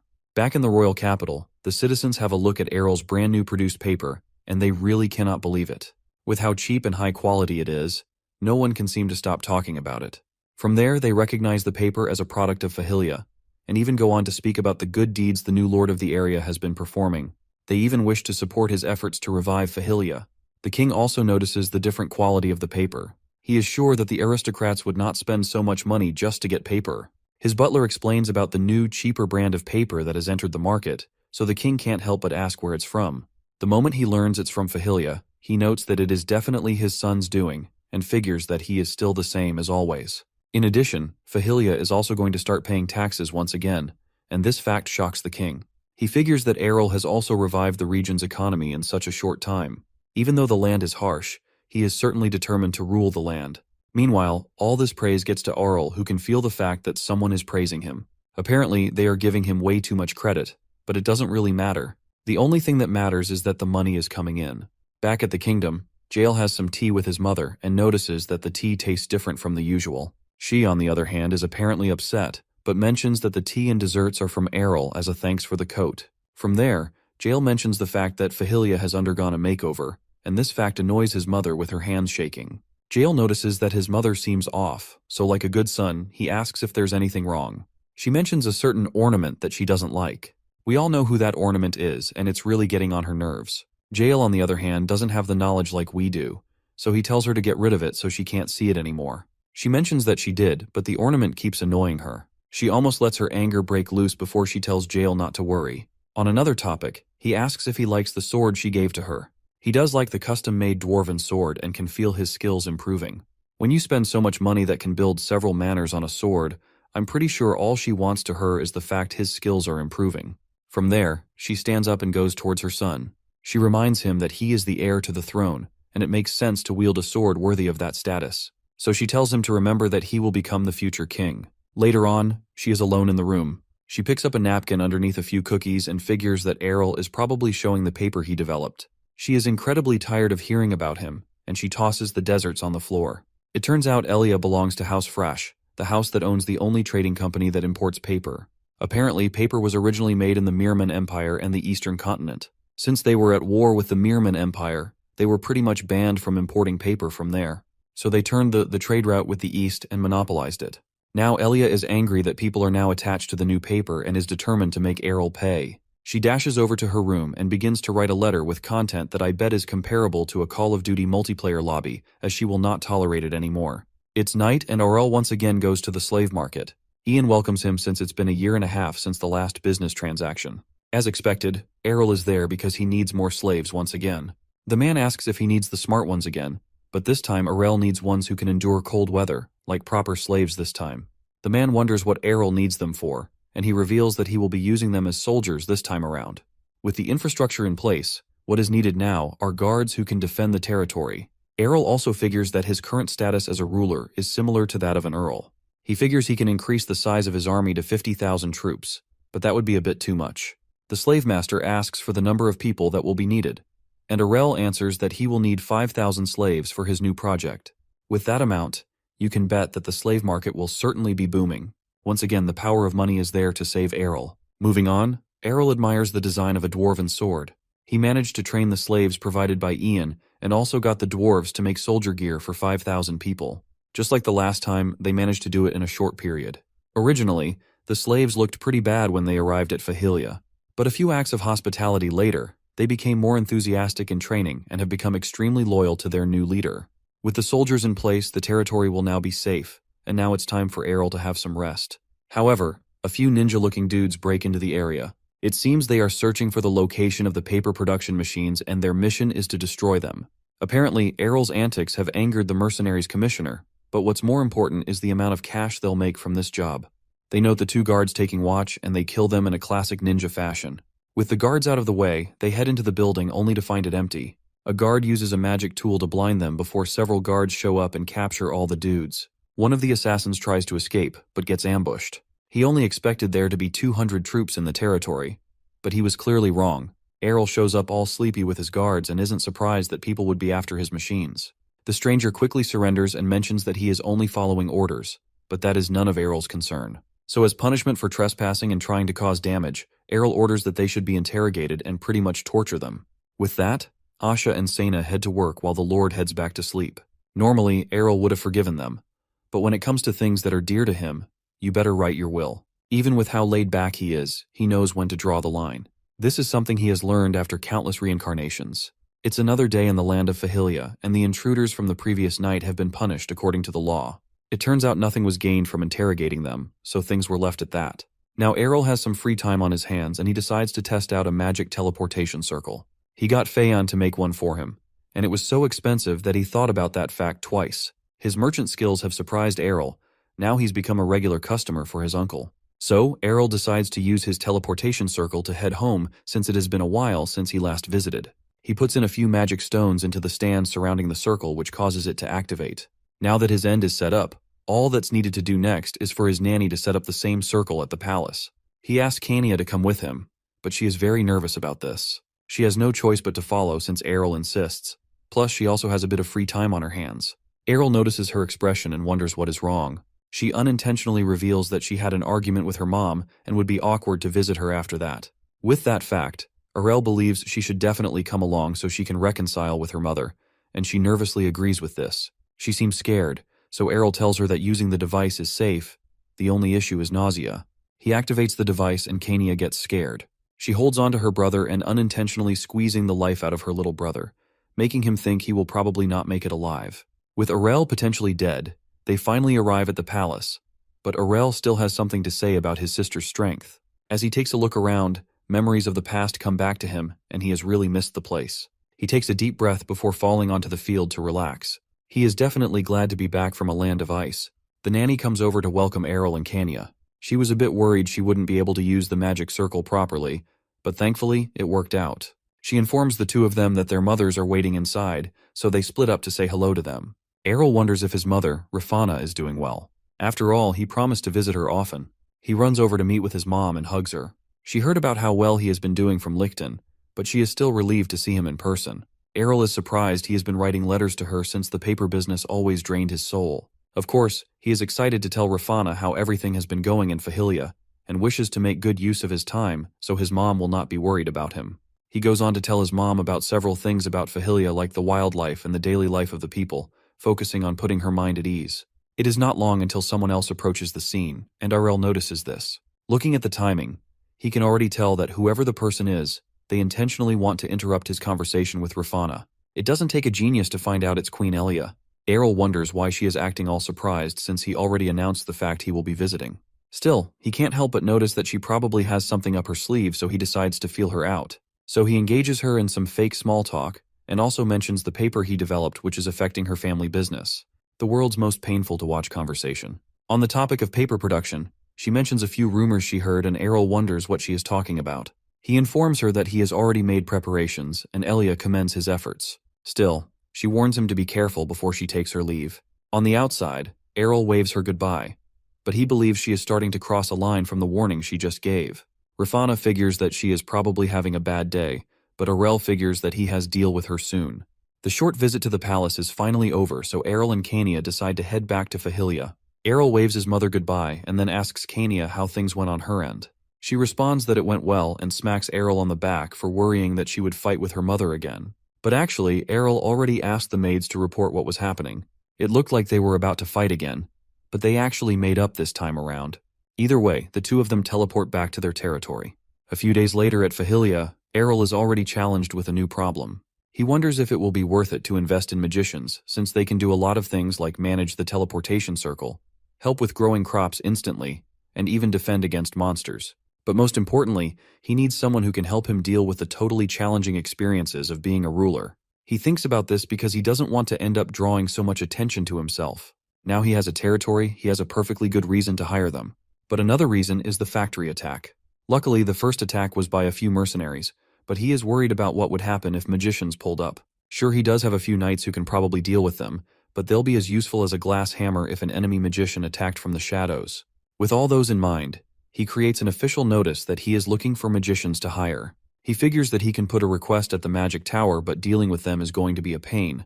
Plus, they are expensive. But the magicians who will respond to notices will have no ties with the tower, and there will be less hassle to deal with them, which is a dream for Errol. The only issue is that he'll also receive applications from low-ranking magicians, but that is no issue since Errol can always train them. With that, the next thing is to distribute the notices in every city. Time goes on, and the notice draws the attention of the crowds and wizards. including this one wizard who looks like she was out surviving in the wild with Bear Grylls, and is willing to apply from the mention of free food and accommodation. Back at Fahilia, Errol has received mountains of applications from various magicians. He wishes to accept all of them, but that would probably be a good step in How to End Your Kingdom 101. Errol decides to be thorough about this process and pay attention to the applicants' backgrounds. After all, it would be a shame if a magician became his enemy. He is so willing to do this that he doesn't mind spending an extra bit of cash for this. After selecting the candidates, the next stage was the interviews. For some reason, this was more of a hassle than picking his personal knights, but it was still worth the trouble for him. In the end, 12 magicians pass the interview and are officially magicians of the kingdom. The average skill of the magicians is 3rd class, and Errol believes he made a good selection considering their backgrounds. With that, Errol announces the general tasks of the magicians and plans to assign them to areas that suit their strengths. But before that, he wants to select one person to become his personal magician, so he asks the 4th-class magicians to raise their hands. There are 2 people who fit this criteria. One is Munkoi Blob, and the other is Dia Reki. Seeing the choices he has, Errol takes a long, hard thought about choosing between Blobfish or Wizard Beauty. This is a decision that can change the fate of the world, and we all know that Errol is going to choose Dia. Putting the pretty looks aside, there is a main reason why Errol chose Dia to be his personal magician. During the interview, he asked Dia a question about why she applied, and she responded with the fact that she wanted to serve him. This response shocked him due to how unusual it was. Most of the candidates were usually interested in the benefits or the work responsibilities, but hers was way different. It turns out she pretty much applied just because of Errol. He is pretty much suspicious about this, but can't sense any bad intentions from her. So, he decides to test it out and hire her as his personal assistant. Next, he goes on to explain the benefits and responsibilities of being a wizard in the territory. Starting with the benefits, he presents a massive library which is pretty much a paradise for every wizard nerd there. Starting off with the books that are magic ones certified by the Magic Tower, which were both expensive and difficult to convince them to certify the books. Now they have a place to improve their skills. On top of that, the magicians he hired were all expelled from the Magic Tower and probably needed a lot of money to access the magic book library. Of course, the broke magicians will be happy that they can access all the books that they have always wanted. They are in disbelief that they can use the library for as much as they want. But in exchange, Errol lets them know that they will have to show their research notes to prove that they are actually making any progress. Well, they don't seem to have any problem with that arrangement. However, Errol actually needs the library too, so he can master his own magic and understand the world's magic system using their research. Plus, the new magicians will pretty much be researching for him as well. Next, he begins to assign the wizards to different areas. He assigns some to handle the deforested areas in the land. After all, there need to be trees if he ever dreams of making more paper. So, Errol has to take responsibility for the damage he has done to the environment. He shows a planted sapling to the magicians, and it is enough for them to head to work. They all stab their staffs into the ground and chant some words I'm not going to bother with understanding. Then the sapling begins to erupt from the ground. Errol analyzes their technique and figures that they are funneling their mana into the tree, and using a spell to nourish it with the right amount of mana. He also wonders if they are also using magic to alter its genetic makeup. Looking at how much the tree has grown, Errol commends the technique, but can't help but ask if they're going to make it grow taller. A wizard explains that if they do that in a short amount of time, the tree will die. After all, trees also have to rest as well. They will help it to grow once a month, which gives around half a year to restore the entire forest. With the environmental issues facing one of Errol's previous lives, he bets that this would be mind-blowing, but too bad. Anyway, Errol leaves them to do their job. For the next group, he gives them the task of maintaining the village's fields. He plans to make Fahilia to become a place that is self-sufficient through farming, rather than only relying on hunting. A wizard asks if he should grow crops at the current location. While that is the main goal, he asks if they are willing to go around the 12 villages to cultivate them, and this question sends chills down their spine considering how much work that would be. Of course, Errol is not an evil ruler. All he wants them to do is to adjust the field to the right conditions, and the villagers will take care of the rest. He scribbles a plan and asks the magicians if they can handle it. From the looks of it, they are sure they can handle the task. To help with their job, Errol mentions the fact that he brought over some magic tools and wants to test them out. They place the magic artifacts around, and then they create a barrier that will allow only sunlight to pass through. With that, the group has officially created the Mana House, not to be confused with a greenhouse. So, they went ahead to install the rest of those devices in the other villages to save the villagers from starvation. After that was done, Errol assigned 2 magicians as part of the magic tool research team, and another 3 as security. Lastly, there's Dia, who is Errol's personal magician. Her job is to guard him and to also carry out errands. She's pretty much his magic errand girl since he's not in a position to use magic. But for now, he wants her to skill up by reading magic books. She is way more than passionate about this, as she wishes to support Errol in any way that she can. Errol can tell that she is just as sincere as she was during the interview, and wonders what's up with that. Shortly, a book drops from Dia's cloak. Errol picks it up and he recognizes it as one of his night books that the knights couldn't understand.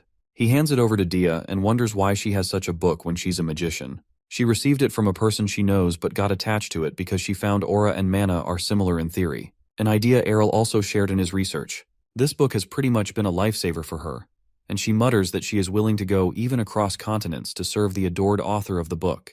Errol, on the other hand, feels she is going way too far with her dedication. All he did was write some basic theories in it, and doesn't recall it being so inspirational. Besides, Dia enjoys the food around the palace, which gives the actual reason she came along. Even with that, Errol figures that it's probably a good thing that she is so dedicated to him, but he still hopes that making her his personal magician was the right choice. In the library, Errol learns about how magic works. Now that he's understood the theory, he tries to remember how Dia uses magic so he can try it out. With that, he is now able to channel mana as a flash of light emerges from the library. Now Errol is on the way to becoming a magic pro. With the magic training in progress, Errol proceeds to pay attention to his other responsibilities. He arrives at the capital of Ernesia, and their destination is the Dwarven Forge. While they stand in front of the factory, Asha considers wreaking havoc at the main base of the annoying dwarves. She plans to annihilate the entire building if they try anything funny, but Arel tells her not to do that since they're mainly there for business. She tried to object, but she was officially banned from doing anything. Shortly, the intense heat of the factory breaks the conversation. Just as they head inside, Errol already wishes to escape with how hot the environment is. Ben introduces himself to the two of them, including the fact he has been an apprentice of the bitter Aiken for 15 long years, and volunteers to be their guide. Of course, Errol and Asha pity poor Ben who has been working under Aiken for so long. On the other hand, Ben mentions that he was meant to come out to welcome them, but his master didn't tell him anything. He finally leads them to the room where Aiken is while the other two sympathize with the struggle he's going through. Then there's Aiken, who is pretty impatient with his visitor's arrival. Errol mentions how impatient he is. He wasn't planning to arrive right after sending the letter to him. So Aiken serves his guest a cup of wine and wants to get right into the meat of why Errol came to visit. It turns out Errol has a much different request this time around. This time, he asks for half of the dwarves to work as his personal craftsman in Fahilia. Without a second thought, he rejects the proposal and points out that Arel sounds drunk already. Aurel finishes his request by mentioning that he wants half of the dwarves to establish a branch at Fahilia. He adds that he will even pay for all the expenses. Even with that, Aiken still refuses the offer, or to even work in a place like Fahilia. Besides, money is pretty much the least of his concerns. So instead of that, Errol offers to hand them his personally developed technique called Damascus Steel. Aiken's face lights up on hearing this, and he figures that Damon must have given him information about this fact. It turns out the dwarves came to Ernesia in search of Damascus Steel, a rare metal that doesn't exist in their homeland, and had the dream of being able to forge that metal. Now, Errol reveals that he knows how to craft it, and even promises other exclusive techniques if they agree to work under him. This is enough to make Aiken serious, and even Errol can tell by the dramatic shift in his tone. With the proposal out there, Aiken inquires what Errol's conditions for the deal are. He mentions that they will have to work under him for 10 years. Of course, Aiken refuses to agree with this before they finally agree at 5 years. With negotiations made, Aiken is going to inform the other dwarves and asks for a month to get ready. This makes Errol wonder how much Damascus Steel means to them since it was the thing that led him to convince the dwarves. With that out of the way, Errol heads back with Asha. After the negotiations, Errol wishes to do what he does best, slack off, since he now has a reason not to do anything. One time skip later, and we have Kania. She takes a look out the window and wonders if Errol has been seen outside his room. His guards haven't seen his whereabouts either, but Sena mentions that he claimed to have travel fatigue and needs to rest. Even with that, it is still unbelievable to Kania that he hasn't left his room in over a week. She rushes over to his room to check on him. When she busts open the door, she finds my guy living his best life. He welcomes Kania and figures that she arrived to have dinner with him. While she is stunned by what she is seeing, Arl prompts Dia to arrange the scene for the both of them. Using her magic, she lifts Errol into the air, puts on his clothes, and then sets up a dining table for both Errol and Kania. While Errol is being fed by magic, Kania is still shocked. Errol wonders why she isn't eating, but she is very certain that something is wrong with everything she is witnessing. However, Errol thinks it's all right. She figures that Errol's laziness is probably top-notch at this point. Then Aurel tells his personal magician to take him to the bath, and this is enough to make Kania snap as she obliterates the area. So Kania and Errol's guards start an emergency intervention for Errol. As a start, they would like to ask him a question. Errol wonders if it's serious since he is unaware of his crime, so he asks Dia, who doesn't seem to know what the problem is either. Errol begins to think it's nothing that's much of a big deal, before Kania clarifies that he is getting too reliant on magic. Errol is a bit confused by what she means and thinks there's something wrong with Dia. However, how hardworking and diligent she is wasn't the problem here. The main problem is Errol, who probably doesn't walk with his own legs anymore. He mentions that he still walks to the bathroom, but that obviously isn't enough. Even his guards tell him the same thing, that using magic too much is bad. He is only looking for a more convenient life and asks if Dia is fine with all the work. She is, and Errol still doesn't see the problem. But the rest still see the problem as broad as daylight. Kania informs Dia that she is only making the problem worse for Errol.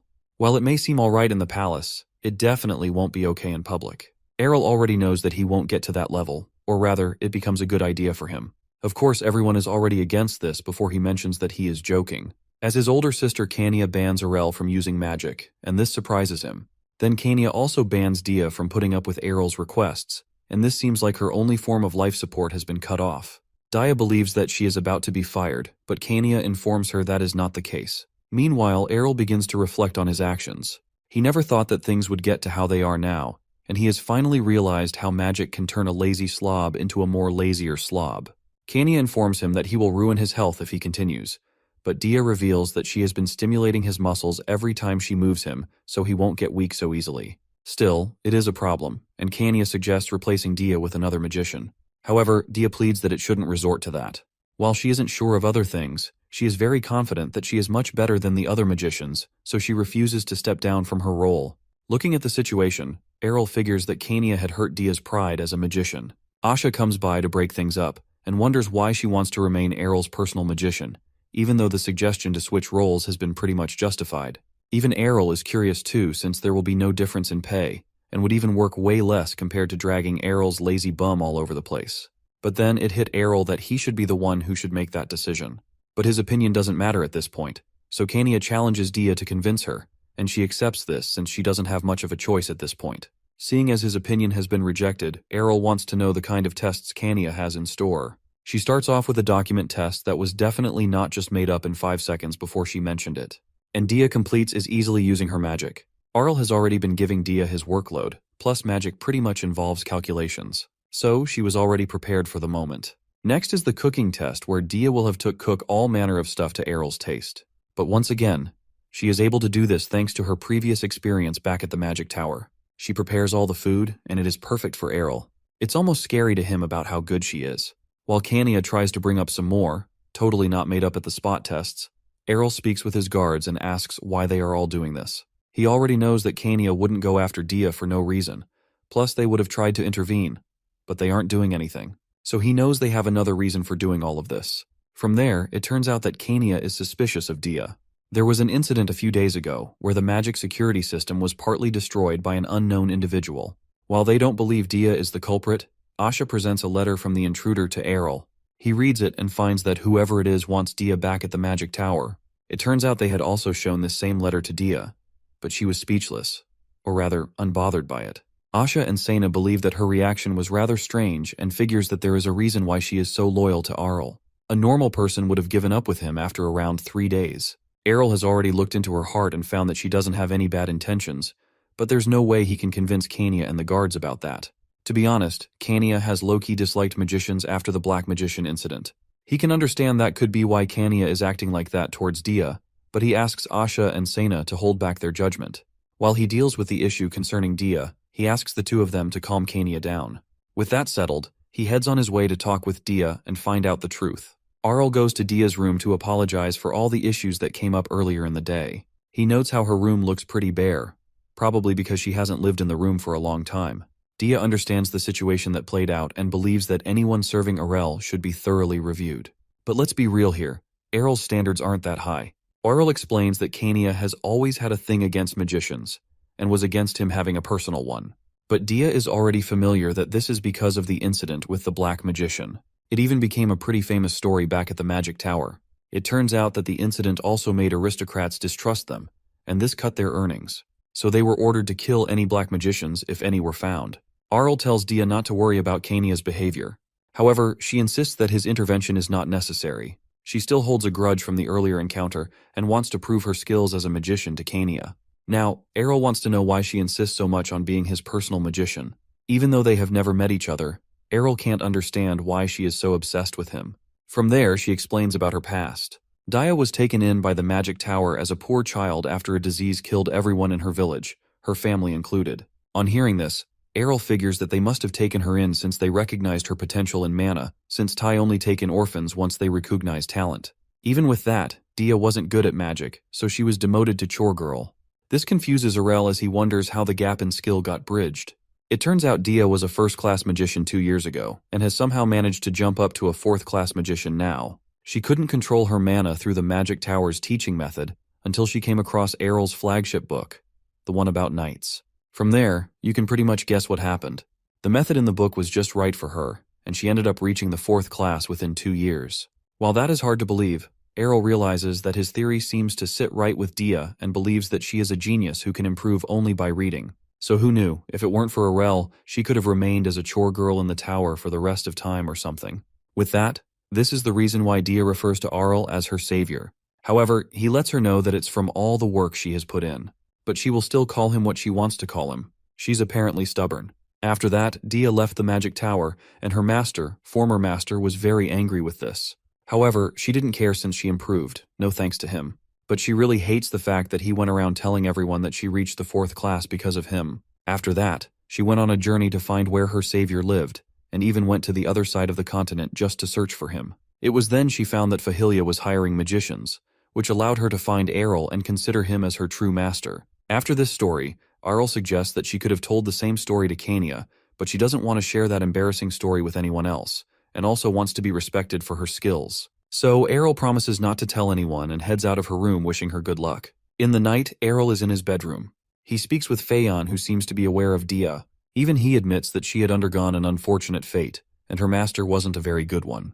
He also adds that she developed her skills alone and risked the penalty of leaving the tower. It turns out there is a contract made to protect the secrets of the magic tower, and once it is broken, the offender loses half of their magic circles and goes back to being a low-tier magician. Finally, Errol learns how strict the magic tower can be, so he thanks him and turns off his device. He places it aside and thinks about all the risks Dia took just so she can meet with him, so he decides to step in to see how he can help. The next day, Kania and Dia face off with each other. Errol had to tag along, but he never expected Kania to be so serious about this. She challenges Dia to a duel, and looking at the two fighters, Errol already knows that this is a pretty unfair battle. He tries to stop them, but Dia insists since the only way Kania will accept her is through a battle. Kania, on the other hand, doesn't get why she is so loyal to Errol, so she wants to find out on her own terms. Errol sees that the situation is going out of hand, and wonders why his 2 guards aren't stopping them. But what does he want them to do? Even they can't stop it. So Errol wonders what he can do until he notices something in the bushes nearby. The battle is about to start. With all the aura and mana flying around, Dia begins to float. She gets ready to cast a spell, but Errol notices that she isn't using an attack spell. She uses her spell to expose an intruder while Kania tosses her sword sheath at them. Then the thing explodes after gathering some aura in it and turning it into a grenade. After that, Kania and Dia approach the intruder and find out that it's Dia's master from the magic tower. Now they've found the mysterious intruder who has been around Errol's palace. He claims to not be anyone suspicious, so he presents his identification papers.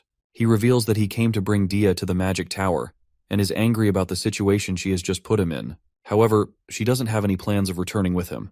All he did was just assign her to do some odd chores and starved her when he got the chance. Even with that, he still demands that she has to return since the Grandmaster has been disturbing him non-stop about it. Errol jumps in and figures that he's actually being pressured to raise another apprentice that is as good as Dia, and that is going pretty well so far. Just as Errol points out the man's lack of skill and incompetence, he grabs Dia by her hand and drags her away. He mentions that he is going to file a complaint about Errol's insolence, and adds that Dia will be punished for leaving the tower without permission. Fortunately, Errol breaks his grip and mentions the fact that Dia signed a contract to be his personal magician. Plus, he also got permission from the magic tower. The man tries to tell him about the rules, but Errol lets the loud person know that he made an official request, and the magic tower has permitted Dia to remain as his personal magician. Now that everything has been resolved, it's now time for him to leave. However, he refuses to leave without a fight, especially with how hard it is to get to the current location. He throws a few magic balls to the ground and creates several golems. He is determined to bring Dia back, so he orders his minions to attack.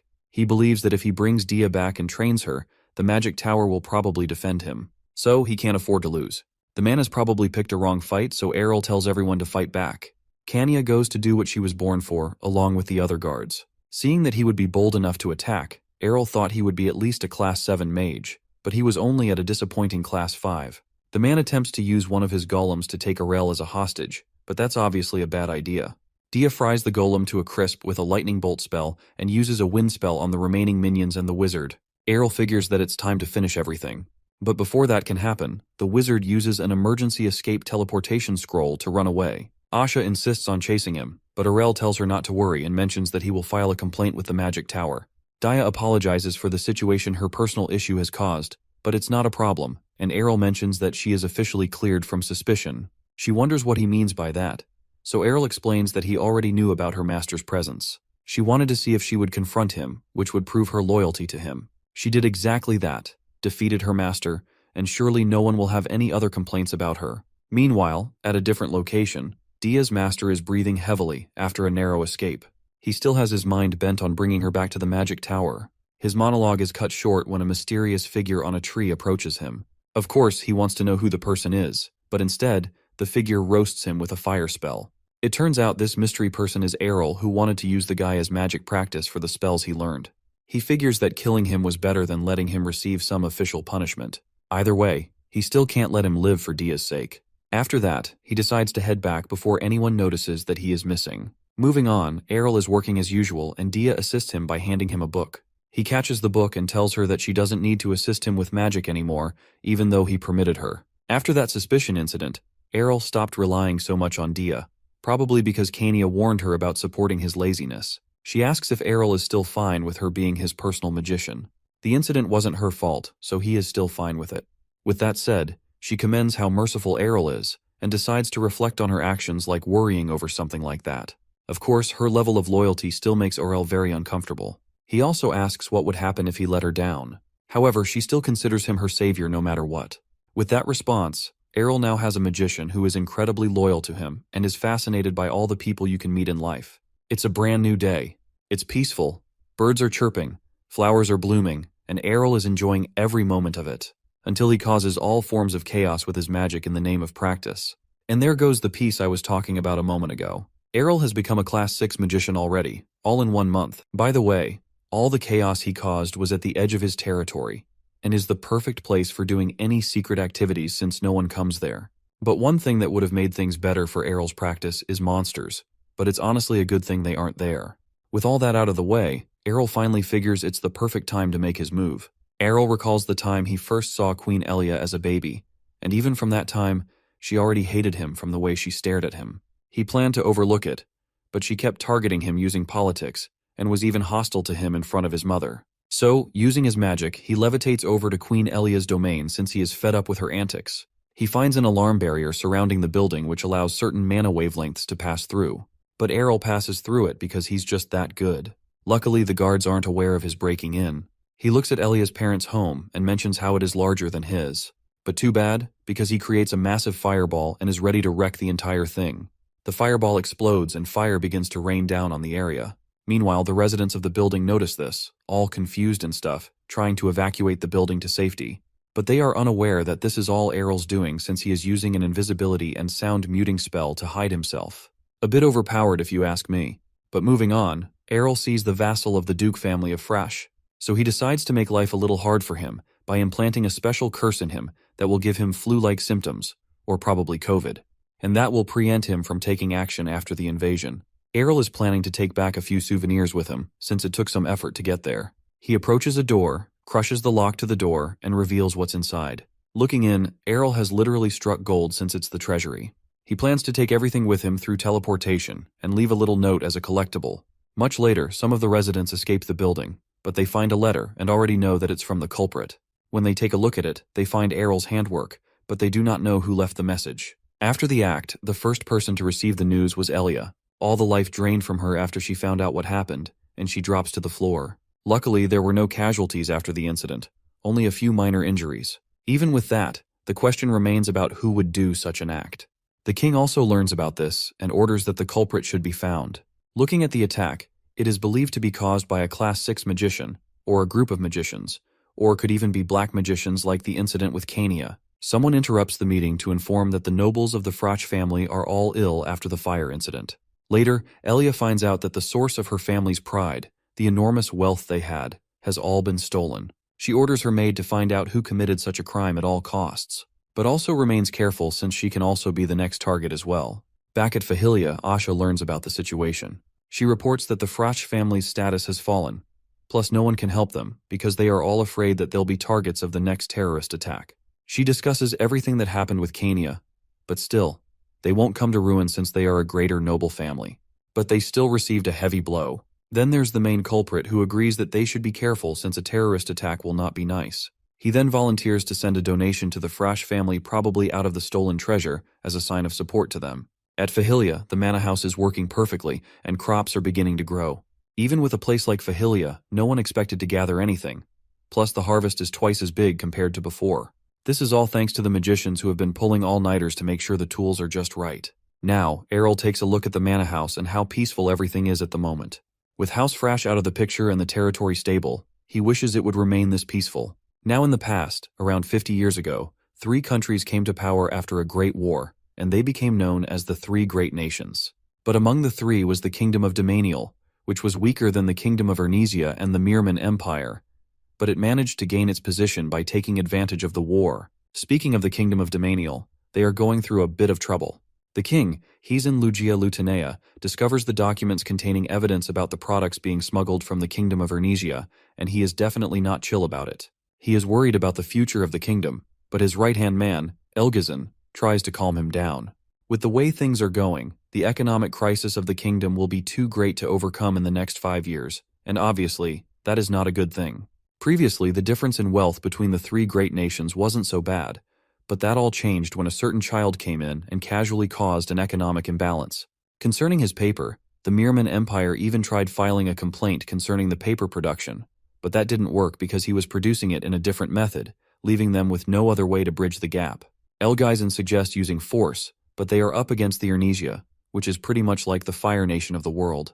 However, he mentions that they will have to join forces, rather than challenge them on their own. So, with that, the Kingdom of Domanial sent messengers to 3 different nations to request an alliance. They meet up in some secret shady meeting room in Domanial, and Elgazan welcomes the participants. The representatives who showed up are from the Mirman Empire and the Chejapen Duchy, and they both have scars for some reason. But anyway, it turns out the other place with the name I won't bother with saying again is a small territory, but with a high military reputation. Then there's the Holy Empire who didn't even bother to show up, but they probably want to watch Ernesia burn just as much as them, so they will not snitch on the meeting. Of course, the meeting begins, and they discuss the fact that they have to stop Ernesia because of the shift in economic power. Since Ernesia is a pretty strong kingdom, they will need the alliance so they can put up a proper fight. Elgazan figures that they will not be able to develop any products if they are pressured with war, but he shifts his attention to the youngest prince, which is Arel, and how he has been developing various products plus all his renowned achievements. So they figure that if they leave him, he will probably continue to do several things which will lead Ernesia to be unstoppable. So the main objectives are to either deal some significant damage to the kingdom or kill Errol. The 2 representatives agree with the plan and have even wanted to go to war from the very start, and now things have gotten moving between them. Back at Ernesia, the king learns about the meeting between the 3 nations and is sure that something is going on. So he decides to make preparations, since the oncoming war will be much worse than the previous one, and orders that each territory should be notified about it. Errol gets this notice back at Fahilia and begins to wonder if he went too far even when he restrained himself. Daya asks if anything has happened since he usually enjoys his strolls. He mentions that he has to meet with Kania since something troublesome has happened, and they will have to be fully prepared. So in summary, Ernesia makes money, Domanial doesn't like it. So Domanial starts alliance. They don't like each other but want to defeat Ernesia. End of meeting. With how everything played out, they are probably treating Arel like some kind of a villain. Kania learns of the upcoming war and the alliance between the Mirman Empire and the other 2 kingdoms. It was understandable if it was between the Mirman Empire since they aren't on good terms, but doesn't understand the case with the other 2 kingdoms since she thought Ernesia was chill with them. So she suggests a classic Kania move to attack them first. For once, Errol agrees with this idea, but it would be difficult to find any evidence since the meeting happened in secret. After all, there's no way they would leave any evidence after the super obvious secret meeting, and they are pretty much lucky to find out about it. Errol already knew that it would come to the war, but he never expected it to come around so soon. From all the past lives he's been in, he thinks about how humans always have to resort to war, and finds the reason for the current war to be ridiculous. Of course, he believes that war isn't the answer to every problem. Kania brings him out of his thoughts since nothing has been confirmed yet. He then suggests that Kania should return to the royal palace. It turns out the king sent him a letter to express his concern and stop her from going into battle, but Errol could head to the front line for all he cared. Errol mentions that this is a viable option since her status as a princess could benefit her more than her status as a knight. But Kania refuses to head back without a thought. Errol tries to warn her that she could end up on the battlefield if things end up wrong, but she is more than okay with that.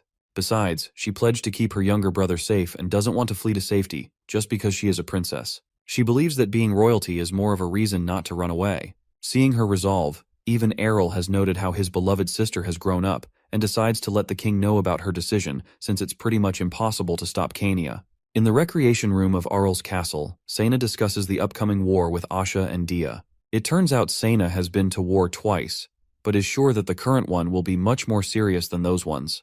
She suggests that Asha should visit her hometown to see her brother since he started studying at the academy. While that sounds like a good idea, Asha decides to stay back since anything can happen at any time. She also adds the fact that Sena has been pushing back her holidays to stay as well. Seeing that they can't go anywhere, they just decide to have all the fun they can have while they still can. At Errol's quarters, he makes plans for the war. He believes that it could happen within a year. Even with his experience from several reincarnations, he isn't sure about how the war will turn out. He also plans to intervene if it comes to the worst-case scenario, but that would mean him abandoning his peaceful life, which is his main priority.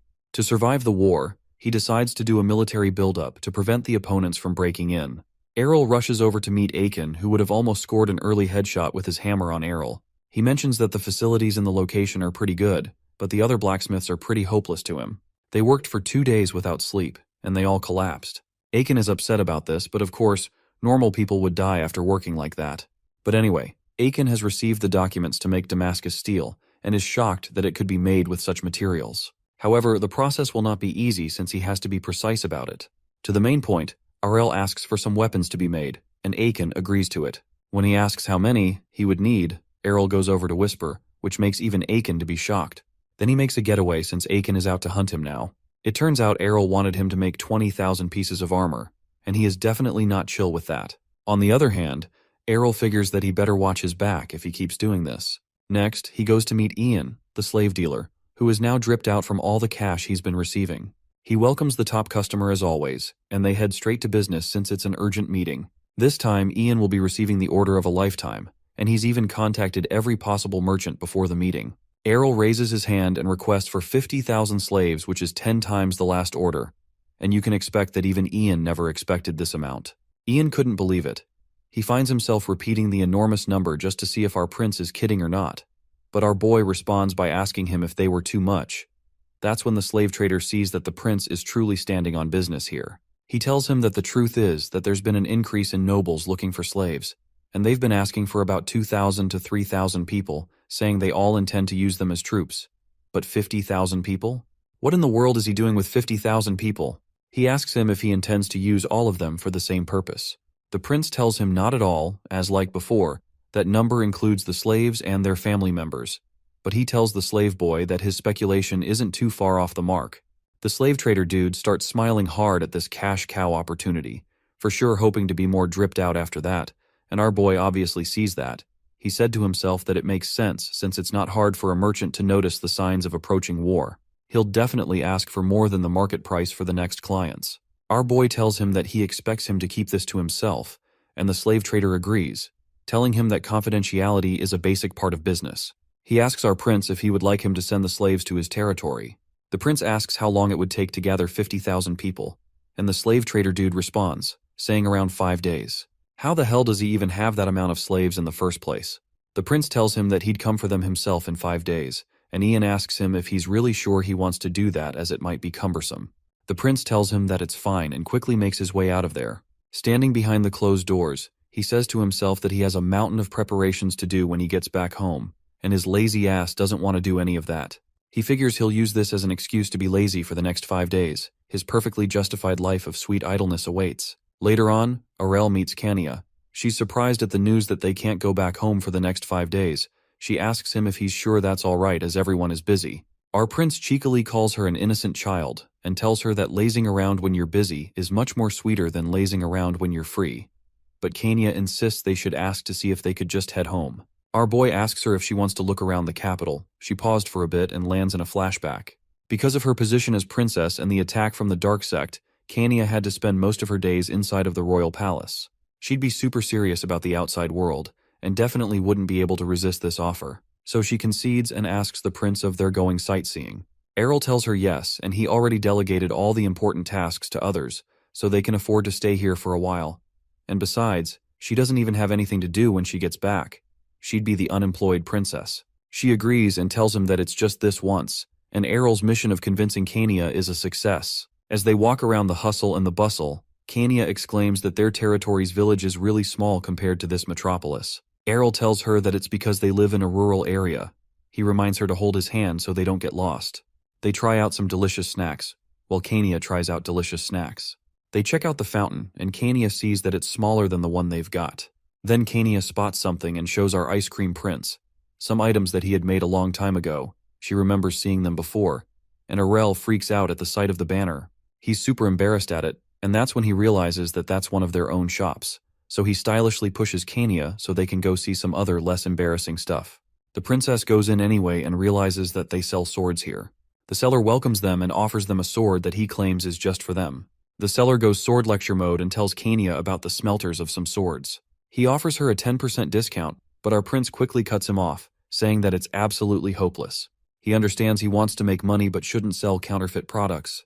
The seller tries to deny, claiming that their swords were approved by the dwarves, but Errol just asks her to infuse it with a bit of her chakra. She does this, and now the sword made by the dwarves is now dwarven just by a little bit of aura. The seller tries to deny it, but the prince threatens to take him to the forge to check, but the seller apologizes immediately. For the price of forgiveness, Errol takes a dagger for cheap, and after they leave, Errol tells the princess that the dagger is a true dwarven-made dagger, and he gives it to her as a gift. Kania is really happy with the gift, and this makes it boy very contented. Fast forward a few days later, the slaves march up with the prince and princess. Kania tells him that this might be too excessive, but Arel tells her to imagine commanding 20,000 people at once. She admits that would feel good. The gates open and everyone is thrilled to see the prince until they aren't. They're terrified by the amount of people he had gathered.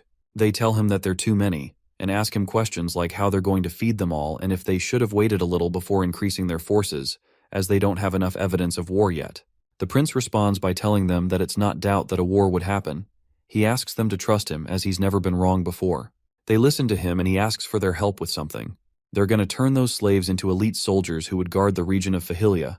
They'll first select the promising ones among them and prioritize their training. Then they'll become commanders of each unit and train the rest of the troops. He wants them to direct the whole operation with a basic training guide he'll give them, and he's leaving it to Ashuo and Sheena. They're going to get real busy from now on, because they're going for the leaders of the Three Territories Alliance, and he'd make them pay for making him work. Young Prince Arel and Dia are seen hiking through the mountains.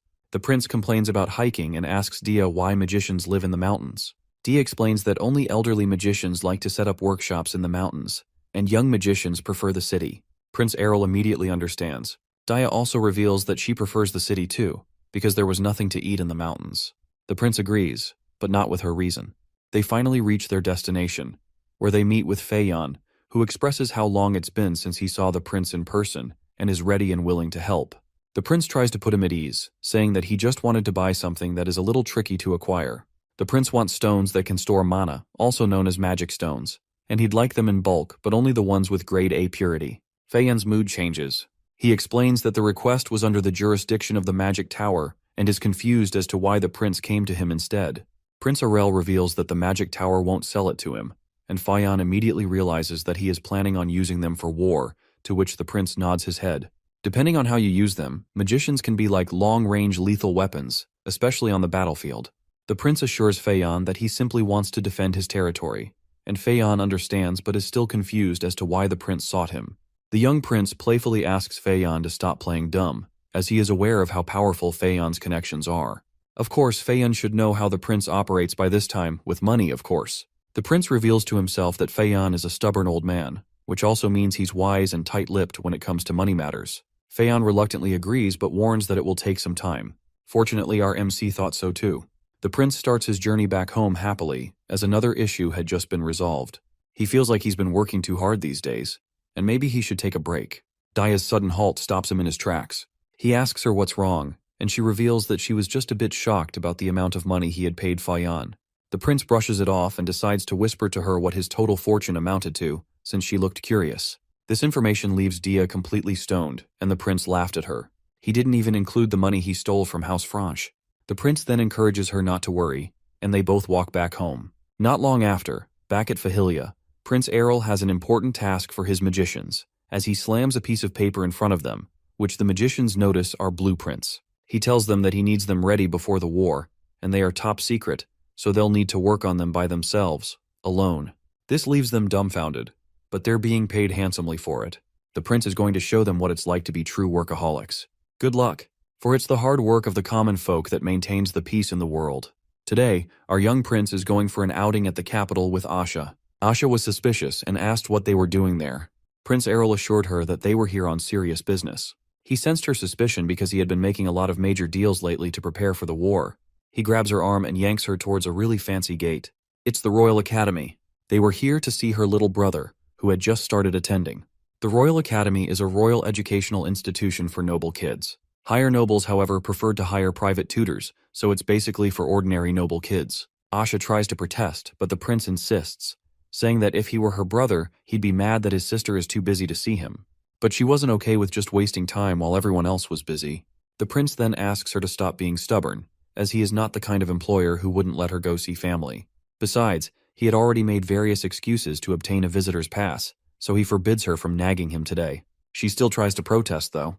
Then they spot some noble kids, and our prince realizes that he doesn't know anything about Asha's brother. He asks her for his whereabouts, but she admits that she doesn't know his precise location, although she assures him that he would recognize him right away because she is often told that they look alike, which is true, because the prince spots him almost immediately. His name is Aret, and he's in some kind of meeting, more of a confrontation rather, with 3 girls. The first girl asks Aret if he has considered her proposal with a harsh, serious tone. Aret starts to refuse, and the prince realizes that he's being bullied. The prince offers to help him, but Asha asks him to wait a moment, and eventually, the girls leave. Asha immediately confronts her brother, and he's shocked to see her. Asha inquires about those girls, complaining that he told her he was doing fine in the letters he sent her. The poor lad tries to explain to her, but Asha is being too overbearing, so he refuses to talk to her entirely. Asha is surprised, and Prince Errol realizes that he had never seen her this flustered, so he offers to talk to him on her behalf. The prince then proceeds to have a talk with Aret, bro to bro. He then reveals that he's actually his sister's boss. Aret is shocked to be talking with the third prince, but he tells him not to worry about that. He goes straight to the point and asks him if he was really being bullied by that bossy-looking young girl. Aret hesitates, but the prince assures him that he won't tell his sister, even gives him a pinky promise. Aret reveals that the girl is actually Lady Hyla, the youngest daughter of Marquis Carret. Prince Errol recognizes the name as a noble who had a good reputation and had been at his coming-of-age ceremony. He offers to report her if she truly had been bullying the brother of the third prince's personal knight, but the boy immediately rejects it. A flashback reveals that, in reality, the girl was actually asking Aret, the young lad, to date her. Yup, as crazy as it sounds, that was the truth. Still in the flashback, in response to Haya's unreasonable request, Aret runs away from her, screaming that he didn't want to, and they were only 11 years old. Back to the present, the prince completely agrees with him. They were too young for that sort of thing. Aret complains that she keeps asking him out even though he outright rejected her, and then the other noble ladies are always teasing him on how cute he looks, treating him as a pet. He wasn't getting bullied, he was just troubled by how everyone teases him. The prince is surprised at how oblivious the young lad is. It was just a love quarrel between these little brats. He is disappointed. Aret admits that he doesn't know how to respond to this. Then the prince suggests that he start by asking her himself, pointing to young Lady Heya who had suddenly appeared behind him. Heya declares boldly that she came back because she had something to say to Aret, and then asks who the prince is. The prince casually replies that they're not strange people, and in fact the lady behind him was her future sister-in-law. He was referring to Asha. Aret screams that she's not, and Asha asks the prince what he meant by that, incredibly flustered. The prince then whispers something into her ear, while Aret begins to panic. Heya, on the other hand, recognizes Asha as Aret's big sister, and her attitude changes entirely, and she humbly introduces herself with a lot of courtesy. She then calmly requests to enter a relationship with her younger brother. The prince acknowledges her courage, while the rest of the gang is dumbfounded. Asha turns to Prince Aurel, asking what she should do. The prince suggests that they leave them be, as long as she doesn't dislike the young lady. Asha is still worried, but the prince thinks that deep down Aret does have feelings for the lady, but he just doesn't know how to respond to her advances. After all, he didn't say that he hates her per se. He reasons that Aret is just rejecting her because of his pride. But left to be, what they have may blossom into something beautiful. Jokes aside, he also adds that their union would be beneficial to Asha's family, as Heya is from a nobility that possesses a remarkable talent for making profits from well-calculated investments. Although Asha isn't all that thrilled about that idea being a reason for dating. Even so, the prince still insists that they let them be. If they truly are interested in each other, it'd be better to just trust her brother and see what happens. Asha finally concedes. Amidst the discussion, a male student suddenly interrupts them, asking if Aret was bothering Heya again. His name is Lord Luchin, and he's demanding to know why Aret had not learnt his lesson and stopped trying to wheedle himself into Lady Haya's good graces.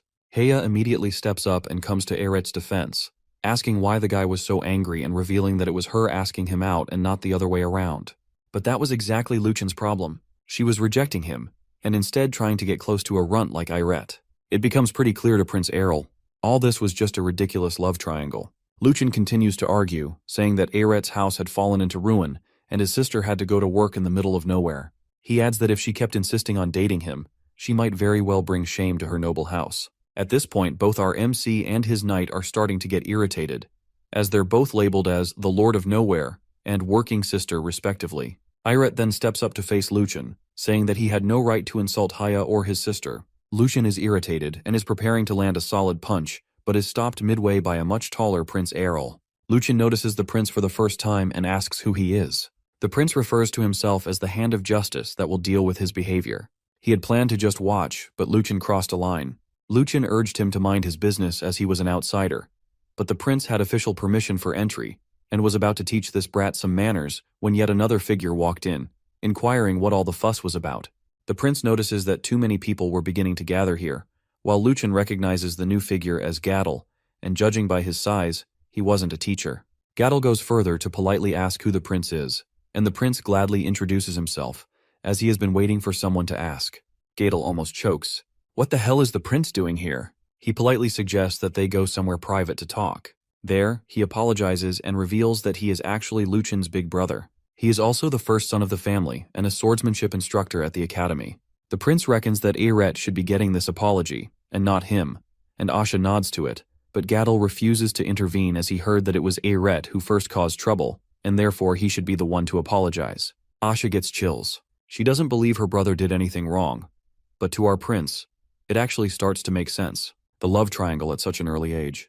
The Royal Academy isn't just a place of learning, but also a place of forming social connections. Luchin was ordered by his family to approach Lady Heya. It's probably not one of the reasons for the establishment, but good intentions can get corrupted over time. Gadel continues to say that their house and that of Lady Heya were on good terms, and Aret has no right to intervene. Our protagonist is completely disgusted. He couldn't believe that Gadel calls himself an instructor. With rage, he asks if discrimination was an academic value in the institution. Gadel still refuses to budge. He cannot ignore the difference in class. He believes that forming relationships according to class is a duty of a noble. The prince then turns his words against him, since Asha, Aret's elder sister, was his personal royal knight. That automatically puts her in a much higher class than him. He is speechless. Gadel tries to recover and says to just warn their respective families and end the matter then and there, but the prince refuses. RMC is angry. The prince decides that the only way to really resolve this issue is by using an old traditional method, used by nobles to settle disputes. Prince Errol is proposing a duel between Asha and Gadel, and their younger siblings. Gadel is about to refuse, but the prince cuts him short by adding the rewards and conditions of the duel. For the reward, the prince promised to not only take back everything he said, but also grant Gadel's family financial aid, which his family actually needed. The prince also agreed that the requirement for his victory is Asha and her brother winning, meaning that Gadel would be granted victory even if one of them loses. It was simply an offer Gadel couldn't refuse. He reckoned that Luchin was at least 2 years older than Aret, and he himself was the captain of the Order of Knights. That should give them enough of an advantage to secure at least one victory. or so he thought anyway. RMC happily seals the deal by swearing on his name as well as his royal family surname, and it was decided. Asha nearly passes out. Asha is reasonably mad at the prince. She says that she's normally quite lenient, but this time the prince went too far. The prince wonders how that's possible since she's literally always nagging him. He admits to being a little unreasonable, but he can't just let Gadol get away with this. Not only did he mock Eret, but he was completely disdainful toward her. He questions Asha if she's really going to overlook all of this. Asha, however, argues that she is his personal royal knight and should never fight on her personal behalf. But the prince counters, saying that looking down on his personal guard means looking down on him. He will not tolerate anyone insulting either him or his people. The prince knows she secretly wants to beat Gadol up and tells her to think of this as the perfect opportunity. And plus, her brother will also be watching, so this would be her chance to show him how amazing she is. This persuades Asha, and she finally accepts. Meanwhile, Eret is completely freaking out and trembling in his shoes. He believes that he can't possibly go after Lord Lucian, but the prince tells him to just strike first. He wants to argue, but the prince gets serious and advises him. He tells him that it looks like Lucian has been bullying him for some time. Eret admits that it makes him angry, but for the sake of his sister and the state of his family, he can't afford to act recklessly, so he had to endure and work on himself instead. The prince then asks him when he thinks he can break out from that kind of life. By the time he graduates, it'll be too late. If he continues to wait, he'll be keeping his head low for the rest of his life. This is his chance to show them what he's made of. He goes on to tell him that rushing without a plan will do him no good, but he shouldn't worry, because the third prince has his back. This alerts Eret, and he begins to get excited. Prince Errol then whispers a plan to guarantee his success. The reality is that a duel might sound noble, but it is actually barbaric. Despite the agreement, it is still quite violent. But there's nothing people enjoy more than looking at other people's problems, so it doesn't surprise the prince when a lot of children and teachers show up to watch the duels. Lady Heya meets up with the prince and tells him that she never agreed to any of this, and the prince apologizes for not telling her in advance because he was too eager to beat them. She admits that she felt the same, but this wasn't a fair fight because Eret was no good with a sword. The prince then reveals to her that skills aren't necessary for winning. All you need is the right tricks. The prince uses this chance to ascertain whether Heya is truly interested in Eret or not. He asks her point blank, and she begins to fidget. She starts spilling out all sorts of reasons why she likes him, and blushing obviously like a girl on a first date. She thinks he's so cute that she could bite him. The prince realizes that the girl is just like him, and concludes that she's incredibly dangerous. Meanwhile, the two young boys are getting ready to fight. The referee gives the signal, and the match begins. Lucian takes the first move, screaming, "Die!" and pouncing toward Eret with incredible speed. Heya can hardly believe he's a noble. He is acting so much like an animal, like a tiger that just found its prey. It seems like Eret is in big trouble. Well, until he's not. The prince suddenly starts sending him instructions, which he follows to the letter. He dodges, retreats, and swings exactly as he is instructed, then lands a hard blow on his opponent. Lucian's butt connects with the ground. The crowd murmurs that his stance might be awkward, but he somehow managed to get a hit. The prince is using a mini communication device to help Eret. Asha already knows what's going on, and our prince is enjoying himself. Predicting a child's movement is way too easy for him, as they only practice what they learn. He encourages Eret to keep following his instructions, and Eret agrees. Meanwhile, Lucian, now vexed, tries to attack again, this time from above.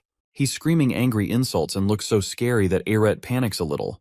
The prince tells him to calm down and gives him specific instructions to bend his waist and swing his sword upwards. Eret closes his eyes and does exactly as he's told. He lands a critical hit on a very private, sensitive spot on a man's body, which completely knocks out Lucian and leaves the crowd painfully shocked. Gadol accepts his loss, but he is suspicious of trickery and lets the prince know how dishonest it is. But our very nonchalant protagonist point-blank denies it. Gadol cannot prove anything, and even if he could, there was no rule against outside guidance, so he lets the matter go. Besides, it won't even matter as long as he wins the next one, right? Meanwhile, young Eret is proud of himself and runs to the prince's side. The prince congratulates him, and Heya runs to him, saying that she knew he'd win all along. The prince is surprised at how she didn't hesitate to state a blunt lie. She was so worried. Turning to his sister, Eret begins to worry. He remembers that her opponent Gadol was the captain of the 13th Order of Knights. The prince concurs with him, but it doesn't matter either way, because he is more than sure that Asha will win this fight. He tells the lad to watch carefully and see that his sister is not forcing herself to fight for the sake of her family. The match begins, and Gadol decides that he's not going to underestimate Asha. He's going to fight with full strength from the very beginning. He charges in for an attack. He knows he's always careful and doesn't go down easily, but something is wrong. Suddenly the room is spinning. No, it's not. He is the one spinning, flying across the room. Apparently, Asha had already sped in and struck while he was still thinking.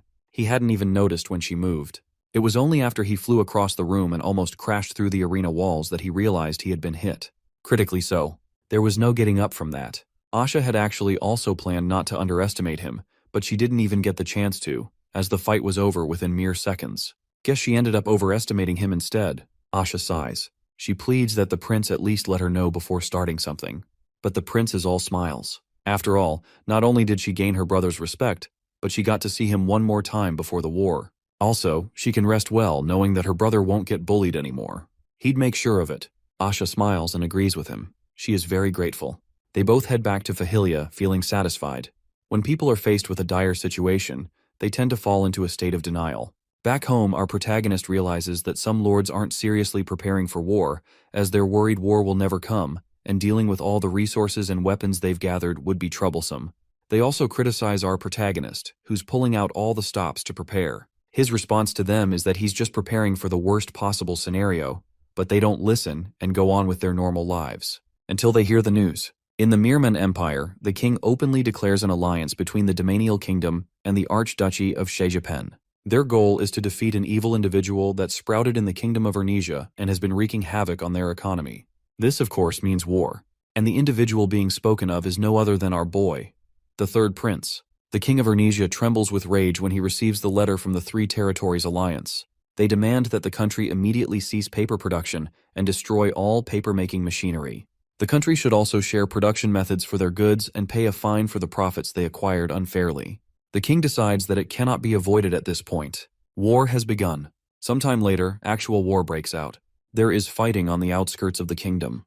The first prince, Jael, realizes that the Three Territories Alliance is finally here. From scouts, he finds out that there are about 100,000 troops advancing toward the kingdom. As the heir to the throne, he decides that he must stop them there. So he takes charge and leads men into battle. Meanwhile, back in Fahilia, everyone is on high alert. There are no orders to mobilize yet, but they are well aware that the battle has begun. And our MC is also very busy. He is busy cooking happily with Dia. Today's menu is roasted rabbit meat. The prince and his personal magician enjoy themselves over small talk. Once they're done, he decides to make another meal using flour and dried fruits. Dia notices how good of a cook Prince Errol is. Then he reveals to her that he'd often dream of just running away to the south and becoming a cook. The meal is done and they're field rations. Dia notices that they are tasty and high in calories, and the prince reveals that he wanted something the soldiers could eat quickly and still have quality. He tried making them just in case he had to eat them himself. But Dia points out that he hasn't even been asked to mobilize yet, and the prince tells her it's just in case. Yes, just in case. Back on the battlefield, things are starting to heat up. The enemy has already begun climbing the walls of the kingdom. Prince Jael is trying his best to keep them at bay while they wait for reinforcements. Then news arrives that the main army, numbering more than twice the first wave, is approaching. The first prince is dumbfounded. The enemy just arrived. Meanwhile, at the castle, it's a royal mess in the royal conference room, and the king is tired of it. The enemy's numbers keep increasing, and Prince Jael's safety is at risk. The king decides to withdraw the front line and regroup. He declares that every lord and noble must join the war. It's a nationwide draft. Normally, royalty is never sent to the battlefield, but Prince Jael wanted to prove himself, so there he is. Prince Errol has just received the orders from the king. He's been expecting this. A 3-to-1 war is too much to handle after all. Our MC knows that the kingdom's survival is essential to living his dream sweet life. He has no choice. He has to become a war professional. He leaves only the minimum number of soldiers behind to defend the territory and prepares to head to the battlefield. It's been a while since he saw Frey, the griffin. He's all grown now and needs to start pulling his weight. He senses Kania and tells her to stay back, but she refuses. She's stubborn as usual. The prince is aware of his sister's strength, but he just can't send his own family member to war. But she herself isn't comfortable sending her brother to battle alone. She insists that siblings must stick together. He finally concedes. He then reveals a gift from Kania's mother, a very majestic sword passed down in her battle family for generations, named Keltia, after the first head. Kania is unsure of her worthiness, but the prince assures her that she deserves it. He then leaves her alone for some time, as she's starting to get a bit sentimental. The third prince of Ernesia, Prince Errol, decides that he's going to reduce the casualties of this war as much as possible. Those who fight will be rewarded, and those who fall will have their families taken care of. Whilst trying not to let people see his fear, he tells them he doesn't want anyone to sacrifice themselves, but to defend the kingdom through valiant deeds. And the march to the front line begins. They arrive at the northeastern battlefront to see injured soldiers everywhere. It's been a truly fierce battle. They immediately speak with Prince Jael, who admits that he has failed as a commander. Our MC doesn't really blame him though. He did his best against soldiers thrice their size. He has a good heart, unlike his mother, the queen. Things aren't looking good. The enemy has seized their border fortress, and 320,000 troops are currently attacking them. They've stopped temporarily to regroup, but will resume their attack tomorrow. Prince Errol realizes that if he had been just a few days late, this place might have already fallen. The first prince decides to use the 23,000 soldiers Prince Errol brought to stall for time while they wait for reinforcements. But our protagonist doesn't like the idea of his carefully trained soldiers being disposed of like that. He proposes a better idea, to attack right now instead of waiting for tomorrow. He then shows the first prince what he brought with him, something the dwarves had been working on. A siege tower. Archers and magicians are stationed inside, and they attack from within. It can also be dismantled, transported, and reassembled by the dwarves who came along. Prince Jael is pleasantly surprised, but that isn't all. Our protagonist still has more tricks up his sleeve. Next, he introduces the spear wagon, which has a shield with spears on it, used for both offense and defense. They could focus on defense while Prince Jael and his troops go all out on offense. It is time for a counterattack. At the enemy's base, the three generals of the alliance are discussing. The first battle went well, but the resistance is getting stronger. They start to worry a bit, until one of them reveals that the individual responsible for the war is literally fighting on the front lines. Prince Errol. He wants to see what the boy is truly made of. Another worries about his safety, but the first assures him that he remembers the agreement. They're planning to crush the kingdom of Ernesia. At the same time, in the midst of battle, our protagonist is leading his army of 23,000 against an enemy more than twice its size, with a shield-like formation. The enemy thinks they're cowards for hiding behind their shields, but they stop smiling when a rain of arrows suddenly descends on them from Errol's army. They take a hit, and then adapt by raising their shields to avoid the arrows and keep on advancing. Soon they clash. There's a clear difference between dwarven-made weapons and the enemy's. They use the spear wagon to break through the enemy's defenses while maintaining formation. Soon the surroundings are stained with the enemy's blood. They try to retreat, but they have been cornered. They then resort to their magicians, as they're more powerful than ordinary soldiers. The magicians start casting, but their magic turns off like a lit candle in the wind. The enemy is confused. They soon realize that Errol's army also includes magicians hiding behind the siege tower and dispelling their magic. Dia is there as well, and she thinks the enemies must have poorly trained magicians, because the magic being dispelled was so weak. The enemy magicians are relieved because dispel magic drains mana quickly, so they won't have enough to cast offensive spells. They only realize how wrong they are when bolts of lightning strike from nowhere. Turns out that Errol already planned for this, which was why he possessed very rare mana stones that store mana. The enemy is dumbfounded. Their numbers are reducing fast, so they have to flee. Out of the 50,000 soldiers, only 20,000 manage to escape. Our protagonist has won. He admits that war is never pleasant, no matter if you win, and asks Asha and Sena not to pursue them, but instead gather up injured soldiers as prisoners, regroup, and stay vigilant. He really just wants to have fun, not wars. The first prince is so happy with his younger brother and tries to praise him, but our protagonist somehow manages to attribute the credit to luck and back to the first prince, which he moronically accepts. Our protagonist just wants an easy life, not war achievements or credit. He'd happily give that away. It is now time for the first prince to lead the offensive attack as previously planned. No better time than now. They're licking their wounds, and their morale is probably low. Prince Errol encourages him to do as he sees fit, and he leaves. Meanwhile, our MC will just lay back in the rear, relaxing and being completely idle for now. The kingdom's main army, led by Prince Jael, launches a full-blown attack. Because Errol's army had already critically weakened the enemy's forces, they are able to focus all their power on attack only. To counter the numerical advantage of the enemy, the kingdom's army uses ferocious ambushes from the flanks and the rear. Behind all this chaos, back in the rear, is our nonchalant protagonist and his guards, enjoying life over a very delicious meal. It's been a while since they had good food. He offers Kania some rabbit meat, but she passes. Asha voices her complaints about them dining while others are fighting for their lives. But Sena tells her that it's the shameless who survive on the battlefield, and Prince Errol happily agrees. Thanks to his tactics and equipment, his army gained a reputation as a slow-moving but impenetrable defense force, which served as a good reason to position him and his army in the rear. Because he attacked them first, the enemy was now wary of him. He could not risk attacking them again, so he decides to take the day off. War can wait. The prince begins to worry that Dia isn't sleeping in a comfortable position. She had done nearly all the work of the magicians during the battle, and was quite exhausted, but insisted on eating before resting, which led to her collapsing mid-dining. The prince decides they should all get as much rest as they can today, for things are about to get really busy. Meanwhile, at the enemy's base, the commander is getting worried. They know Prince Jael is inexperienced but troublesome, yet he's not the problem here. That counterattack caught them off guard. They really thought that Prince Aurel was just a merchant, but he managed to wipe out 60% of their army with only half the number. War is supposed to be about experience and understanding what needs to be done, but somehow, a 16-year-old with no experience whatsoever got the best of them. And more puzzling still, he insists on staying in the rear. The commander knows that with his abilities, the third prince could easily turn the tides of this battle. The next day, Aurel and his army leave to join the kingdom's main army in order to reclaim the border fortress that had been captured by the enemy. Midway, the prince decides to cut their speed and slow down. He suspects that an ambush may be awaiting them. Kanya asks him why, so he gives her the reasoning behind his thinking. He knows the enemy won't make the same mistake of attacking them head-on, so it only makes sense that they'd wait for them along the path they're taking. If they're really planning to attack him, he decides to screw them over first. Just as the prince predicted, there is an ambush waiting for him and his army. The enemy is getting confused as to why they're late. They finally arrive and the ambush starts. But no, Prince Aurel and his army are already ready for them.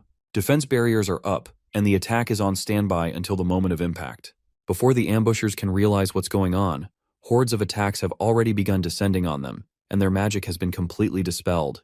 It's no use. They try to retreat, but numerous bear traps and an angry Sena are waiting for them along the path they came from. Sena sends a message from the prince to them, saying that they should be prepared for the consequences of starting a fight, as she pummels each and every one of them. One dumb soldier tries to attack her head-on, believing he couldn't possibly lose to a woman. He doesn't last seconds before he is sent hurling toward the ground.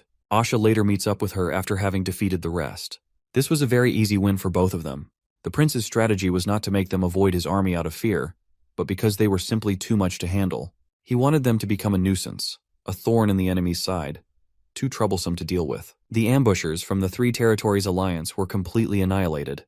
Afterwards, the army of Fahilia led by our protagonist successfully reclaims the Bother Fortress. The enemy tried launching several attacks after that, but they couldn't break the now morally boosted army, most especially because Kania was fighting with them. The enemy had thought that the power of Princess Kania was exaggerated, but unfortunately it wasn't the case as she was striking down men left and right. Months have passed since the war began, and the enemy's momentum is failing, and Ernesia's victory is assured. As it stands, Aurel's forces has about 121 dead, 142 severely injured, and 192 lightly injured. A very good result compared to other lords. It does not please our boy in the slightest. At the enemy's base, they reckon that they can't break through the defenses in the northeast, and it was reckless to keep depleting soldiers, so they decide to withdraw. Frustratingly, they make a very decisive decision to give this battle everything they've got. Aurel realizes that it's been too quiet lately. The enemy had ceased their non-stop attacks to claim the fortress. His strategy to focus on defense while other territories harassed the enemy resulted in his army suffering the most minimal casualties. He tells himself that the weather was too peaceful for people to die. The Three Territories Alliance was desperately trying to protect their interest and prevent his kingdom from achieving dominance. They too were also driven by their own personal goals. The lords who had been passive now commanded their soldiers to kill. Now the tides of the war had turned in their favor. Prince Jael was trying to distinguish himself as the future king. It was all ambition. Whether good or bad, ambition is what drives war. Humans grow though it. They strive for more. The prince couldn't really complain, since he too had his own ambitions. But what humans don't understand is that no matter how high you climb, the view of the sky will never change. Asha interrupts his chain of thoughts. She asks him to please act with dignity while in front of soldiers. It is then revealed that all this while our protagonist had been lying on the ground in the midst of staring soldiers, just daydreaming. The prince insists that less dignity makes life simpler, and urges her to give it a try, but she passes. She then states her observations about the recent reduce in attacks, and the prince concurs, saying that it has been 6 days with no action. Asha expresses her wish for the war to just end this way. Prince Aurel then notices that the enemy might be up to something, so he whistles, and in an instant, Frey lands in front of him, and he gets on. Asha tries to stop him, but he promises her to back soon and then zooms off. Just as he thought, he notices something from the air. He then communicates with Asha and tells her to call Sena. Apparently the war was far from over. Back at camp, the prince has a meeting with his personal guards. He asks them what they think the enemy would do next. Sena suggests that they may attack again, but Asha just warns the prince about taking off carelessly. The prince hurriedly agrees without giving it much thought and then turns to Sena. He tells her that the enemy had already pulled back, so they cannot possibly attack again. Sena doesn't think they'd surrender, and the prince agrees but still questions her thought. But Asha replies this time, saying it was because of their pride. The prince also agrees to this and playfully hands Asha a cookie for getting the right answer. The prince states that the war began with the enemy, and they can't just run now, for they openly made up lies and declared war, so they can't just cover it up as a misunderstanding. It would damage their people's opinion. In this case, the most obvious move for them would be to mobilize their entire nation, including slaves. That would be dangerous, as their number could triple. If they thought the last army was big, imagine 3 times that size. However, our young protagonist won't just sit back and take it. As a pro in many lives, our boy cannot lose composure even when faced with 1,000,000 soldiers. He has a secret weapon that only he and King Akin knows about. He pulls out a massive crossbow, designed to shoot 100 specially forged Fahilia bolts per minute. A weapon beyond even the royal researchers. Asha states that the weapon will be very useful. Our prince had not wanted to make this kind of advanced equipment yet, but this time he's got no choice. His enemies try to take what's theirs, so it's only right he returns the favor. After some time, at the Ernisia defensive line, a commander leads Ernesian troops for an attack on the quiet enemy in an effort to gain recognition by the king. However, what they meet leave them utterly dumbfounded. Hundreds of thousands of the enemy's troops rushing towards them at max speed. They immediately turn and begin to fall back. The enemy had gathered all the soldiers they could find, including slaves, and launched an all-out attack. Prince Jael and his army are ready to defend the fortress they had just claimed. He must stop them no matter what. Meanwhile, the enemy tries to use magic, but they still can't because of the Ernesia's soldiers' resistance. No matter though, they expected it. They withdraw their magicians and send more soldiers, who were charged with breaching the defensive line at all cost. They can always replenish soldiers lost in battle, as long as they win. But the Ernesian soldiers are not retreating. This is worrying the commander of the enemy forces. As he's still contemplating, a swift blot barely misses him by a few inches. As he is still trying to figure out where the bolt came from, he looks up in horror. The sky is filled with a rain of huge high-speeding bolts that came from a far distance. He looks with terror as his men are falling down left and right. Just as he's starting to think that they might endure it, Prince Jael and his army appear from behind. If they try to advance, the bolts would strike them. And if they try to retreat, the army of Prince Jael would strike them. Our genius MC thinks that the enemy's commander must hate his guts, and he has never been more right. He notices how the enemy was getting too cautious to move. He understands, though. Even shields couldn't withstand one fierce bolt. He communicates with the base, asking them about the supply of bolts, and they respond that they're not running out anytime soon. As powerful as the crossbows were, they still had their flaws. They are complex machinery that needs maintenance and reloading, making quick operation impossible. And there's the bolt. Each was specially forged, and they are wasting all of them. It is draining his money. He then receives a call from Dia, and she reports that the enemy magicians had all been depleted of mana. He then asks her if they can spare any magic stones for an attack, and she replies that they can spare all but 20%, and she could handle the dispelling alone. But the prince thinks that would be a waste of a 6th-class magician like her. During this discussion, the prince who had been on Frey, flying in the air all this while, spots that the cavalry were retreating. It's the perfect chance, and he orders Dia to burn them all to the ground, and Dia does as so. She casts the Mana House, the same spell that Aurel had used to grow crops in his territory. It served as a trap, capturing groups of soldiers at a time. Then she uses fire magic to completely reduce them to ashes. Prince Aurel's main strategy was to reduce casualties as much as possible, while delivering a devastating blow to the enemy. From above, the enemy looks terrified. The prince wishes they'd just run away already.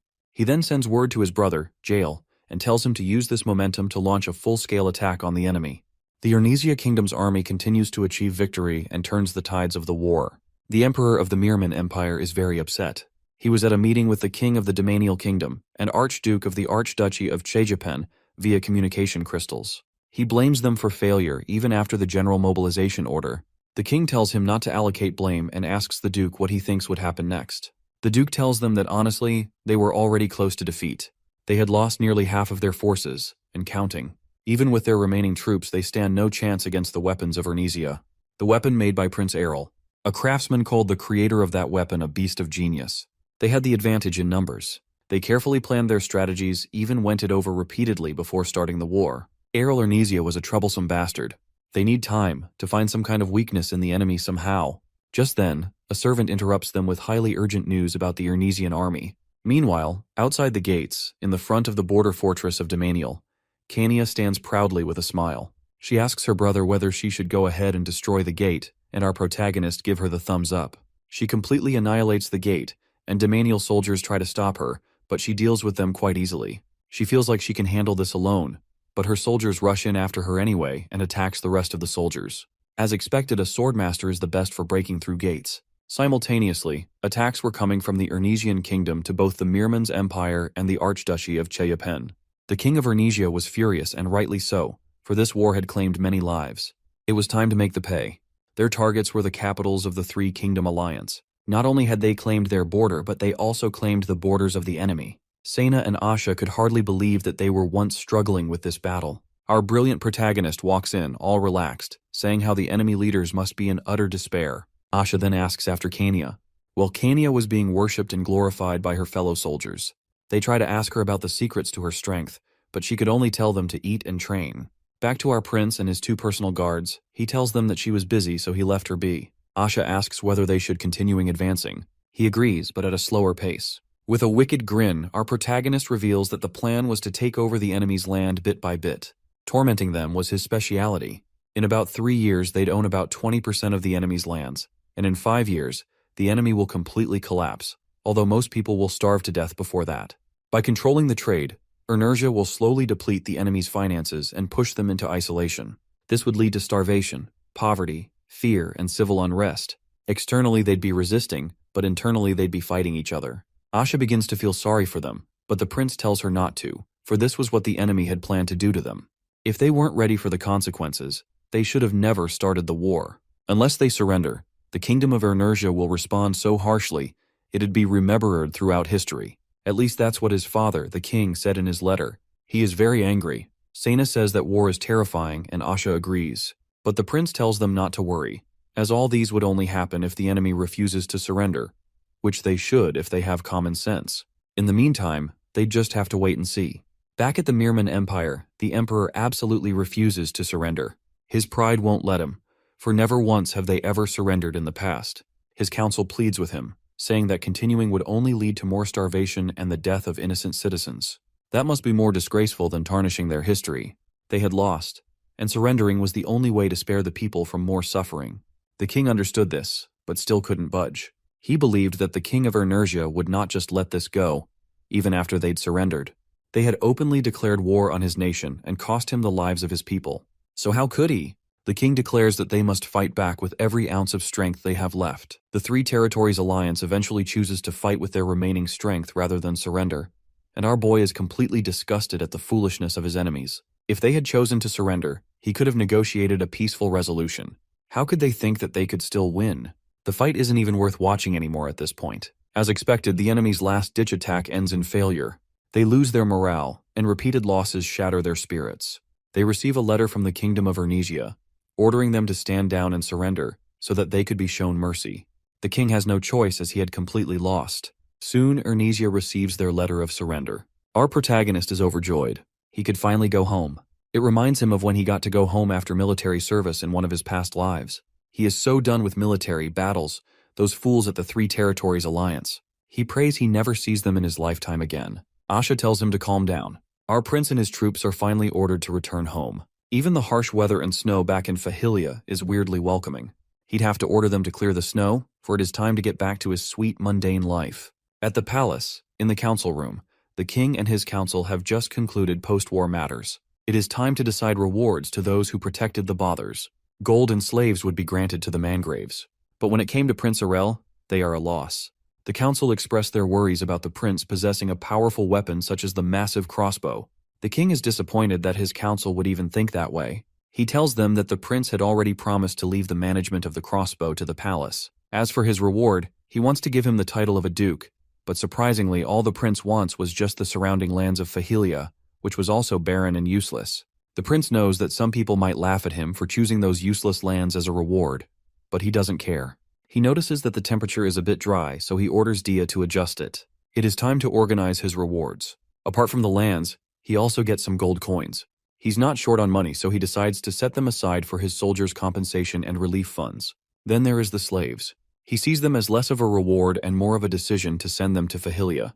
The prisoners who weren't ransomed became official slaves of the kingdom, but no one knew what to do with the sudden increase in slaves. so Prince Arel decided to take half of them in, since he now had the space and the resources. The war might have been a hassle, but he got what he wanted in the end. His grand plan is coming together piece by piece. Those nobles who laughed at him should just wait. Back at the kingdom of Demaniel, the king is frustrated and curses the Ernesians. They wanted 2 million gold coins as war reparations, an amount his kingdom could never afford. Paying it off would put Demaniel in a dire financial state for decades to come. His right hand, who had introduced the whole idea of the war in the first place, blames himself. The king ignores him and tells him to go draft a business plan. Punishing him now would only throw the administration into chaos. The nobles, however, who supported the war, would receive no allowances until the compensation is fully paid. At the Archduchy of Chejapen, the Duke receives word that he is being blamed and asked to take responsibility for this mess, which he had expected. In fact, he reckons they are even lucky it ended this way.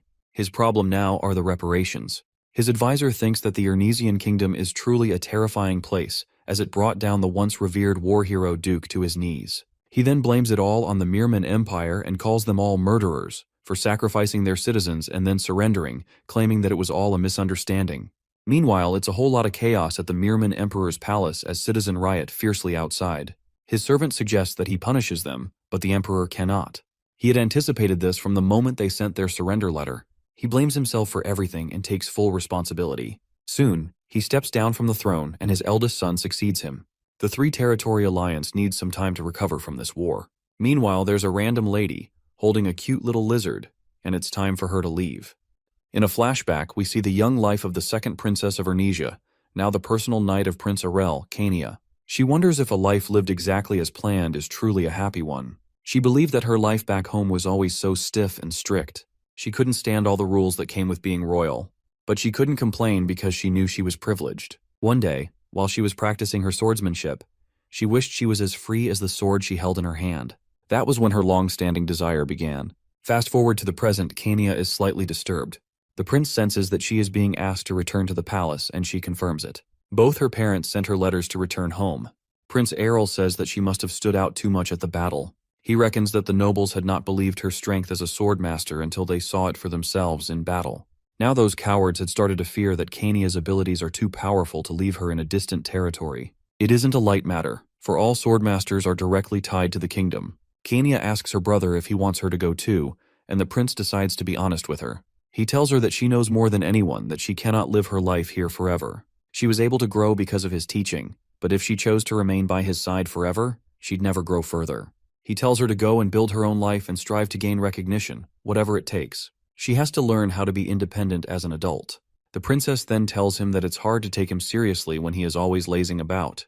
This catches the prince off guard. He tells her to take some time to think about it.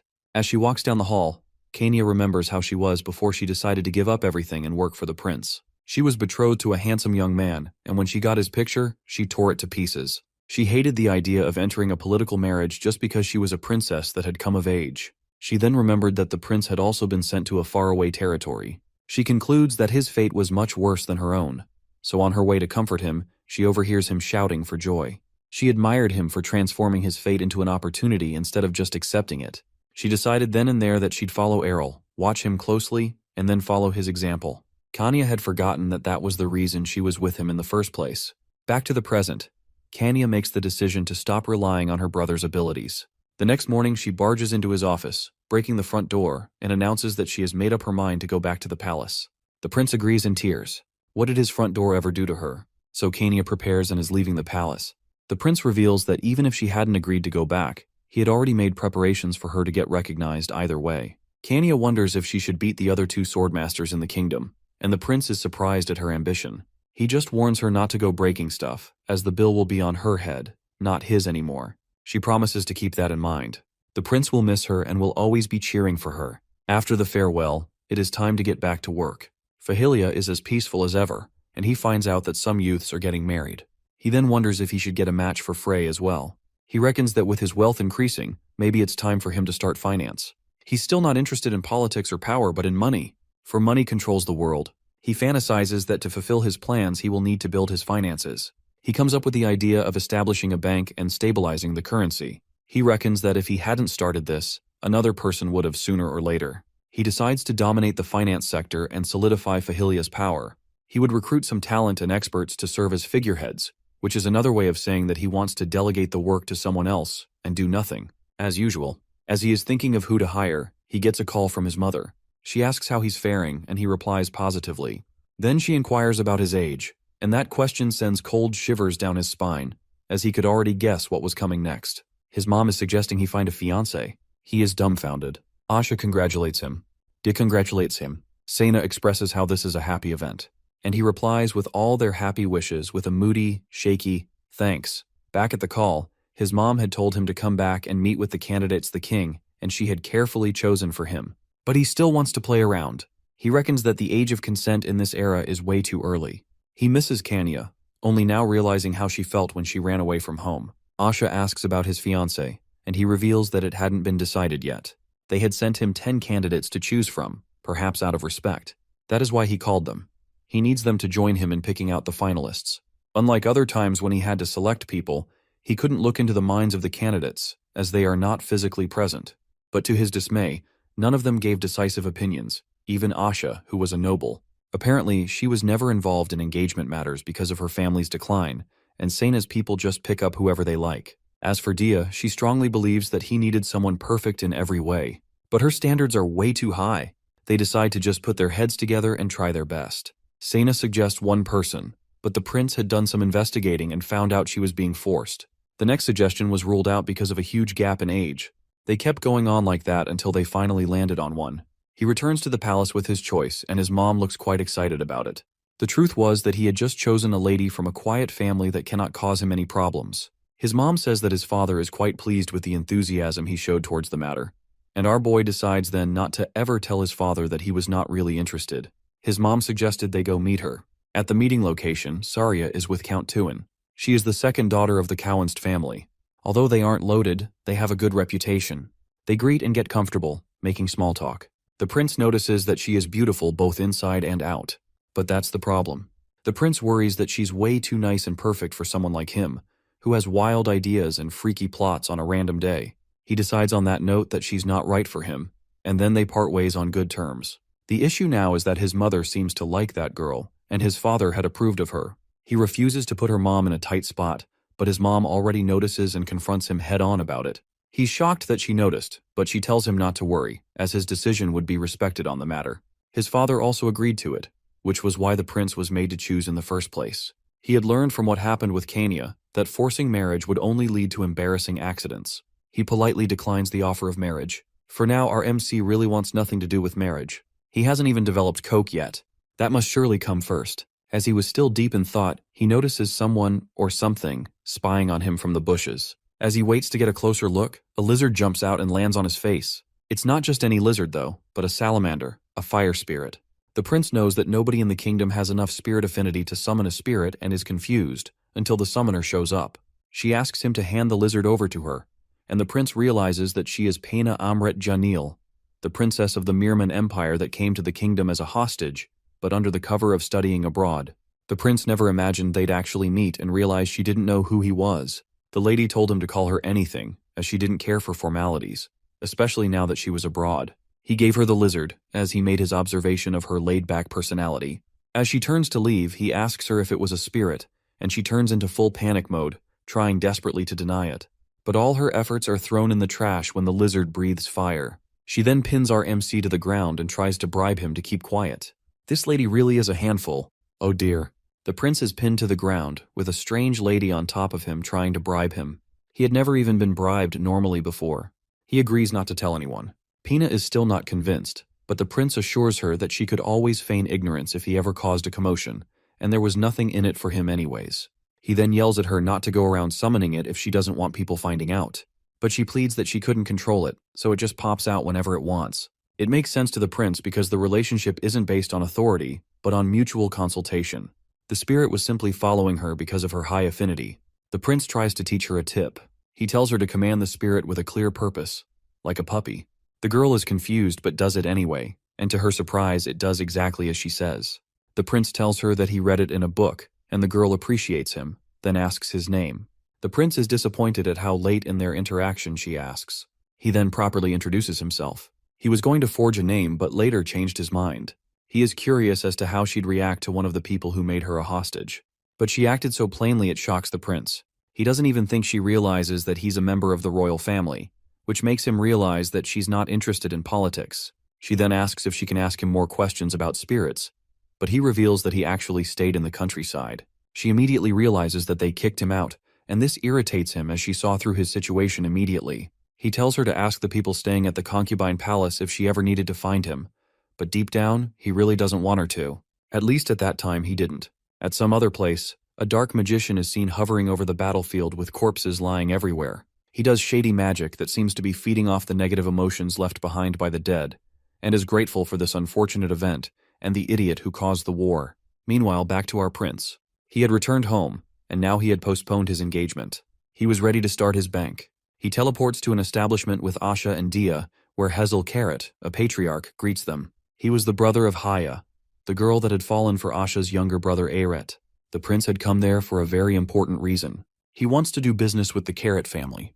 Hazel is confused and points out that the prince already had a store, but the prince tells him that this one would be on a much bigger scale. He wants to establish a bank and introduce a new currency, as the current one had way too many loopholes. He had already run this idea by the king, and the new currency would be irreplaceable dwarven-made coins. Hazel understands the prince but questions his decision to choose him. The prince tells him that he cannot run it by himself and was simply looking for talent. In other words, he wanted him to be the president of his bank. Hazel is still unsure as to how he'd be able to manage all the finances going through the country, but the prince tells him that he will benefit well from it. Hazel is still unsure, and the prince admires his uncertainty, as it shows that he is not foolish and blinded by greed. Hazel has a good personality and a reputation for making good investments. The prince assures him that he'll make it happen no matter what. Some merchants are bound to resist, but it won't be impossible. He then whispers to him that he has the most gold in the country right now. So, he insisted that he join him in solidifying the economy of the country. Hazel assures the prince that his plan will definitely succeed. Still, he is confused as to why the prince wants to do this when he is already very rich. Our MC then reveals to the man that he doesn't just want more money. Rather, he wants to control the flow of money and convert his territory into a flourishing city, then shove it in those nobles' faces. Building a city is not easy, and for that, he needs to establish a bank, as it is one of the cornerstones of a city. Hazel realizes that the bank is just a small step to a much bigger, realistic goal that other lords would have laughed at. It moves him greatly, and he accepts the prince's proposal with honor. Then they shake on it. As they turn to leave, Hazel inquires about the prince's plan with the cost after opening the bank. He offers to have people look into it, but the prince tells him not to worry, as negotiations would come sooner or later. At Sena's hometown, at the southern end of the Ernesian kingdom, the prince, his guard Sena, and magician Dia are there in person, as Sena's people, who were mercenaries, had previously rejected his job offer to become bodyguards for his new bank. As they approach the village, Dia suddenly halts and blocks the prince's path. She senses that they're being watched and uses a spell to locate and electrocute the spies. Sena seems to recognize the spies as people from her village. She explains that it must have been a misunderstanding and politely excuses herself to clear things up. She does so using her native language, which seems rather violent, beating them to a pulp as she explains the situation. Soon they were clear to pass. The name of the village is Nachapanil, and the village chief, Agbena, who is also Sena's grandpa, apologizes and welcomes them. Agbena tells them that he still couldn't accept the prince's offer, and the prince notices that he's unyielding. Dia then reveals to the prince privately that the atmosphere had changed from the last time she was here. Apparently, she had stopped by the village before when she had just come out of the magic tower. She tells the prince that the villagers seem very wary of the outskirts of the village. The prince tells the chief that there is obviously a problem, and he should let him help them. The chief refuses to trouble the prince with their problems, but the prince says that it should be his decision to help or not. Reluctantly, the chief reveals the village's major problem to the prince, the undead. They had suddenly started popping up at the village outskirts, about 1,000 of them. The prince is shocked as to why this was not discussed at the palace. He then inquires after the lord of the territory. Apparently the lord was recently changed. He is the cousin of Count Quental. The chief reveals that the reason why the matter was hidden is because the village is the only one being affected. The prince is still confused, so the chief explains further in a flashback. Count Quental had almost wiped away their village because they had failed to pay taxes that year as a result of a bad harvest. It was his son, Sena's father, who strongly fought to keep this from happening. Unfortunately, he was accused by the count, interrogated, and probably killed as a result.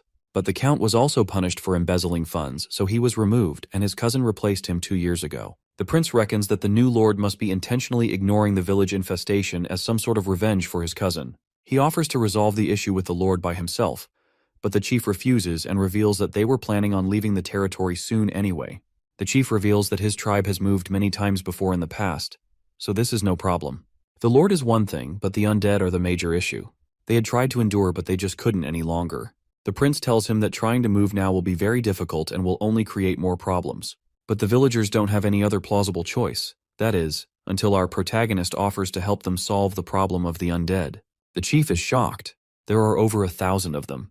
The prince says he can do it. He just needs their cooperation. He tells him to weigh his options very carefully. If they move, there is no real guarantee of a stable income. But if they agree to him, not only will he eradicate their undead problems, but he'll also buy their labor at a good price. The chief requests some time to think it over. The reason why the villagers were so wary is because recently an outsider who had entered their village became undead.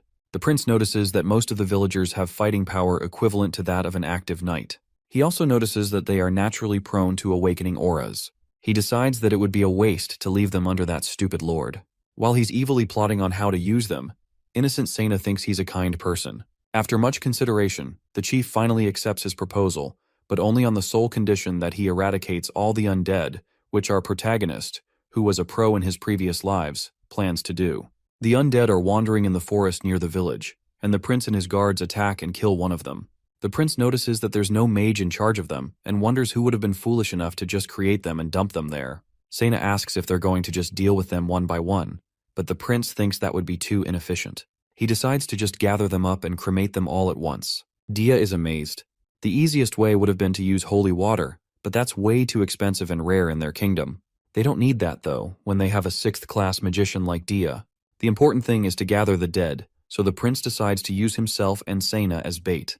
They camp right there in plain sight. Nothing could be more appetizing to the undead than fresh human flesh delivered to them on a silver platter. Sena is worried, but our MC is as nonchalant as ever. She complains that it's too dangerous for the prince to be out here at night, but the prince argues that he needs to do this himself. He needs the chief to trust him. Apart from that, he knows that if Sena's people had left, she would have surely followed them, and he was not ready to lose her just yet. She relaxes a bit, and just then they start showing, the undead. Sena quickly grabs the prince's hand and carrying him on her back, she starts running, zipping through the forest like a cheetah. This is definitely scary because the dead are hot on their heels, like a freaky horror movie. He feels like he's in a game of tag, and Sena begs him to stop enjoying it. Once a lot had gathered, the prince signals Dia, who had been hiding in the air all this while, and she casts a fire spell, fire wall, on them that turns them into stinky ashes in seconds flat. The prince notices that the caster must not have finished his experiment, as the undead had no defensive spells at all. The magic had attracted more of the undead, and the prince tells Sena that they may have to repeat this a few more times. She might have to keep running till morning. Sena is completely exhausted. Running all night with someone on her back was difficult even for a knight. Our MC praises his companions. They had completely air-fried the entire undead army. Dia reports that she couldn't find any other traces of mana. The undead had traces of undead mana, and they were wearing armor, not civilian clothes. Our boy needs to investigate further on this matter. Back to the village they all go. The villagers all look like they could use a barf bag. The prince and his companions had been running around dead corpses all night, so they stunk. After a fresh bath, Dia shows the chief proof that the prince kept his promise. It is now time to talk business. The chief hadn't expected it to go so fast, but our boy was quite an impatient fellow. He promises to also take care of that dumb lord, and the chief is speechless. Our MC suggests that he thanks him by considering his previous request. All our boy wants are tough bodyguards that can help him guard his future bank. He also pays handsomely well. The chief agrees and the contract is set. Finally, they even had to defeat a whole army of undead just for this one bank. There's one last thing left to do. At the palace, in the conference room, our protagonist, looking fresh as ever, clearly states his plans to a room full of nobles about his bank. One of them wonders why he can't just store the money in like a mansion or something. But the prince tells him that it won't be so safe. He makes reference to what happened with the concubine. A tragic incident our scheming little devil of an MC obviously had something to do with, but is now being used as a case study to defend his point. What a menace. The reasoning was to create an untouchable safe bank, guarded with knight-level security, not just to store money, but to lend money to capable people. That way they could charge interest. A noble then inquired about the consequences of not paying, and our prince shows him a devilish smile. What did he think was going to happen?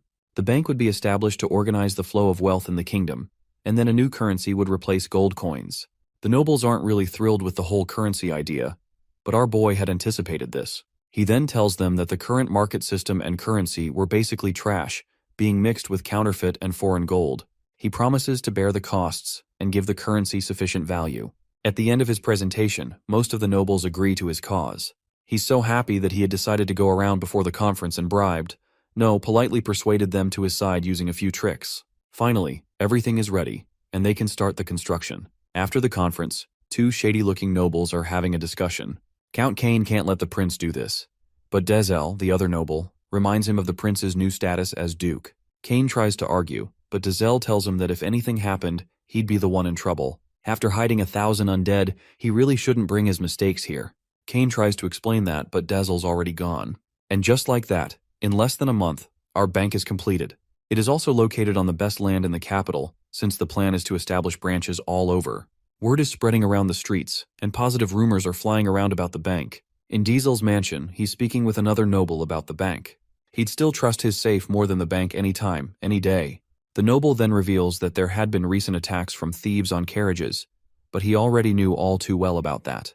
Well, it turns out they had also tried to attack a carriage carrying important banknotes. Too bad for them that mercenary bodyguards who taught them a painful lesson were present.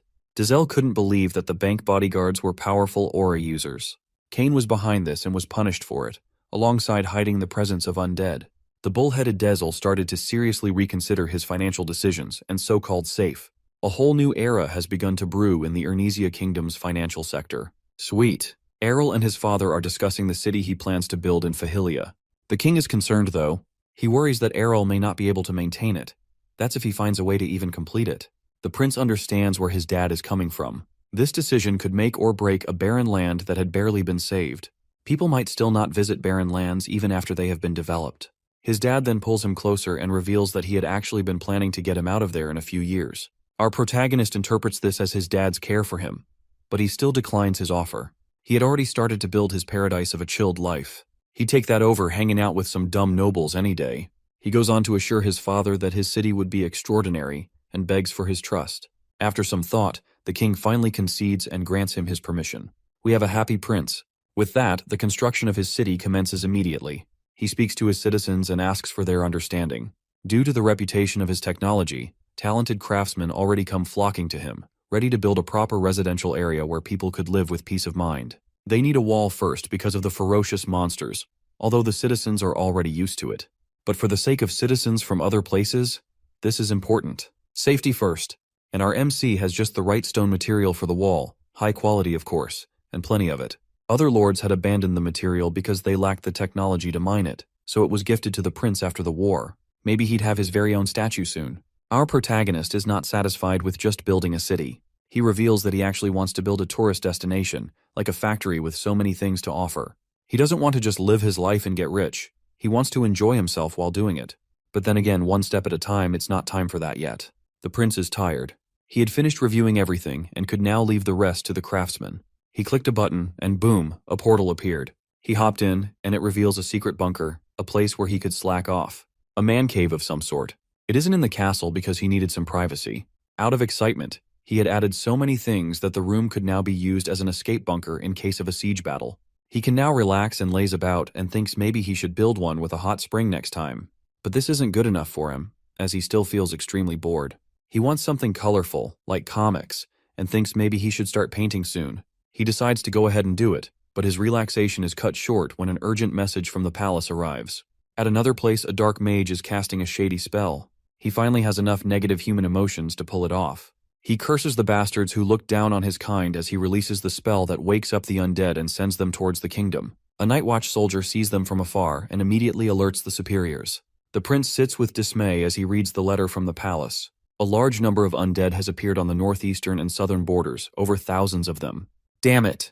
Just as he was starting to relax. Apparently, all the dead people from the war had been turned undead, as the number matched the number of casualties. Dia points out that the earlier attack must have been just his training. She obviously hates dark mages, but it's too early to determine who was really behind this. The army of undead had split and was trying to cross the border of the kingdom and the Three-Territory Alliance. Sienna suggests sending troops, but the prince isn't sure, as the royal palace hadn't given any orders yet. Our boy is vexed, as this news had stopped his construction and trade.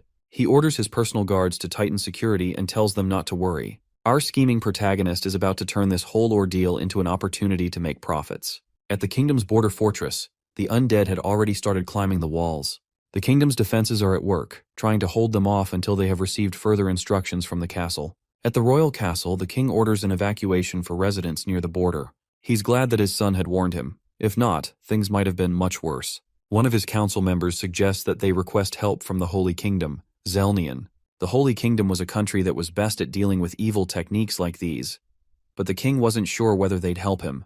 The Holy Kingdom had this strict belief and only recognized the existence of humans. Other creatures were seen as monsters, but the Kingdom of Arnesia welcomed people of all races, including dwarves and elves. This created a silent conflict between the nations. The king was not sure what conditions they'd impose for their help. An elf also agreed with him, saying that they might try to force the kingdom to start discriminating or banishing other races. He decides to leave, asking for their help as a last resort. Just then, a letter from our boy arrives. There's no need for the Holy Kingdom's help after all when they have a genius on their side. Prince Errol to the rescue once more. Meanwhile, at the Merman Kingdom, it is absolute chaos as the undead had already broken through and had driven the villagers living at the border to seek refuge at the palace. The new king was highly distressed and didn't know what to do. After his father had stepped down, he still had to try and regain the citizens' trust that was lost during the war, and now this was happening. He couldn't even get help from his allies. He had no choice but to resort to requesting help from the Holy Kingdom and accepting their conditions, whatever they were. He knows that this would mean they can interfere with his empire's affairs in the future, but he can't worry about that right now. The only reason why the Holy Kingdom could exact this level of influence in the first place is because they are the only people who made the very rare and irreplaceable holy water that could dispel evil like the undead very easily. Because of this, in return for their help, they'd charge expensively or impose ridiculous conditions on other countries. At the Domanial Kingdom, they hear that the Merman Empire had already asked the Holy Kingdom for help. The king worries that because of the influence of the Arnesian Kingdom and the bad blood they have with the Holy Kingdom, they too might not be able to do the same. He is confused as to why the Arnesian Kingdom had not made any move yet. He doesn't dare believe that they have already found a solution. A letter then interrupts his thoughts. To his amazement, the Kingdom of Arnesia is offering to give him the same help as the Holy Kingdom, but at a much cheaper price. It is revealed that our protagonist had already found a way to replicate the precious and rare holy water that was causing all this fuss, with the help of his alchemist not so long ago. Our MC has done it again. The prince remembers that in his 45th or 46th life, he had helped a woman he acknowledged to mass-produce holy water, and thanks to that experience, he can now artificially create holy water. The only downside is that it is less effective than real holy water, as you need much more to cleanse an undead. But the upside is that he can create as much as he wants, and it is as cheap to produce as water. So, of course, he mass-produced it sometime before the undead invasion began. Now, the kingdom uses it to fight off the undead, and it is doing its job very well. They send letters to other affected regions, aka the Three Territory Alliance and some others, and the Holy Kingdom as well, offering help regardless of past grievances. Of course, some idiots don't believe it, like the Merman Empire, so the kingdom sends another letter saying that the third prince is going to explain its efficiency soon enough. Our boy is pleasantly surprised at how many people want to see him now. Daya is concerned that he might be putting his private, safe life at risk, and thinks there's something else behind her master's plan, and she was right. Turns out our protagonist wasn't doing this for any greater good. Instead, he wants whole nations to be indebted to him. He wants to drill the fear of his power into their minds. And lastly, money, of course. Yep, he wants their money, in bulk. On the explanation day, the prince grants all the representatives of nations that reached out to him an audience once. He notices that the Merman Empire is not present and assumes that they had sided with the Holy Kingdom. The representatives are shocked that the infamous Prince Aurel is just a kid. Dumb nobles don't even notice that the prince could hear their murmuring. He then takes his time to explain the concept behind his holy water. He uses a live demonstration with an actual undead that scares the hell out of his audience. The prince thinks that they are weak scaredy cats with no backbone. The audience, on the other hand, thinks that he's definitely no ordinary child, for he completely cleansed an undead in front of them without any emotions in his eyes. They finally ask for the overall price of the artificial holy water, and it is very pricey. It's cheap, but each nation would need tons of it, making it pricey. But the prince, however, assures them that he would accept future payments, in other words, debt. Unfortunately for them, our protagonist only speaks in money and profit. Another representative asks whether it is similar to the one made by the Holy Kingdom. Actually, the official name of his artificial holy water is artificial mana neutralizers. The prince assures her that the ingredients and production techniques are completely different, even though the effect is similar. He then promises to provide as much as each nation needs, as long as they can pay him back in full, of course. At the Chejapan Archduchy, the battle with the undead is taking its toll on the soldiers. Everything changes once the holy water from the Ernesia kingdom arrives, though, and they are amazed at how much had come in. They quickly use it to turn the tides of battle in their favor. The commander was truly grateful to a prince he had never even met. Apart from the Mirman Empire, every other nation that was affected uses the prince's holy water in different ways to eradicate the undead. Some use mages, while others, on the orders of Prince Errol, use arrows filled with water to attack from a far distance for safety. Once they are done, the forest, once ridden with the undead, looks almost too clean and holy. At night, our favorite shady dark magician, who is directly responsible for creating the undead, is enraged and furious at Prince Errol for completely annihilating his undead army. He could have gotten all he wanted by now. He reckons that even the Holy Kingdom didn't have enough power to accomplish this. He swears to punish the Magic Tower and bring in the era of the Dark Church. Good luck with that, man. Back at Fahilia, Asha reports to the prince that the remaining undead seem to be circling back to their master. Our boy realizes that the Dark Mage is trying to prolong his life by using them as shields. She also tells him about protest letters from the Holy Kingdom, but he tells her to completely ignore them. He asks for Dia's opinion, and she tells him that she thinks it will be better if they catch the culprit on time. She deciphers that it might be a powerful 7th-class mage behind this, but he will still reach his limit, and then get caught. It is going to be quite the battle. The prince reckons that sitting around might be a waste. Right? At the battlefield, the Dark Mage shows up in the midst of a battle with the undead. The soldiers focus their attack on him, but they're no match for his magic. The Dark Mage realizes that he might be reaching the limit of how much negative mana his body could handle. He decides to retreat for now and sends a massive poison cloud to guarantee his escape. He rushes back to his cabin to grab his essentials and leave, only to meet a frightening figure. Prince Errol, ready to punish a naughty mage. Mr. Dark Mage is terrified. Our MC is disappointed. Thanks to the soldiers, it was quite easy to predict his hideout. The prince had hoped to find some useful information about the dark magic system, but couldn't find any. That was only part of the reason he came in person, though. He also wanted to know what in hell gave Mr. Dark Mage the audacity to not only wake up hundreds of undead, but also attack and put everyone in fear. Our boy is pissed. The Dark Mage tries to attack, but before he can cast a spell, he is already on the floor, and Prince Errol's knuckles sting a bit. Mages are just like humans. Once shaken, they lose their ability to focus and use magic. The prince deduces that his plan was to raise an army of undead and attack the neighboring countries. What an immature, foolish idea. The mage, still on the ground, feels insulted, but our MC humbles him even more. Assuming his plan had succeeded, what would he have done next? Ruled over a nation of corpses? That is just sad and empty. The mage curses the MC for ruining his plan. The prince replies that it is only when something doesn't go your way that it becomes someone else's fault. He says that he was a fool for thinking that there was some intelligent reason behind all this, and decides to give Mr. Dark Mage a humiliating and painful end for all the trouble he had caused. The Dark Mage refuses to go down without a fight and awakens his biggest undead to fight for him. Our prince is disgusted. The undead is a zombie made up of the parts of carefully selected powerful dead soldiers. It's Frankenstein all over again. The prince thinks about how to exterminate it but doesn't want to get his hands dirty. Germs are real, people. He has an excellent idea. He uses magic to simply purify the zombie.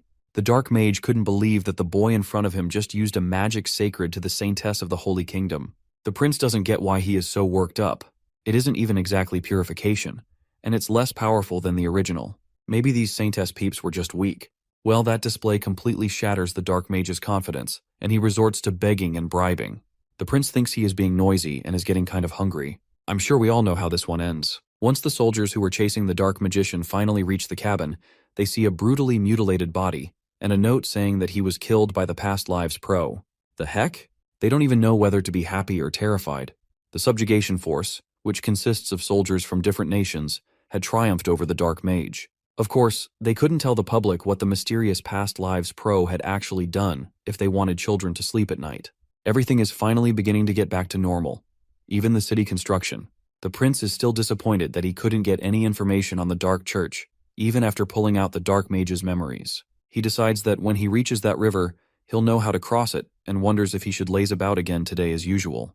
At the Zelnian Holy Kingdom, the High Priest Pelzen is furious and claims that Prince Errol and his people are falsifying their god's grace. He turns to the Saintess, Nelvenia, and she shuts him down immediately.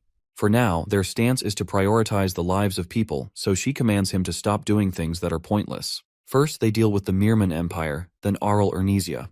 He has to be checked out, especially after pulling a stunt like that. Some time has passed since the undead incident, and some things had changed. Our boy is now 17, basically a man now. Frey had mated and now has a baby. The dwarves are attempting to smelt titanium. Of all these changes, the biggest is that 1/3 of the prince's dream city had finally been completed. It's perfect, and the new residents like it too. They're so grateful to the prince, and that makes him feel rewarded. He then leaves to go start scheming his next genius plan. A housewarming party. Asha was more than shocked when she found out about her employer's plan to throw a party. So much so that she had to check if he was feeling well. There's no way the boy she had come to know as someone who hated nobles and social parties with his guts was actually planning to throw one. He tells her to stop overreacting, as he just wanted to let the public know that Fahilia was no longer the barren, frozen land it once was, so as to attract more visitors in the future. Even if people weren't interested in the city, surely they'd be interested in the infamous third prince. Asha understands, but the prince needs her help promoting the banquet. Apart from her, he had no one else experienced with throwing parties. All his other workers were either common folk or introverts. Her nobility was sure to come in handy when making decisions that concerned this matter. She tells him not to worry, as she thinks that many influential nobles would attend. But when he inquires about his father's attendance, she vows to prepare it even if she has to risk her life. Our protagonist begs her not to go that far, but she insists. The prince is conflicted about who to invite. He needs to carefully select a mixture of both rich and common folk. He gets frustrated and decides to just invite everybody. And that takes care of that. The nobles could hardly believe it. The prince, who is normally enshrouded in mystery and never shows his face, was inviting them to a social party? It must be some kind of mistake. He had always given excuses in the past, and the nobles excused him because he was born weak. This is an invitation they certainly can't fail to attend. Prince Arel's mom is delighted at the news, and his father promises to make time. Soon his party is the talk of the whole kingdom. It was a lot of work, but the prince starts to look forward to his party himself. On the day of the banquet, the gate guard can hardly believe that so many important people are coming through the gates of a once barren and forgotten land.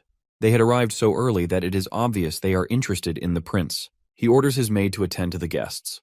The guest nobles are so surprised by how much of the city had been completed. One particular noble is astonished, but still feels that the terrible cold would still be unbearable no matter how nice the city is. Imagine his shock when he steps out of his carriage only to feel so much warmth in the air that some nobles had begun to undress a little. Yup, the prince had somehow found a way to raise the temperature of the whole town.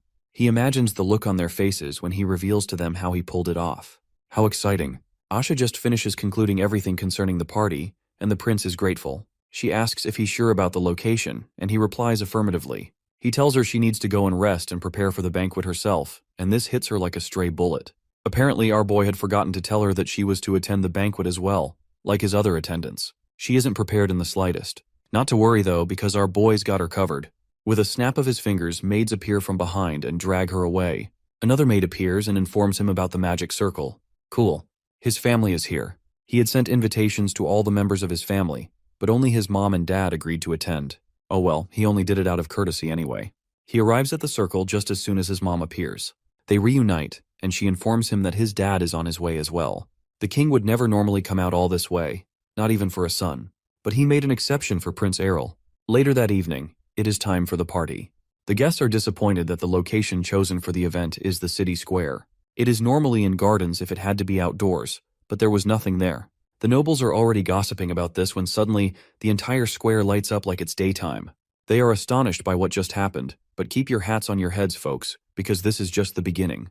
Meanwhile, our young prince is looking so fresh as he prepares to join the banquet. Sena, Asha, and Dia meet up with him, looking drop-dead gorgeous. The prince compliments each of them, and they all move to join the banquet together.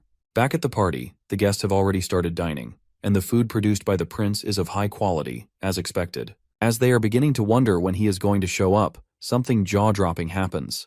The water fountain, that is in the middle of the square, suddenly splits into 4. It reveals a platform, emerging from beneath, with a proud prince and a massive statue of him standing majestically. He just casually broke the world record for flashiest entrances. They had expected something bizarre this night, but this somehow still blows their minds. He hadn't changed one bit, always finding ways to leave people completely speechless. He steps down and greets his guests, then proceeds to introduce his city to them. Before he goes ahead to show off his city, he introduces the guest of honor, the king, who also thanks the guests for coming. After all that, it is time to brag about the new technologies of the great Fahilia to dumb but very rich people, also known as nobles. It is finally time for our MC's favorite part of this whole event, bragging about his new technologies. Using magic screens, he carefully displays and explains the city's layout and features to an amazed crowd. The defense of the town is top-notch, with a wall so tall and so strong that it covers the entire city.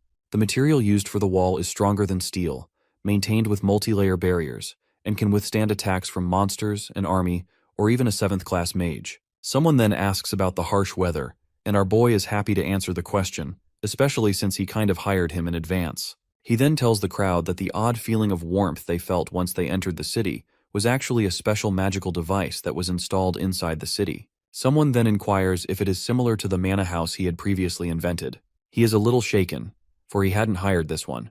But still, he agrees with him and continues his presentation. He explains that the technology is bigger and more advanced than the mana house though, and is able to do more, like actually changing the weather for the whole city. Our protagonist isn't even playing. He had spent a lot of money and overworked mages on this. With that, he concludes his presentation, and the crowd applauds him. After that, nobles start competing over who gets to open stores in his city first, asking about the magic tool, and soon our boy is getting so much attention that his social battery begins to run out. But he has to endure, for the future of his city. His personal guards notice how hard their boss is working, stepping out of his comfort zone to attend to everyone who had a question. Other guests begin to notice them as well. 3 beautiful girls, rumored to be stronger than even the knight commander. One of them approaches Asha with the request of having a dance, but she politely declines with the excuse of being on duty. The prince, who is watching, wishes his guards would loosen up a bit. It's only a matter of time before his own predator locks onto him as a target. She asks him to dance, and the prince, who always thought that it was men who asked and not the ladies, is surprised. He then notices his mom staring at him with a beaming smile that commands him to dance right away. It's a trap! He doesn't want his mom to get worried, so he agrees to dance anyway. Plus, he can't be misinterpreted as a fool. He politely tells the girl that he would grant her only one dance, as he was not much of a dancer. The lady appreciates his meekness, and he interprets her as a social pro. Unfortunately, she doesn't know that the person she was dancing with was a pro of many lives who had mastered various techniques and dance moves, swinging her with such elegance. A real Michael Jackson. Other girls are so jealous, but he couldn't act too shy in front of his guests. Once he's done with her, the girl can hardly stay on her feet. He asks for another partner for the next song, and he is not short of fangirls. Once he's done dancing and somehow managed to escape the clutches of his fans, our prince is completely exhausted. Sena points out that no one asked him to go that far, and he makes it clear that he wasn't enjoying himself. He turns back only to see a long line of ladies still waiting to be swept off their feet. He can't do this much longer. He then turns to Asha and has an idea. He asks her to dance with him. He had previously noticed that she wasn't really enjoying herself. He tells her to save him from those women and dance with him a little. She can even call it an award for helping him plan this event. A dance with a prince, especially an introvert like him, wasn't common. She agrees, but worries that she's no longer confident in her feet. The prince tells her not to worry and promises to teach her along the way. With that, they come together in song and dance. The prince and his guard dance so beautifully well, and he keeps his promise to her by teaching her steps as they move. He compares dance steps to fighting moves and tells her to glow with the flow. The envy oozing from the female crowd is so thick you could probably chew through it. You can't blame them though.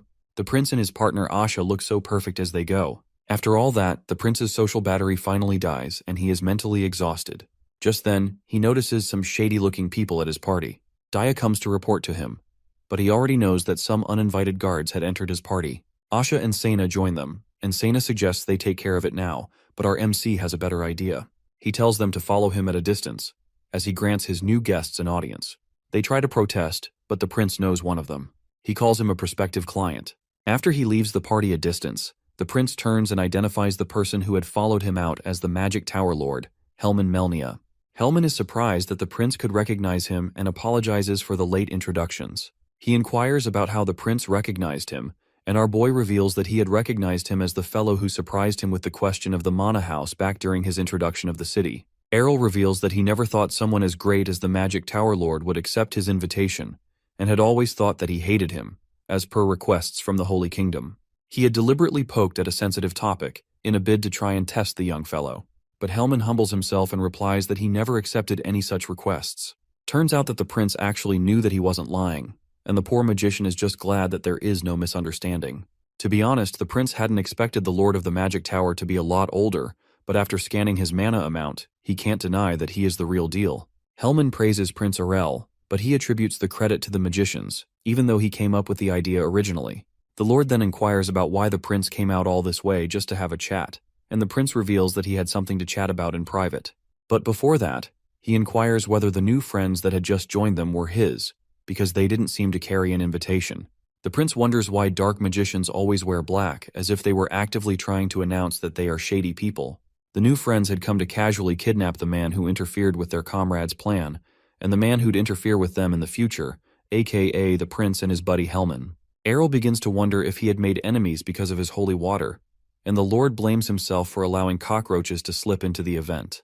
The dark magicians start casting a 7th class spell, but before they could finish, Hellman whips out an 8th class spell that sends them 10,000 feet in the air and crashes to their doom with ridiculous speed. He didn't kill them, but that definitely hurt a lot. The prince admires his strength and apologizes for using magic without permission, but our boy doesn't mind free entertainment. Hellman then notices the prince's guards that had been following them all this while on standby. He asks if he could deal with their friends on the floor, and the prince happily obliges. After that, they begin their chat, and the prince reveals to him that he needs manpower from the magic tower. Hellman asks what his intentions are, but the prince can't reveal them yet. The Lord would like to accept, but needs time to convince the others. The prince understands and promises to contact him officially. He then turns to leave, but the prince suggests that he stay and enjoy the banquet a bit longer. Unfortunately, he can't, as he has a lot of work to do and needs to have a fun chat with his dark magician friends. He leaves using teleportation magic, and the prince is wary of how he did it so openly, even after he had barriers installed. Back at the party, the king had been waiting for his son and inquired about his whereabouts. Well, he had a chat with the magic tower lord and watched him beat sense into some dark magicians, but he obviously couldn't tell him that. The prince reckons that for his dad to stay out waiting for him, he must have something important to say. The king praises Errol for his resourcefulness in building the city. He then asks him for the last time to return to the castle. The prince politely declines and he accepts his response. He reckons that it might even be better for his son to stay here and be free, and is relieved. He then reveals that his brother, Prince Jael, actually wants him back. It is time to make a decision. The prince reckons that it is because of throne inheritance. Jael had come of age, his reputation had increased during the war, and he had received the support of so many nobles. The prince thinks that he might want to offer him an official position. He is nothing like his mother, the queen. He then promises his dad to contact him later. They'd soon be in another turmoil. What a drag. After the party, people had started moving into their new homes in the city. The castle had given their final approval, and the city was finally opened. A month later, the prince had secretly sneaked out and was now wandering through the streets of his city, inspecting. He notices the new merchants and begins to think that his company should have a new flagship product. Just then, a particular store catches his eye. The Geotal Company, a merchant association with headquarters in the Felsen Kingdom, focused on importing goods overseas. The ship technology is trash in this era, and our boy wishes that his kingdom had a sea. As he enters the store, the merchant in charge notices that his customer looks filthy rich and starts gazing at him like a learned trader would. The prince looks around, but nothing seems to be catching his eye until he notices something. It looks like a seed. He doesn't dare believe what he is looking at in his hands. Cacao fruit. He immediately orders a confused merchant to give him every single one in the shop. Now, Asha and Sena notice how their boss has been busy lately. He has been working on that seed. The prince had finally succeeded in growing cocoa trees. Although he had lost half the seeds and overworked magicians, he had finally found the right temperature in his mana house to grow it. He then leaves the important part to Dia, which is processing the cocoa beans. This might be a waste of magic, but our prince doesn't care. Dia uses her magic to turn the beans into cocoa powder, and once the prince promises to give her the first taste as a reward, her speed increases. He then adds sugar and prepares it, and soon he obtains mouth-watering chocolate. It's been a long while, because there was no chocolate even in his previous life. Oh yes, chocolate. He has never been more glad to have been reborn again. He calls Asha, Sena, and Aiken, the dwarf leader, to help him taste his new products, chocolate snacks. He needs them to help him decide the best snacks to use as a flagship product. Asha thinks that cookies and bread would be very popular among the children. Sena thinks the chocolate fondue is the perfect combo of sweet and sour.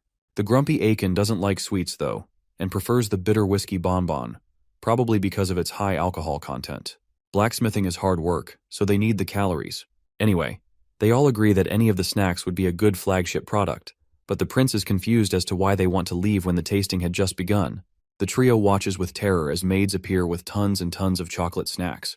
Apparently the prince had gotten a little carried away while he was cooking. He gladly welcomes them to Sugar Hell, Chocolate Edition. Oh, and it's another peaceful day in Fahilha. On the second day, Asha and Sena look like they could throw up.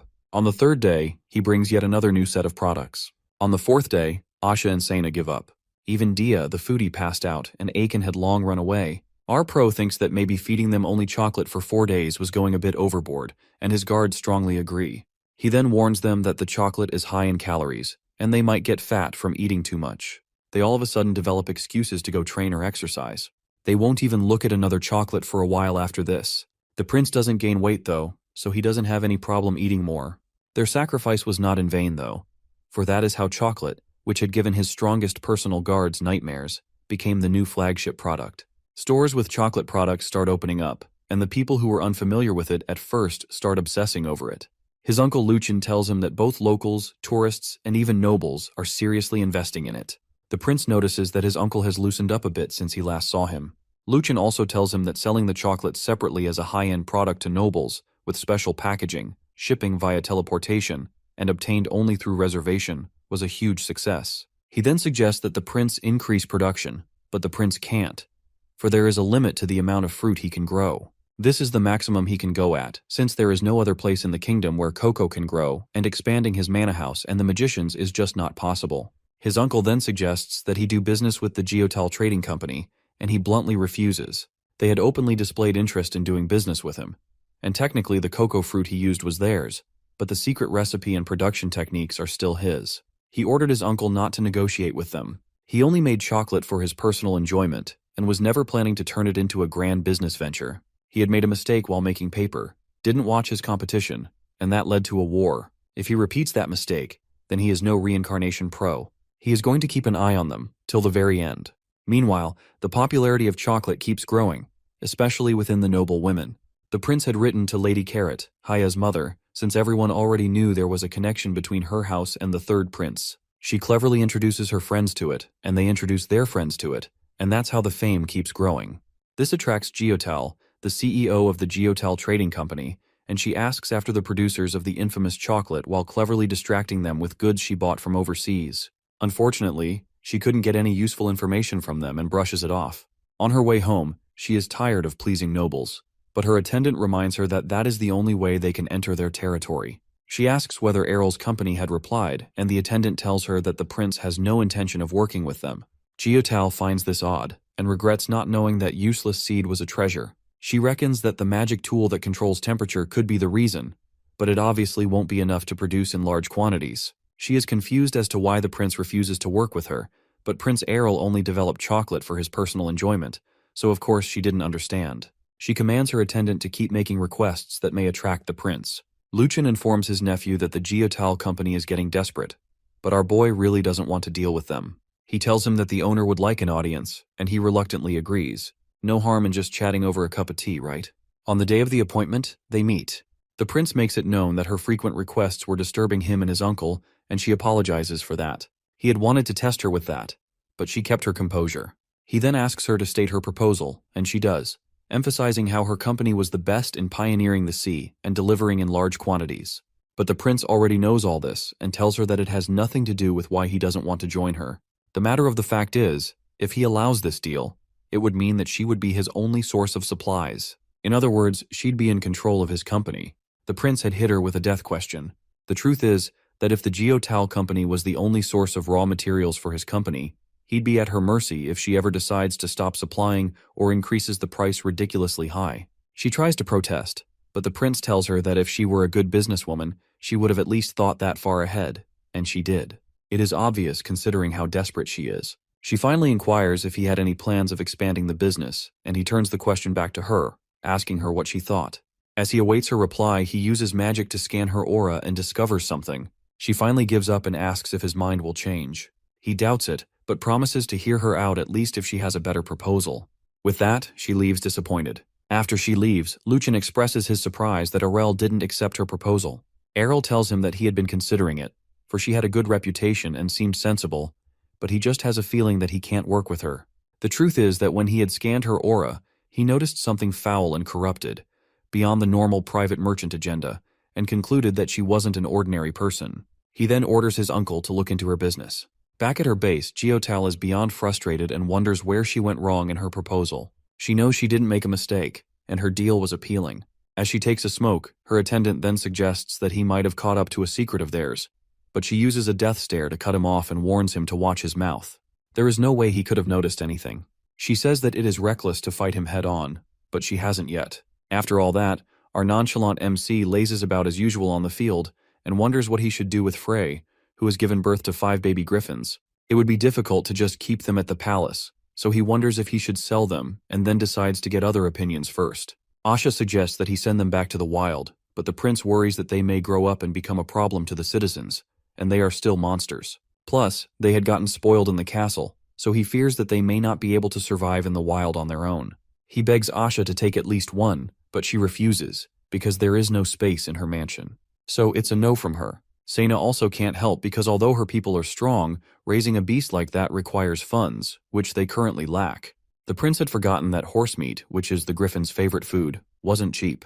So it's a no from her too. Dia suggests they cook some, and so it is an immediate no for her as well. As he is about to give up, he asks an obviously busy and grumpy Aiken, who suggests that they help pull carriages instead of horses. The prince doesn't think a baby griffin can pull a carriage, but that gives him an idea. They may not be strong enough to pull carriages, but they can at least transport small stuff like jewelry and precious goods to nobles. And using flight is much safer than land. So he comes up with griffin delivery. He thanks Aiken and starts zooming off. Aiken had wanted to inform him about some metal, but our boy's already far gone. As he is still thinking about the griffin delivery and how it would work, an urgent letter arrives for him, and from the expression of the messenger, he can tell that it's not a nice, just checking in on you letter. Once he reads it, he laughs really hard and rips it to pieces. He has been expecting tricks from her. She was calling his precious cacao beans pagan fruit. What the hell? She wouldn't give up either. They'd just have to wait and see if he changed his mind. This isn't over. At the Holy Kingdom of Zelnian, that same dumb priest Pelzen, who was yelling after the undead attack, was yelling again, this time calling our boy's precious cacao fruit the fruit of pagans. He tells his congregation not to be deceived by its sweetness, and that anyone who eats it will be struck by their god, and he stomps on the fruit. That poor cacao. Meanwhile, at Fahilha Castle, Lucan admits that he hadn't anticipated this. The prince always knew that they had it out for him, but he never thought they'd make a big deal out of plain chocolate. He attributes it to the Geotal Company, but he didn't know they were connected to the Holy Kingdom. Lucan inquires as to why the Holy Kingdom would side with the trading company. The prince thinks it's a bribe. Either way, they might not be immediately harmed now, but they have been denied the right to export chocolate. Although the prince has no plans of exporting for now, he reckons that Geotal's plan was to make sure they could only export through her, and if they don't reply, she'd probably push public opinion further. His uncle suggests they file a complaint, but the prince doesn't think that would work. That doesn't mean he is going to let them go scot-free, though. An evil smirk finds its way onto his face, and his uncle is getting worried. He knows that face. His nephew is plotting something diabolical and evil. Our protagonist always had the policy of not messing with innocent people first. But now they've gone ahead and crossed him, so he finally has a reason to crush them.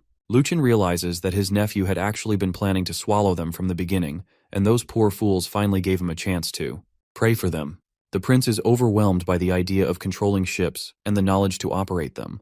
That has been his goal from the very start. He tells his uncle to hurry up with the assignment of looking into the Geotal Company, but Lucian complains that it takes time. Well, in that case, our boy has another idea. Back to the Holy Kingdom. Mr. Yelling Priest Pelzen is thinking about how his followers are pigs that get excited over a few words. Just then, he runs into Saintess Nelvinia and starts glazing her. Talk about hypocrisy at its lowest. He commends her for her hard work, but she replies that she has to work hard. Since the last Holy King had died and there was still no revelation from their goddess, she had taken over the duties of the king, like politics and negotiations. He then prays that the revelation comes soon so that she can be relieved. All this is trash, by the way. For the truth is, Pelzen knows that she conveniently took the throne and refused to speak even after receiving the revelation. He is only following her because he knows that she is extremely powerful, both in purification and repelling all mana. It is simply better to follow her rather than oppose her. He is not really interested in the politics anyway, and is comfortable making money where he is. Nelvenia then confronts him about his speech concerning the cacao fruit. He politely reminds her that it's not under her jurisdiction, and asks if there is a problem. But she replies that she was just curious as to who he heard it from. He brushes it off, and soon she leaves him. She then asks her aide, who has been by her side all this while, and she tells her the whole truth, that a believer from the Geotal Company had visited him. Nelvenia is furious and knows he's been bribed. The aide offers to take care of him and exposes her knife, but the Saintess disagrees. She thinks it might not be too late to salvage the situation and gives her some errands. It seems this kingdom is definitely anything but holy. They are some sketchy figures, but this time it's our devious MC and his guards of mercenaries, and his uncle, who had tagged along out of worry. Asha asks if this is okay, but the prince says it's fine. Their target is the Geotal Company wagons that are supposed to pass through the path they are spying on. Although the investigation had been unsuccessful, he still knew they were definitely smuggling something, so he just wants a little peek. He had come up with many alibis and even real bandits to take the blame.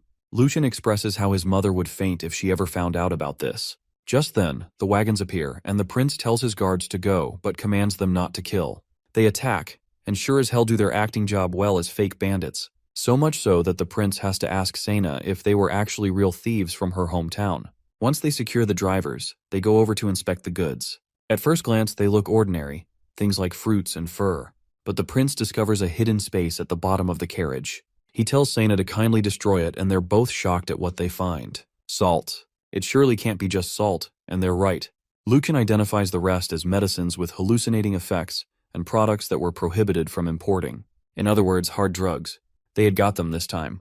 But the prince isn't in a rush to report them. He reckons that there is a whole web chain of lords involved in this.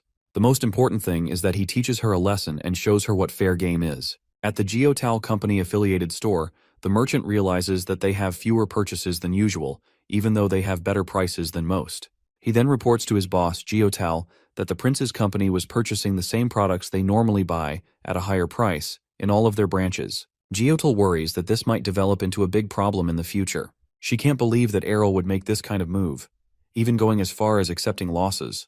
The merchant suggests that they report him, but she can't. She knows that our boy is a genius, and knows that he won't take this level of risk unless he has sufficient grounds to get away with it. She then remembers that their wagons had been attacked, and attributes it to the prince's doing.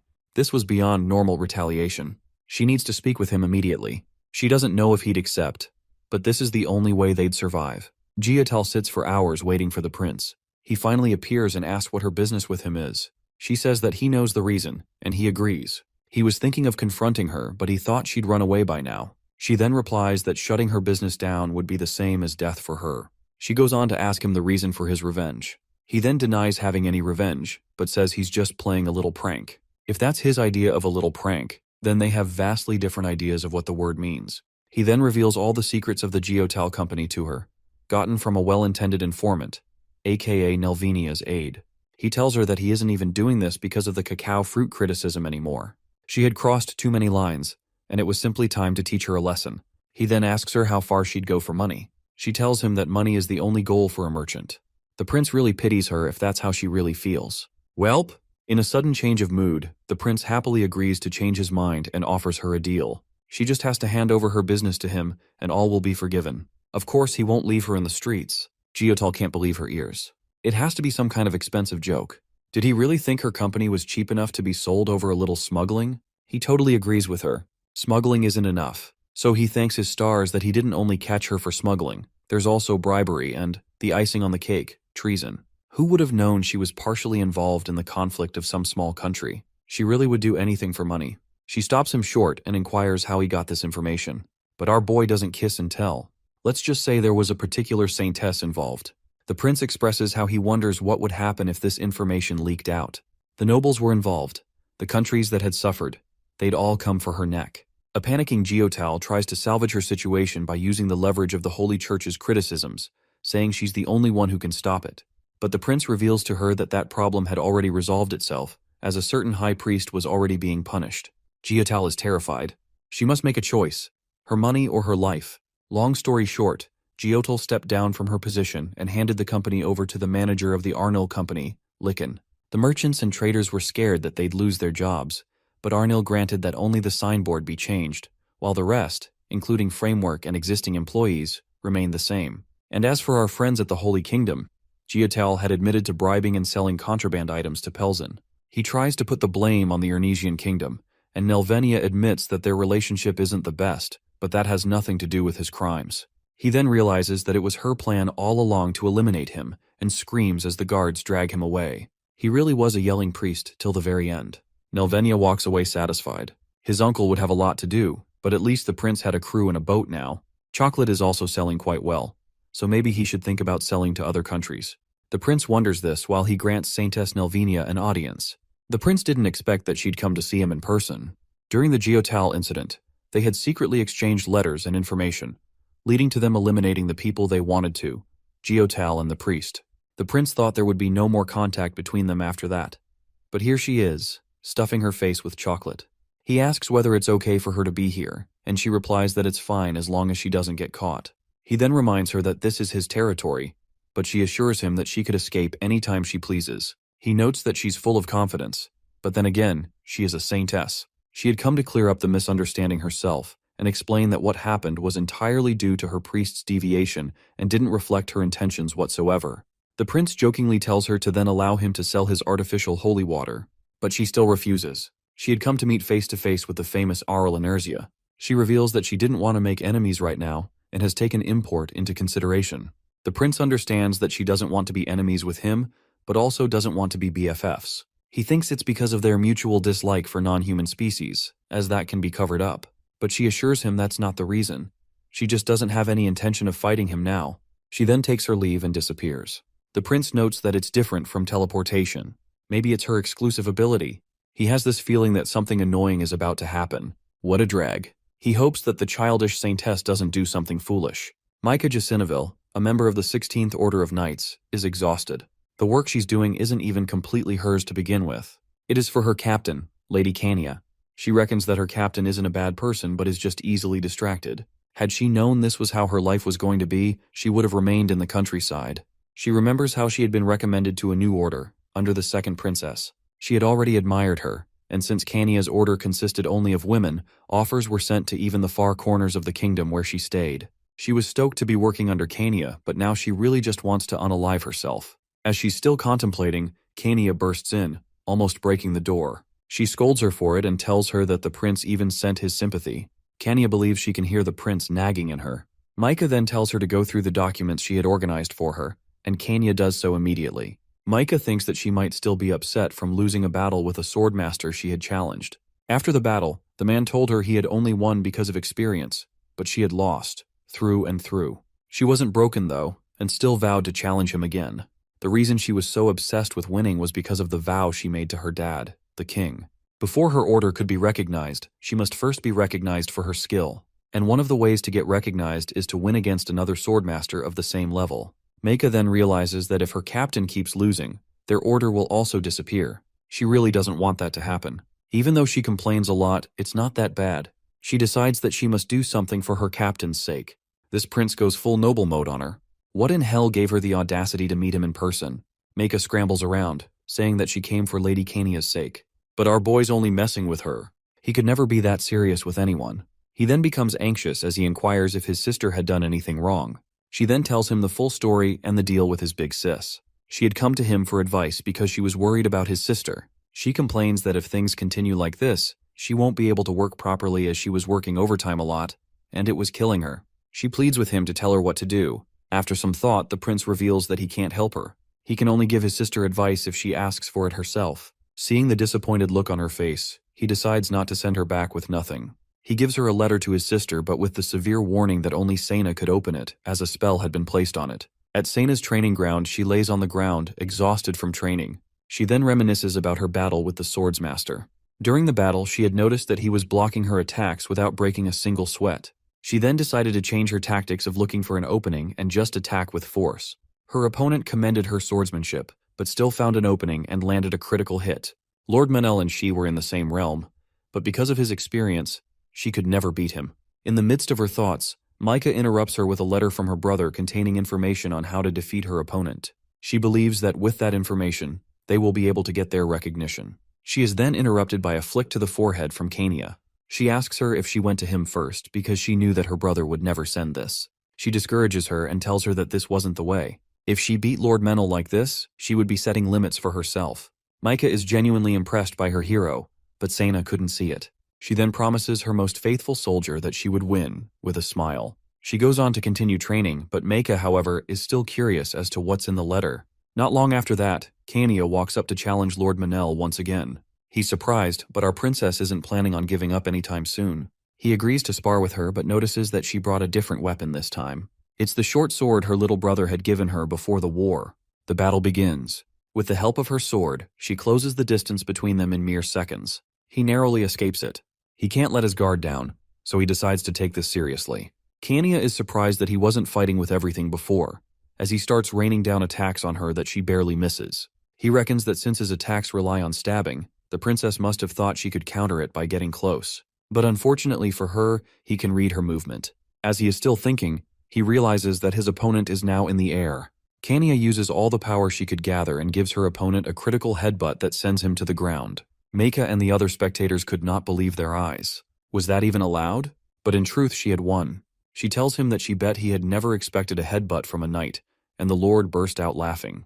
He also believes that fighting fair and square on a battlefield was nonsense. They shake on it, and Lord Manel, as promised, acknowledges her as a knight.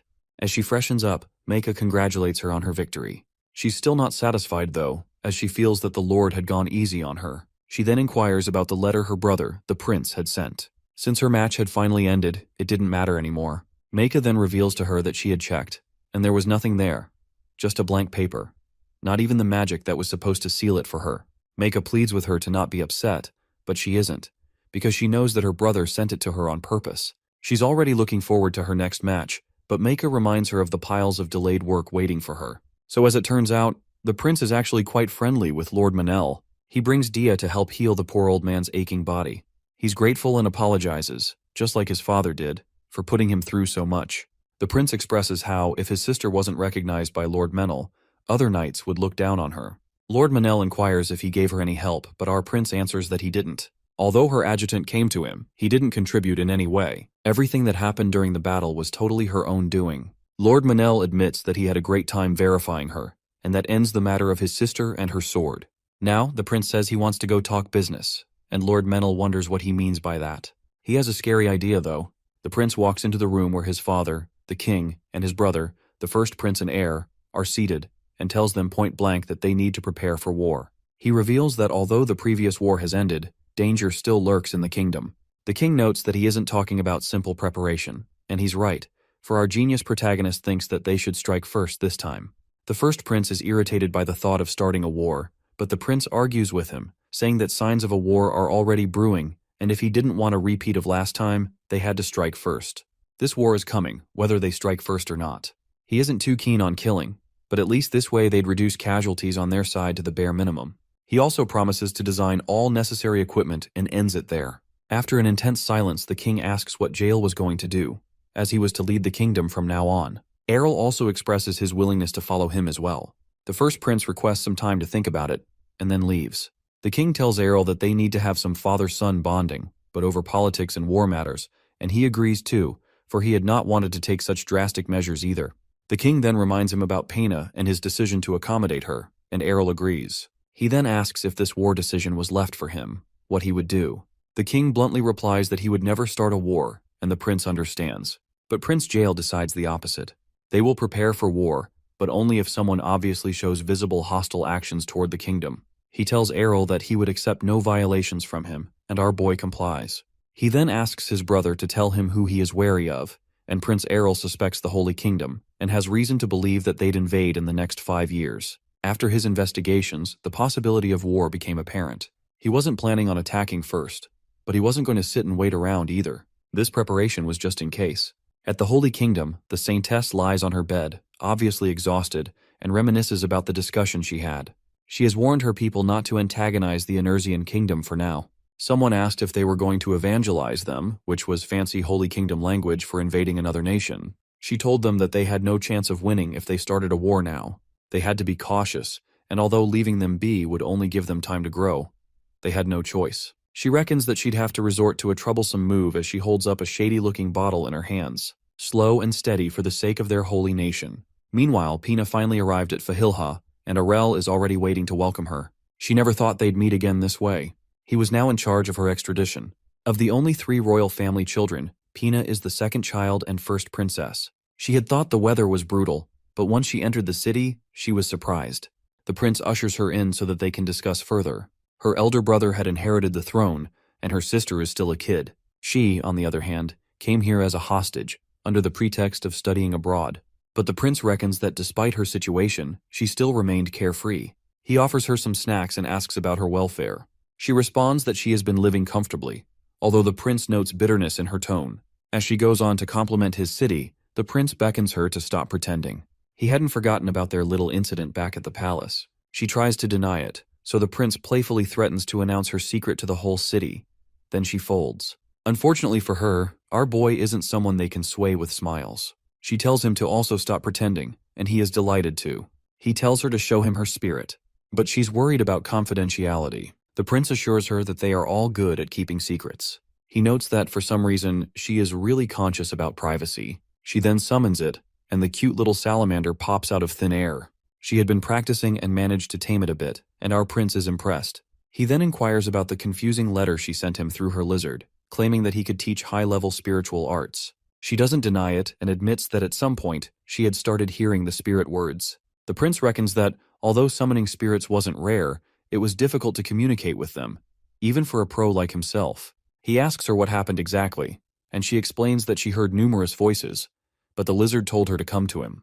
The prince is surprised that it mentioned him directly, and wonders if the spirits could see through his identity. As a man living his 101st life, he wonders how the spirit, who only recognizes fundamental essence, views someone like him. Spiritual magic is a lost art, but he agrees to teach her as much as he can, and from there, a new bond is formed between the princess of the empire and the third prince of the kingdom. Sena, Asha, and Dia are having fun gossiping about the prince and his new female friend. Their relationship seems quite casual, and Sena reveals that they actually met during the prince's visit to the palace to find a marriage proposal.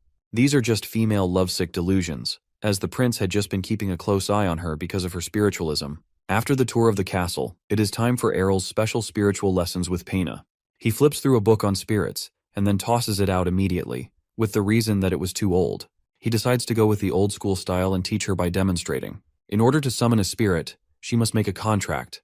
Only then can they manifest enough for other people to see them. Although a contract is just a fancy term, unless for high-ranking spirits, a simple nod could do the trick. The most important thing to have is infinity, not that you can't summon without it. He demonstrates this by pulling out a spirit stone, placing it in a circle, speaking some words, and poof, a spirit appears. It isn't really a complete spirit, but more like a limb of one, but he just wanted to prove to her that anyone could do it as long as they had the right medium, which was very rare and expensive. The technique is also complicated, and communication is difficult. The existence of spiritualists had not even been confirmed for over 200 years, because magic just became more efficient over the years. This didn't imply that spirit arts were inferior, though. His goal today is to make her familiar with summoning. He then asked her to try it out, and she does exactly as he did earlier, repeating the same words but without a medium. Poof! Another spirit appears. It's an earth gnome, so cute that he almost seems edible. Pina is excited that she had done it on her first try. The prince can't understand what the cute being is saying, but Pina can. She then puts out her hand, and it hugs it. And just like that, a simple contract is formed. The prince is surprised that she is able to form contracts with two spirits and jokes about the shock her brother would feel if he found out. This throws her off, but she agrees. The prince then confronts her with the fact that the reason she's hiding her spiritual affinity and can't be caught knowing the spirit arts by her empire is because she's afraid of the Holy Kingdom. Basically, the Holy Kingdom hates all non-human species and treats them as unholy. Of all of them, they hate the spirits the most. In fact, in ancient history, the Holy Kingdom always persecuted spiritualists and hunted them more cruelly than demons. Spirits, on the other hand, were sensitive to human malice, which is probably why they haven't been seen much in over 200 years. The empire had started accepting the doctrine of the church. Amidst all that, she is a member of the royal family, so that was one of the reasons she was sent here. She admits to it but tries to explain further, as that isn't the full story. Yes, her brother had already known about her talent, but she was also sent here for something else. The prince finishes her statement with the fact that she was sent here to give the Holy Kingdom a reason to punish the Enersian kingdom. Nothing could get past our reincarnation pro. She is surprised that he already knew that. In truth, it was only a guess, but a correct one based on her reaction. The kingdom of Enersian was once under the empire until the first king fought to make it independent. That is probably why they couldn't stand the kingdom's powerful existence. The emperor is now planning to use the excuse that the princess had been corrupted by the kingdom of Enersian to give the Holy Kingdom a reason to attack. He asks whether the Holy Kingdom knows, but the magic which he had cast on her began to wear off. He had used suggestion magic to make her talk, and with that, he is able to deduce that she disagrees with her brother. She then reveals on her own that she didn't like the idea of her spirits being treated with malice.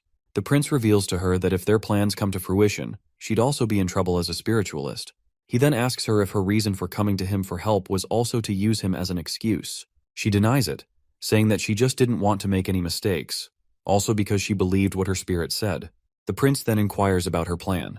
The emperor didn't know about this, but she couldn't betray her empire as she was still part of the royal family. He then makes it clear to her that her cooperation would be beneficial to the empire, for it was well on its way to exploitation and ultimate destruction. The prince had already known that the Holy Kingdom planned to use the empire as a shield. He tells her the brutal truth, that her brother was dull and being manipulated. Pina is still undecided.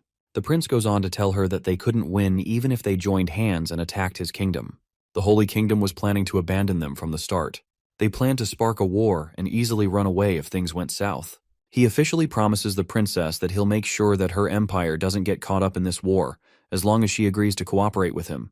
Pina then realizes that this was the reason he wanted her here from the start, but is confused as to why he chose her for this task. He then tells her that he believed her spiritual arts were the only weapon against the Saintess without starting a war. She couldn't believe that he was referring to the actual Saintess. She isn't really that loyal to the imperial family, and she definitely doesn't want her country to get caught up in a war. So, the prince urges her to join him, so that he could prove that her spiritual arts are the way and teach those who pushed her a lesson. He tells her to stop hiding, and that opens her eyes, as she agrees to follow our protagonist. The most important thing to have when performing spirit art is affinity. Although his personal affinity is low, due to his training, his mana is close to the natural attributes. He tries to remember the spell, but that's too much work. So he casually rips the Spirit Kings out from the circle he had drawn, one by one. Once he finally has all the attributes, he stops. The Fire Spirit King asks what gave him the audacity to casually rip out Spirit Kings forcefully like that. But before he could finish, our boy casts a magic chain that prevents them from using any of their attributes. The Fire Spirit assumes that he wants to form contracts with them, but nah, our boy wants nothing to do with those creatures. He just needs to ask them a question. He asks them what it means exactly when a spirit says that he can be trusted. The Fire Spirit doesn't seem to understand the question. Just then, he takes a good look at our MC's soul. And boy, is he terrified. The prince notes that he must look different in their eyes. The Light Spirit King behind says that it's been thousands of years, and even dragon lords weren't like this. That's how terrifying he looks to them. He notices that they aren't that surprised to see him, and they reveal that they had actually been one like him before, that existed about 1,000 years ago. Our pro already knows that they are other reincarnators, and he had come into contact with some of them in his previous lives. The Fire Spirit then reveals that the previous one wasn't really nice and forced them to use their power to destroy. You see, our boy has classified reincarnators into 3 groups: the lazybones like him, the goody two-shoes that use their knowledge to help others, and the jerks that abuse power. This guy obviously falls into the latter group. The Fire Spirit Red suggests that maybe the lizard was just relieved to see his soul was good. After they tell him all they know, Red asks if he wants to form a pact, but the prince reminds them that he doesn't need their power. He warns them, though, to tell their descendants never to speak of him again. He then sends them packing but asks Red to appear if a certain summoner summons him. It gives him a medium that can summon at any time and disappears. The prince wonders what he would do with a ribbon. Pina has been practicing as her teacher instructed her. Prince Errol had told her to take one step at a time and keep working on familiarizing herself with summoning so that she could perform it at a moment's notice. She wonders why he was so focused on the basics, but concludes that he just wanted to thoroughly train her in case of combat.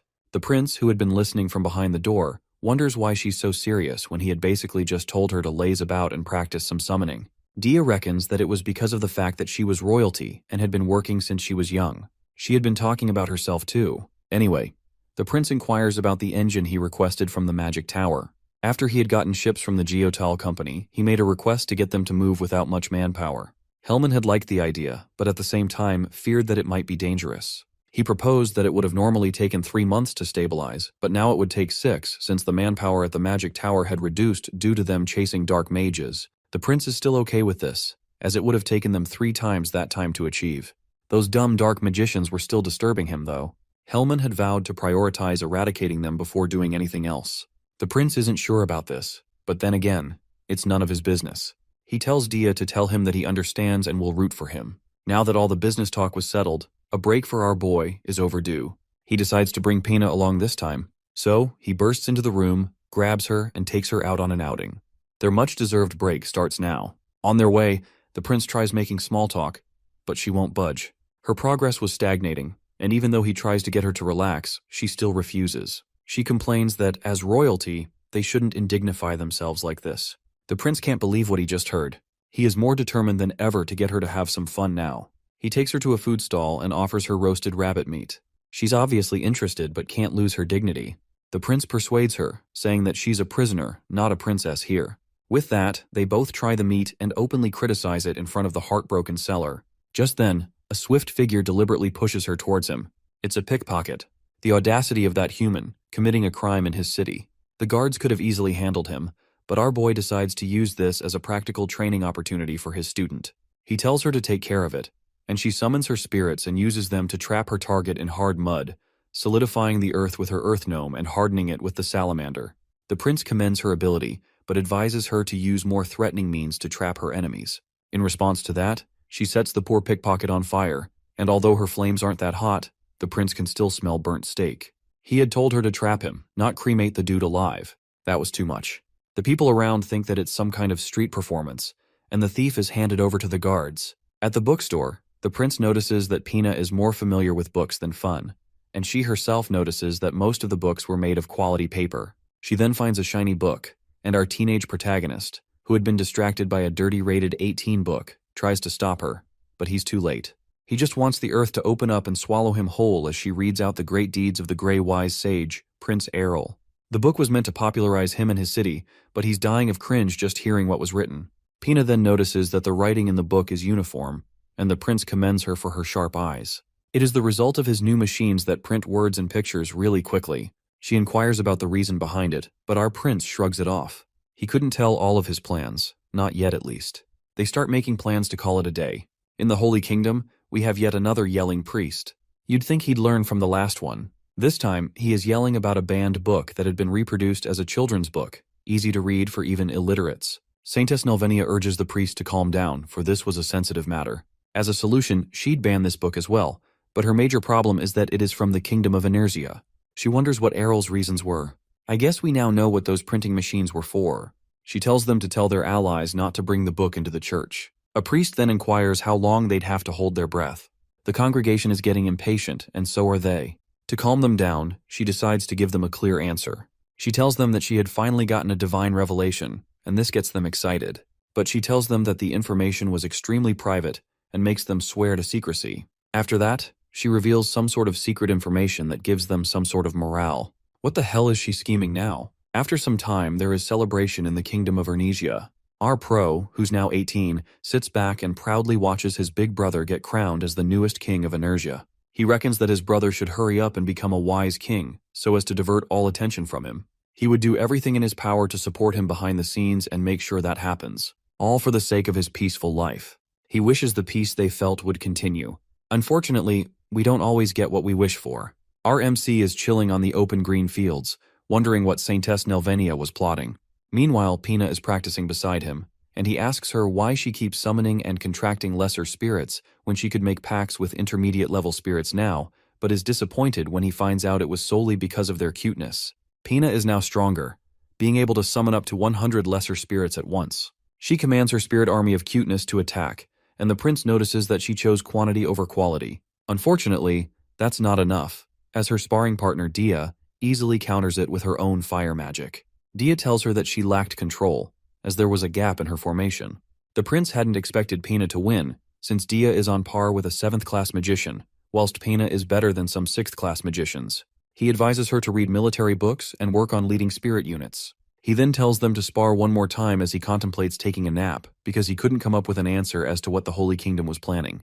Meanwhile, during the training match, Pina inquires about Dia's background and how they must be proud to see her as strong as this. But Dia reveals a gloomy and sad truth. Her entire hometown was wiped out by a pandemic. Pina immediately apologizes, and the prince is impressed by her humility. He reckons how Dia's story was unfortunate, and just then a thought strikes his mind. Pandemic? He then rushes out and tells them not to wait for him, as he had a sudden important task to do. There is one thing that can still destroy a kingdom as great as his, a pandemic. He asks the librarian if all the records had been restored as he walks into the historical library. He then asks him to bring him all records concerning the war between the Energian Kingdom and the Holy Kingdom, as well as other nations. The prince really hates analogs. He had been researching till dusk and managed to find something. It was a record of the war between the Holy Kingdom and the Kingdom of Heesel that no longer existed. The Holy Kingdom had started the war, and Heesel was strong at the beginning, at least until a plague spread throughout and caused its borders to collapse. The war, together with the plague, was too much for them to handle. The prince reckons that all this was very suspicious. The flow of events was way too smooth, and the Holy Kingdom offered their help just after. The Hazel Kingdom was later destroyed and was forced to join the Mirman Empire. Yup, that settles it. Our boy has to do something. Later, he asks Dia to help him make medicine. Making medicine is tricky, for a mistake could lead to devastating side effects just as much as it could save lives. It must be considered carefully, but our boy can't just fold his arms when he knows the Holy Kingdom's plans. Dia understands but is worried about the difficulties. Our protagonist was never planning on making it from scratch. He already has all the basic materials they need and has already designed an emergency medicine, just in case. It was something he had accounted for when he was freshly transferred to Fahilha.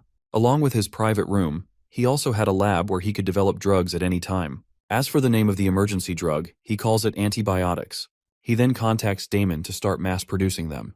Dia is confused as to why he called her for a task that's obviously for an alchemist, but he has something else in store for her. He hands her some paper, and after flicking through them, she's shocked at what she's looking at. He tells her to master the technique, but she questions its necessity. He tells her that it's for the worst-case scenario. He orders her not to tell anyone or use the mana nanoparticle controlling technique without his permission. It is unorthodox, but she promises to live up to his expectations. While the alchemists were busy mass-producing his medicine, and Dia was working hard on mastering the technique, Hellman sent word that he had finished with the engine, which means it is time for a jolly cruise. Asha and Sena are so astonished at how big the sea is. Around the kingdom of Ernesia are just mountains and rocks, so they had never seen the sea before.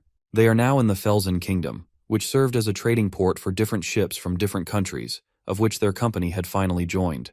When Asha and Sena see ships, they are dazzled, as it's also a first for them.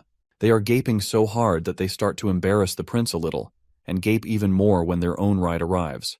Pfizer Sky No. One stands majestically as she graces the port with her presence. Aiken and the rest had really outdone themselves this time. Sena noticed that it didn't have any sails, and the prince told her that she'd see why. Just then, Hellman casually drops in via teleport. He came alone, as all the other mages were busy with our old pals, the Dark Mages. Our prince notes that the technique used to make the ship's engine was invented by the Lord of the Magic Tower himself. He could feel the blood and tears of the overworked mages that worked on the ship. Mercy on their souls. Now that they are complete, it is time to take the ship for a joyride. The ship sailed the seas efficiently. She is a one-of-a-kind vessel made of iron, using a magic engine and weighing over 9,000 tons. Asha's face is pale and she's sweating all over. Our MC rushes over to her side, worrying that she might have motion sickness. But in truth, she is just getting PTSD. According to her, her grandpa, who was an explorer, got caught one day by a kraken and ended up stranded on a deserted island. He then used that story to scare her when she was still a kid. The prince then urges her to look at the beautiful scenery to distract her, and the scenery is quite beautiful indeed. Hellman deducts that this ship alone would be able to carry as much as the entire Geodal Company fleet, and our protagonist was planning on adding 3 more. As they both dialogue on the profits they were going to make, Sena spots something, a kraken. Hellman sees it, and the prince confirms it. Meanwhile, Asha screams her brains out. It's quite common to see krakens and other sea monsters while out at sea. The mariner suggests that if they turn around now, they could escape from it, as it was only warning them. Even if it does follow them, they could always throw some food its way to distract it. That's nice and all, but our reincarnation expert has a better idea, slamming the ship into the kraken with full speed like a bowling ball to bowling pins. Asha looks like she's seen a ghost. The prince needed to test the boat's durability, and plus, what gave that dumb kraken the audacity to stand in his way? Asha has completely lost it while they prepare to make an impact. The boat then slams into an unsuspecting kraken, and boom, it really is like a bowling ball and bowling pins. As everyone begins to recover, well, everyone except for Asha, who had already gone to have tea with her creator, the kraken is in pieces, and that's all the proof our boy needs to conclude that the ship was highly resistant to monster attacks and reefs.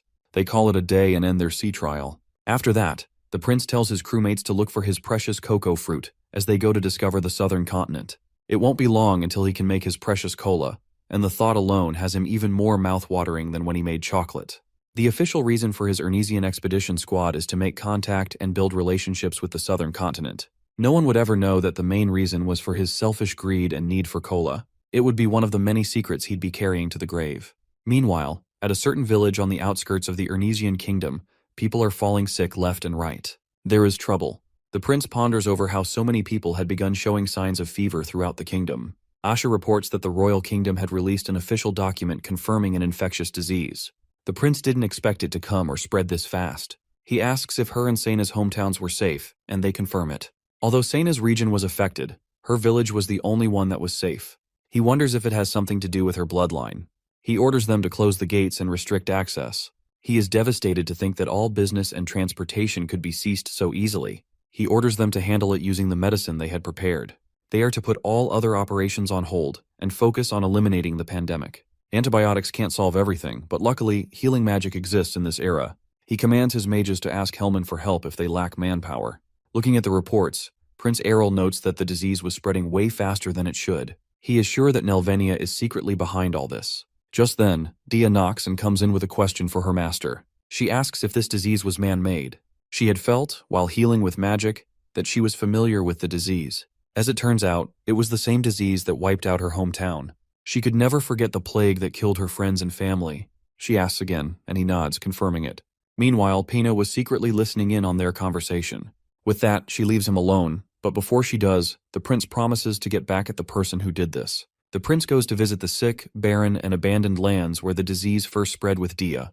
The Lord warns them to be careful, but he has a magic quarantine tool in hand. He advises him to go, but he couldn't, as that was his territory. Our boy complies. After all, the person who really needs to go is Pina, who is hiding in a crate on the carriage that had come in. She apologizes for following them, but she couldn't just sit back, especially after hearing Dia's story. She then shows him her newly contracted spirit that could use simple healing. Since they were in a rush already, the prince reluctantly agrees to allow her to follow them. He asks if the village has taken any measures, but the Lord replies negatively. The original plan was to burn the village, since they didn't know what disease they were dealing with. He commands Dia, and she begins to cast a spell. He tells a surprised Lord that if this goes well, they might not have to burn the village after all. Dia is casting the mana nanoparticle control spell, and it is removing viruses from the atmosphere. Our pro was basically cheating, but he had no choice. After all that, he uses a test paper to test the effect, and to the truth, all viruses had disappeared. Dia is exhausted after casting, because casting the spell on a whole village is mentally exhausting. The Lord was overjoyed, but the prince tells him not to celebrate yet, as the work wasn't completely over. They then begin restoring the village, treating the sick, and giving vaccines. Soon, the high mortality sickness that threatened the kingdom is stopped in its tracks by our Reincarnation Pro and his companions, and a certain little saintess is very not happy about it. The saintess couldn't believe that the number of deaths was less than 100 from a pandemic the kingdom of Inertia shouldn't have been able to avoid. After testing it in a certain village, she had verified that the disease worked well. She suspects it was the doing of a certain gray-haired prince and is furious. She needs to move on to the next plan as soon as possible. She plans to use a nation, which is also on her target list, to destroy the kingdom of Inertia. She couldn't guarantee that she'd ever be this lucky again. For the sake of the children of the Holy Kingdom, those dumb priests are confused and start doubting the saintess, as the Inertian kingdom stood untouched. In his carriage with Pina, our prince is glad that the epidemic had started coming down. Pina is about to tell him something but decides against it. They arrive at Fahilha. Even though the prince had ignored her for some time, Pina still seems like a good girl. He reckons that maybe it has something to do with the secret letters she has been receiving. He didn't see any harm, so he allowed her to exchange letters with the Empire. After all, she was technically in the kingdom studying abroad, so sending letters would be perceived as normal. He wonders what she's actually hiding. Pina, on the other hand, just received another secret letter from her brother. The Empire took advantage of the fact that exchanging letters was normal and sent encoded messages that could only be seen using the blood of the receiver. He tells her that he has heard that she moved to stay with the third prince. That was an achievement for someone as dull as her. He obviously doesn't know that her secret has been exposed to the prince and is even learning under him. His hate for the Inertian kingdom is also growing stronger as the influence of his wife, Raminia, from the Holy Kingdom deepens. He warns her about exposing her talent, and she wonders why he despises her ability so much. She remembers the look on his face when she first discovered her power. As she reads, she discovers something shocking and rushes out to meet Prince Errol. Once she finds the startled Prince Errol, she hands over the secret letter to him. Our protagonist feels awkward reading another person's letter, especially a secret encoded one. But once he reads it, he's just as shocked as she is. The Emperor of the Mirman Empire, her brother, is willing to sell his people as low-priced slave soldiers. What the hell? At the Mirman Palace, the dumb human who was apparently the Emperor lays on his wife's lap and reminisces about how his ancestors had hated the kingdom of Inertia. They could never acknowledge a kingdom founded by a commoner who woke up one morning and declared himself king. He thanks his wife for the help the Holy Kingdom was offering, but begins to question his decision to trade his own subjects as slaves. He reckons that they'll understand if they are told that their sacrifice was for the betterment of the kingdom. They were traitors who rebelled against him after all. His devious wife agrees with him and smiles in response. Pina is sure that Raminia is behind all this. She admits her brother won't win the Best Emperor in the World award, but he wasn't this evil. The prince is confused as to why the emperor would blatantly listen to the words of a woman from another country. Pina then confesses that her brother was stupidly in love with his wife and went as far as building a ridiculously expensive church for her, even driving his own sister out of her home. The prince hadn't known this. The prince reckons that the emperor was truly foolish to go this far, even after buying ridiculously expensive holy water to save their pride. If things keep going the way they are, the empire will definitely become dependent on the Holy Kingdom and will inevitably fall. He then asks Pina why she's telling him all this. It's not like he's indebted to help them or anything. She should have known this. This was obviously another mental test from our boy. She then argues that this matter is also related to him on some level. Her spirit had warned her about the Saintess when she met her at her brother's wedding. After piecing the events that were happening, she discovered that there was a connection between the Holy Kingdom and the pandemic, which means they both have a common enemy. But this isn't enough to convince the prince. She goes further to say that if she regains her position as the princess, she'd go as far as selling the empire, or at least something similar, because it would be far better than the situation they were currently in. The prince is still waiting for more, so she hesitantly blurts out that she might even go as far as becoming his property. The prince has no idea what the hell she's talking about. After the brief pause, the prince, now understanding what she meant, devilishly requests that she start her payment now, if that's something she can do. Pina begins to panic but accepts. She'd do anything for her nation, but our playboy is only joking and insists that she stop making him laugh. He had already planned to help her from the beginning. A flustered, angry, and embarrassed princess starts throwing whatever she can at him. He had just wanted to test her resolve and readiness to follow his instructions. He then reveals that the reason he taught her spiritual arts was to get back at the Holy Kingdom's doctrine. It is time they drive out that dumb saintess. It isn't even about politics anymore. The prince is just mad that she dares to mess with him, especially now that he's so busy. He then tells her that in return for his help, she'd have to promise to do business with him in the future. In the end, all our boy wants is money. All this power struggle can go to hell, for he couldn't care less. Pina now regrets putting all her strength into this proposal, but he thought she'd be happy. He suggests that maybe she really wants to be his property, and she refuses so hard. Meanwhile, Saintess Nelvinia steps into the orphanage in the Holy Kingdom. The children there rush to greet her. One falls and hurts himself, so she picks him up, heals him, and kindly tells him to be careful next time. You'd hardly believe she's directly responsible for the death of so many innocent people with the way she's handling these children. The sister in charge then rushes in and deeply appreciates her. The truth is, if not for her, the whole orphanage wouldn't be standing by now. The decision to start assisting orphanages was fully implemented after she had gotten into power. The sister is truly grateful to the orphanage's savior. If only she knew. Back in her carriage, she discusses with her aide, the assassin sister, who tells her that there's a limit to how much they can do for the orphanage. Due to droughts and invasions from other tribes, the number of orphans had increased that year.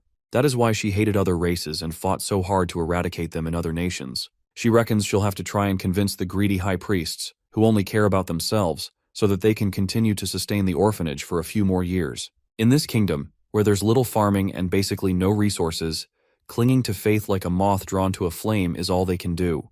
To survive, she sold holy water and medicine made with her abilities at high prices, and blessed rich people in exchange for expensive donations.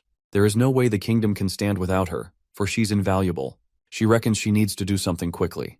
With the mines of the Inersian kingdom and the fresh farms of the Mirman Empire, they'd never have to worry about weapons or food again. It might be evil to take what belongs to others, but she has no choice. Their god never helped humans. Even if in the future people find out what she did and blame her, she wouldn't care, as long as she gets what she wants. The prince reckons that she couldn't be serious. In a bid to protect her own, she is really willing to eliminate external forces instead of protecting the inside. He swears to break her no matter what it takes. As a carriage approaches, it is stopped by some bandits. They are aura users and want the usual, his stuff. The poor owner had already begun to accept his fate when two cloaked figures show up to his rescue. Pina uses her flame spirit to stop them in their tracks. She tries to threaten them but forgets the words and needs Dia to remind her. The bandit leader then admits to letting his guard down, swearing to slice the lizard that attacked him. Unfortunately, he has no idea that was just one of the 100 lizards she brought to the family. She then orders them to repent and delivers divine judgment. Nice. The bandit leader tries to cut the flames with his aura sword, except his aura sword isn't there anymore. It has been completely melted by the flames. Oh, and that was just one lizard. Imagine the damage she dealt when she used like 10. Soon the surrounding area begins to smell like roasted beef. After it's all over, the owner of the carriage turns to thank the people who had helped him, but they are nowhere to be found. Pina is exhausted after dealing with so many bandits. Fighting them is no problem, but reciting those lines the prince had given her is the hard part. She could die from the sheer embarrassment. The prince had ordered her to go around changing the perception of spiritualists, since the Holy Kingdom had tarnished their reputation with heresy. Due to the fact that some third parties were hurt during battles between the Holy Kingdom and spiritualists, they blamed it all on spiritualists and supported the Holy Kingdom, thereby fueling the heresy. They needed to show people that spiritual arts were harmless, just as how she used it to help heal those people at the infested village. But this time, they'd take a different approach, using it to save people by catching bandits and doing other good deeds. Actions speak louder than words, as they say. Dia encourages her, saying she's doing well, as she's also gaining practical experience from all this. She relates to her on a deeper level, as she too had to fight bandits to gain money that helped her make it to Fahilha. Pina is just glad that she can use her talent, which she had hidden for so long, to actually help people. Dia suggests that they go a few more rounds, but our princess desperately needs a break. After some days, rumors about the girls and their deeds start spreading like wildfire. From catching bandits to fixing bridges, everyone has a different thing to say about them. The one thing that is common is that they always said something about spirits as they did good deeds. This leads to people talking about spirits, and their view on them starts to change little by little. Dia is worried that this won't be enough to completely change the perspective of spiritual arts in the minds of the people. The prince isn't completely sure about the outcome, but what he is sure of is that people don't forget things easily. Even if it's the slightest evil or the most righteous deeds, someone always remembers it. Since they had finished laying the groundwork, it is time for the next step. Meanwhile, at the Merman Empire, the Saintess graces the Emperor with her presence, and they get right to business. She is to sign a contract, sealing the deal of the slaves being sold. As she sits to sign it, she thinks about how foolish the Emperor was, and rightly so, as her kingdom would soon be loaded due to his stupidity. Just as her pen is about to make contact with the paper, there is an interruption. There is an urgent matter from the Emperor, and there's a message for the Saintess from her spy in the Ernesian kingdom that sends shivers down her spine. The princess of the Merman Empire has just revealed to the entire kingdom of Ernesia that she's a spiritualist. Just sometime before that, Pina is very nervous, but she can't quit now that she has come this far.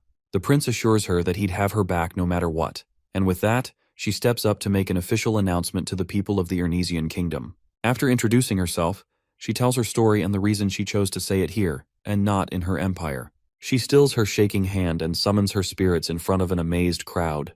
The people start murmuring among themselves about the good deeds that had been done by spirits, including healing the village that had been infected by the plague, catching bandits, fixing the bridge, and so on. She goes on to tell them that she has had the ability to communicate with spirits since she was very young.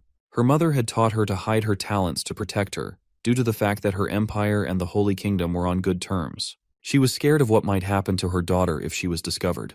Eventually, her brother, the current prince, found out, which led to him confining her and her mother. This made her mother very ill, and she was forced to hide her powers, considering them a curse. She was sent here to study abroad, and eventually, she met Prince Errol, the third prince, who taught her about her powers' origins and true use.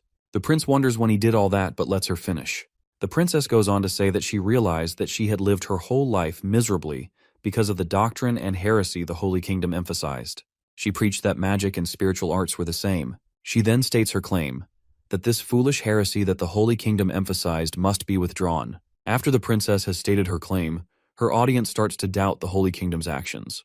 The prince reckons that since it's been a while since the spiritualists were persecuted, the whole idea had died within the kingdom, as no one who strongly believes is still alive.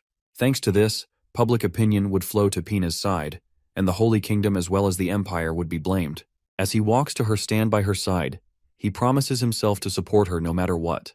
He then declares to the public that he and his family have decided to protect her. He had studied the spiritual arts, and as a human and a scholar, he couldn't allow an innocent girl with harmless abilities to go on being persecuted by the Holy Kingdom. He asks them about their experiences, and people begin to confirm that the spiritualist princess had been nothing but good to them. Spiritual arts, just like magic, could be used for good as well as evil. On that note, he declares that he would question the kingdom personally for their actions, and anyone who wanted to object should come to him personally. He also asks all spiritualists who had secretly been in hiding to come to him for help. After the public announcement, public opinion drastically changes towards the Holy Kingdom and their claims, although nobles are still uncertain. The prince feels it's time to wrap things up. Back at the Emperor's palace, the Emperor orders that word be sent to the Ernesian kingdom immediately. Meanwhile, the dumb high priests are enraged as they find out that the Empire's royal family had a spiritualist behind their backs and demand all pacts be broken, which is the last thing the Saintess wants. She also orders a letter to be sent to the Ernesian kingdom, but before any of the letters can be sent, one arrives from the kingdom. It seems our genius protagonist wants to have a little chit-chat. When Errol receives the letters, it is exactly what he expected.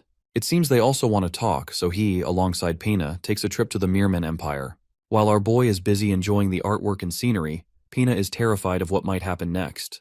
Our MC then tells her that she is the MC of the day, and she shouldn't be scared, as he has her back. As long as she doesn't make any mistakes, they'll be fine. To cheer her up, he gives her a gift. It's a red ribbon, but obviously not an ordinary ribbon. She already knows it's a summoning medium for a spirit king. He then offers to put it on and braids her hair in the process. Our playboy of a prince knows a thing or two about women from his past lives, of course. After this, she relaxes, and they go to meet their hosts, the Empire and the princess. The Emperor goes straight to the point, asking Errol why he taught his sister spirit arts. But our boy casually argues that he did nothing but bring out the princess's talent. He yells, asking the prince if he knew what spirits are. Before he answers that, the prince casually deviates his attention to the senseless without losing his composure like a certain foolish emperor. He tells her that her god was referring to evildoers who happened to use spiritual arts, and not the arts itself. He goes further to explain that spirits were just mana in the air with a conscience. So, calling them evil would be the same as calling living things evil. Nelvenia tells him that he's going too far, but he doesn't stop, and tells them to consider reassessing their doctrine. One of the dumb priests loses it and yells that the proof of the spirit's evil is the fact that the Saintess's holy magic can eradicate even a spirit king. Bingo. He has been waiting for the opportunity, for a live demonstration. He invites the princess to join him, and Nelvenia doesn't want to believe that a spirit king who hasn't been summoned in 100 years was about to be summoned. Pina then carefully calls upon the great spirit king of flames, and he appears, somehow looking more majestic than before. What a glow-up, literally. They couldn't believe that the spirit king was actually real, let alone the princess being able to summon him. Red asks why he was summoned, and his summoner tells him about the doctrine that claims they are evil beings. He is vexed at their foolishness. Spirits are beings that exist in nature, infused with mana. They are no different from the earth or the sea. The prince also happily adds that the saintess thinks she could take him on. He tells her to go ahead, but she refuses. She admits that they might have been a little mistaken, to the dismay of her priests. The prince then asks her if she admitted to the maltreatment of other spiritualists, as about 250 people had gained courage from his speech and come to him seeking aid. They too, along with the princess, should be compensated. The priests are shocked that the priestess isn't doing anything. Oh, and as for the icing on the cake, our MC shows proof that someone had deliberately caused the pandemic from a record sphere he had just developed. Someone who could easily teleport anywhere and do anything. Saintess Nelvenia. The record sphere, which had been installed to catch thieves, had caught her red-handed spreading the epidemic. The prince could have comforted her about it, but decided to expose her instead in front of her own people and other countries. He apologizes for taking action without asking for a formal investigation, but he had to expose her before she made any deals. The Saintess tries to deny it, using the long-lasting friendship between the Holy Kingdom and the Merman Empire, and the fact that the Empire needed their help as leverage. But then the princess steps in. She believes that their financial problems could be solved if they put their hands together and do business with the Ernesian kingdom. She then shows her brother her plan, which is sure to put them back on the right track. He tries to protest, but she argues even more strongly that selling her slaves is not the way. Prince Arel reckons that the Emperor could not be that desperate for quick cash, and the Fire Spirit King notices something in Princess Pina as she is trying to convince her brother. Nelvenia then stops her halfway, saying that the Emperor had already made his decision. Our pro then notices that she is using hypnosis on him, and blocks it with his own magic. He believes that neither of them should interfere with what is going on, so calm down, lady.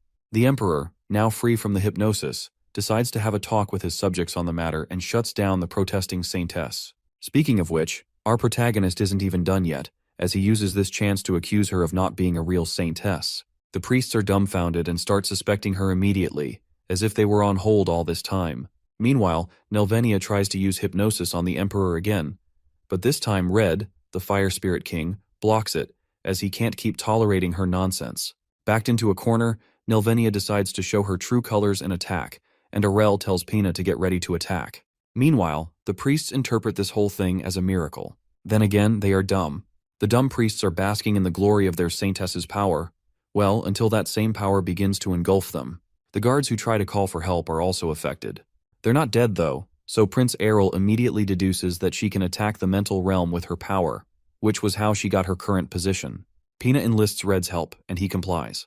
He attacks Nelvania and begins to overwhelm her, and Pena adds the power of her other spirits as well. But Nelvania casts a spell that attacks her directly and mentally. It attacks her in the form of her dead mother, who scolded her and cursed her ability. She refuses to believe that it is real, as her mother had always tried to defend her till the end. This distracts her, though, and weakens her connection with her spirit, giving Nelvania the opening she needed to get Red and envelop him. Once everyone had been knocked out, she finally relieves the spell, wondering how long she could last after using a critically burdensome spell. Even if she dies, she must fix her kingdom. She then commands everyone who was now under her spell to forget everything that transpired that day. Also, that Princess Pina and Prince Errol were killed by rogue spirits on their way here, and that the treaty between the Empire and the Holy Kingdom concluded smoothly. After laying her commands, she goes over to MC to kill him. But before that, she decides to extract all his skills. She is grateful to him for handing her his skills on a silver platter. As she accesses his memory, she is overwhelmed by the sheer amount of information from all his lives. Our prince then peacefully wakes up, bored and disappointed. He is now thankful to her for providing a space where no one would bother them. She is shocked and terrified because she didn't know that our protagonist was actually a pro with over 100 lives. There was no way Nelvania, who was actually living her second life, could beat him, a master of the reincarnation game. Now he decides to return the favor and view her memories instead. You know what that means? Time for a flashback. A few hundred years ago, a girl named Ramila was born in the Zelnian Holy Kingdom. She always prayed every night to their god to help them, but never got any word. 2 years later, she was selected as the next saint. She reckoned that there were so many greedy people in her kingdom. Priests who used faith to extort money, and a holy emperor who was blinded by faith. She swore to take a different path and not devote herself to them. When you become a saintess, you gain a new power that is used only for the sake of the church, and it varies from person to person. But Ramila was different. She returned the ill-gotten money and suppressed the holy emperor with her new power. Many were saved by her hands, but that wasn't enough. Even with the temporary stability, the root of the problem wasn't solved yet. Refugees from the war were flooding the kingdom. She knew she had to cut them off. Humanity couldn't be saved by compassion alone. There were limits to what she could do, and her target was the Holy Kingdom alone. So, she sold holy water and made deals on the surface while branding countries that crossed her as heretics and destroying them. She didn't mind being called a devil as long as the Holy Kingdom was safe. She continued like this until she grew old. As she aged, her power grew weaker, and soon she couldn't keep tabs on the priests, and as a result, they fell back into their corrupt ways. There was no worthy successor to take her place. On her deathbed, she wished desperately that she had more time, another chance. Just one more life, and she got it. She was reborn into this era as Nelvania. After Ramila died, the next saintess was incompetent, and soon the kingdom was in crisis again. When she arrived, she got rid of the emperor with a disease and drove away other races to expand their territory. Since she had done it once, it wasn't hard for her until our reincarnation pro came along. The prince argues that all he did was sell paper and make some money, but she had her whole kingdom try to kill him. But he hadn't just made some money. Bro was filthy rich enough to save her orphans from starvation. She asks him if he has never acted for only himself and those he loved, and he admits that he has, but had never gone as far as killing other innocent people. A saintess devoid of compassion was nothing but a devil. She admits that she can't possibly win against him, and promises to take full responsibility for everything she has done, begging Errol not to be angry, as she did it all for the children. But the prince scolds her, saying that just because she had lived 2 lives doesn't give her the right to decide which lives have more worth. But she still begged him to promise not to hold this against the Holy Kingdom and to punish her instead. The prince assures her that he'd be doing the bare minimum, and that the rest was karma. Before she goes, she decides that leaving those corrupt, dumb priests would cause harm to both her kingdom and Prince Errol, so she kills them. After that, she meets the prince to accept her fate. The princess wakes up with a jolt. She remembers that she had to stop the saintess, but to her surprise, everyone is smiling and cheering because the battles are over. The story is that Princess Pina defeated the evil witch with her spirit, the Fire Spirit Master. She then confirms that she gave the final blow, and that is how the 3 countries resolved the conflict. The imperial people changed their minds because the last thing they saw before they fell unconscious was Princess Pina fighting the saintess, who had attacked them first. And with the removal of the hypnosis, the emperor came back to his senses and apologized to his sister. Their prejudice against spiritualists disappeared too. As for the Holy Kingdom, the prince threatened, or let's say negotiated with them, since their leader had disappeared. They even made an official apology to the princess and other spiritualists. When the news reached the public, the evil plans of the former saintess were revealed. The Holy Kingdom then drove her out, and the country slowly began to heal. As for Pena and the prince, since there was technically no need for them to remain in the kingdom of Inertia, she had to say goodbye. She is grateful to him for keeping his promise, and he assures her that he always keeps his promises. Before she leaves, she feels something. Something for the third prince and our Reincarnation Pro. Trade between the Mirman Kingdom and the Kingdom of Inertia went smoothly. Princess Pina contacted the prince and asked him about cacao beans and selling chocolate in their kingdom as a luxury item. But the prince argued that the production means were low, as cacao beans were rare. Pina insisted that was why the boat was modified, but in truth, the boat was for his cola needs and nothing else. The spiritualists from her kingdom also wanted to follow him, as they found out that he was the one who taught her. She scrambled to explain that she was only role-playing back at the battle with the saintess, but the prince urged her to quietly take on the role of the perfect model for new spiritualists. He told her to send them to him and proceeded to hang up. But before he did, she promised to repay him for all he had done. He wondered how she was going to do that. Oh, and as for the Holy Kingdom Zelnia, they started to decline after the loss of their saintess. They could only survive on the condition that they abolish their old laws of hating other races. The kingdom was renamed the Zelnian Kingdom. After this, a rumor spread that anyone who went against Prince Errol would suffer greatly while his friends enjoyed. Our MC really doesn't think he is that scary. Time skip to 2 years later. Our boy, or rather man, now 20 years old, enjoys life over a bottle of cola. In the 2 years after the incident with the Zelnian Kingdom, his boat had returned successfully with cola nuts. After various crossbreeding and experiments, they were finally able to plant the cola tree. And after working so hard at the manufacturing process, he finally made cola. This brought a new wave of wealth for him and his kingdom. He wonders if he should ask the empire for some cola nuts. He had finally gotten the sweet, peaceful life he wanted, and even though there were the occasional troubles here and there, his forces handled it with ease. Nothing could disturb his peace now. His mom had come again. Even when he fought the saintess, he only considered her a nuisance, not really a threat. But his mom, on the other hand, is terrifying. He tries to explain that he's been busy, but his mom won't hear it. He was already 20 and she needed in-laws. He then picks up his baby sister and tries to use her to defend himself. Leah had come in last year and is now the 4th princess of the Inertian Kingdom. Once he heard the news, he truly respected his parents for going strong even at their age. He had checked, and his sister is a normal girl. But in return, her brother is the wealthiest in the world, so maybe she'll have an even more comfortable life than he ever will. The maid then collects the child from him and insists that he stop using her to make excuses. His mom understands that he's busy, but he can't keep refusing marriage proposals. He then argues that his big sister Kania had not married yet. His mom replies that her own mom was handling it as a serious matter. The prince then promises to consider it, but in his mind, he's thinking of ditching this one like usual. After he leaves, the maid senses his true intentions and tells his mom. His mom was worried before because he was a lesser prince, but now he's powerful, so she must intervene. The maid worries that her mistress, Livania, was back to her old self again. When she was still a maid, Livania was an odd lady, which was how she fell in love with the former king. After having the prince, she started restraining herself, but her weirdness would slip out any time she was anxious. The truth is that Lavinia, the prince's mom, had gotten a letter a while ago from a particular someone, and she feels like this time her son would get married finally. At the chocolate shop, the prince wonders how he has held out this long. Not only his mom, but other nobles are interested in his marriage.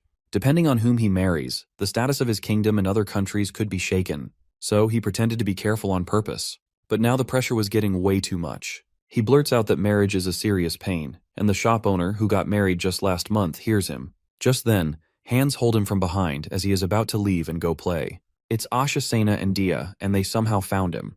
They had come to drag him to the palace. The prince notes how they were strangely motivated. He had thought he was safe, but they bribed the shop owner, and she gladly snitched on him. They drag him to the teleportation circle, at the request of his mother, for a meeting much against his wishes. Our prince is being kidnapped. His guards beg him to accept his fate, but he doesn't understand why he has to be tied up in order to attend a blind date, not necessarily a crippled date. He's picked a struggle already. Earlier on, his mom had contacted them behind his back, asking for help with his upcoming marriage meeting. She knows that her son was planning to run away again, like usual, and the trio, knowing who the prince was, totally agreed with her. She pleaded with them to try to restrain him, as the prince was a slippery snake who could make himself scarce if he wanted to. They promised to try their best, but Asha is worried that forcing the marriage never works. Lavinia was quite confident this time, as his proposed partner, Pina, was quite motivated as well. Pina had sneaked into the city without the trio knowing, because she had wanted to surprise Prince Errol. If everything goes well, she is to become the new Mrs. Inertia. Lavinia reckoned that it is common for members of royal families with lower chances of succession to get married. Pina asked if they were not happy, but they were. In fact, they had been secretly putting bets and cheering them on back when she still lived there. Pina was determined to see this through, and they agreed to help her. And that is how it all happened. Soon our boy is being pushed to his doom like an inmate on a death sentence. He is reunited with Pina, who looks and talks fancy about the weather. The prince notes that she came prepared for him today. He had never thought she'd be the one to initiate this kind of meeting. He inquires about her actions, but she just starts talking about the weather again.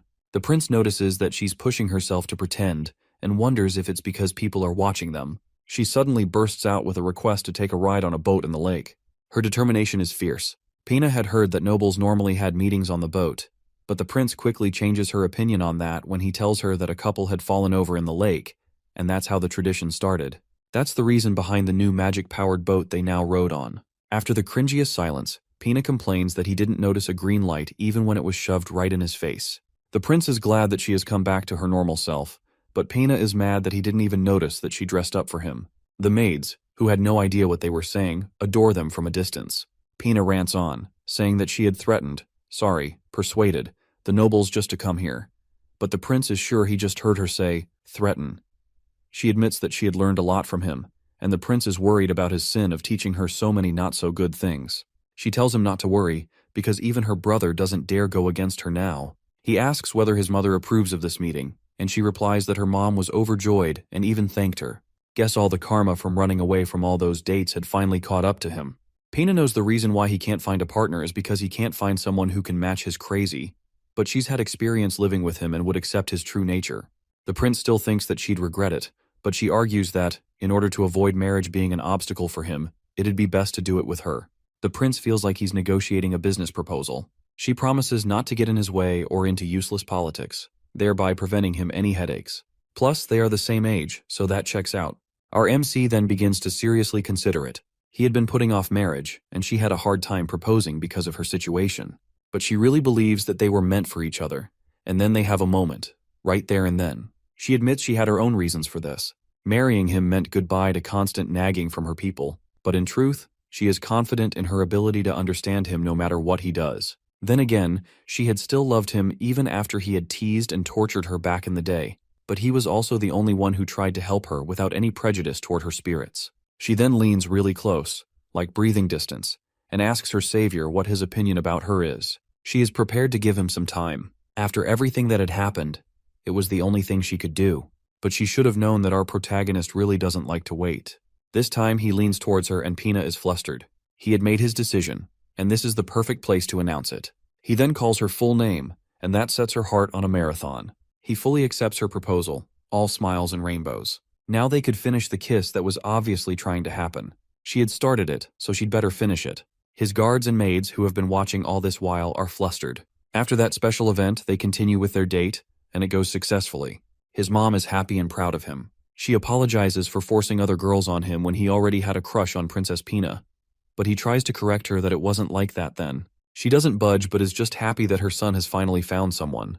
He'd have to let this one go for Pina's sake because, from now on, they'd be spending their lives together. After several months have passed, his cola business is going so well that soon he'd be able to provide residents with free drinks.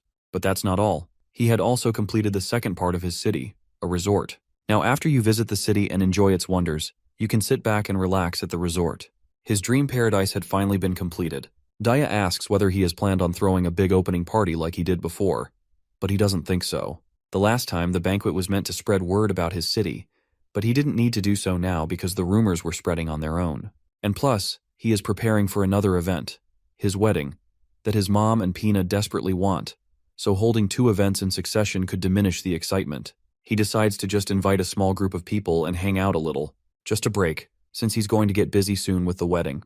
At the Mirman Empire, Pina just received a letter from her fiancé and immediately starts delusionally assuming it's about marriage. People had already started bugging her, and she had to make up excuses. The letter is actually an invite to a resort he had finished building. He also sent one to his parents, his big brother the king, and his big sister Kania and her knights. On the day of the banquet, he welcomes everyone and then makes an opening toast. After that, the party begins properly. He and his dad do some bonding time at the steam room, where they take a steam bath. His dad is glad he had passed the throne. If not, he wouldn't have been able to come here. The prince thinks that his brother, who couldn't make it because of his kingly duties, would cry if he heard him say that.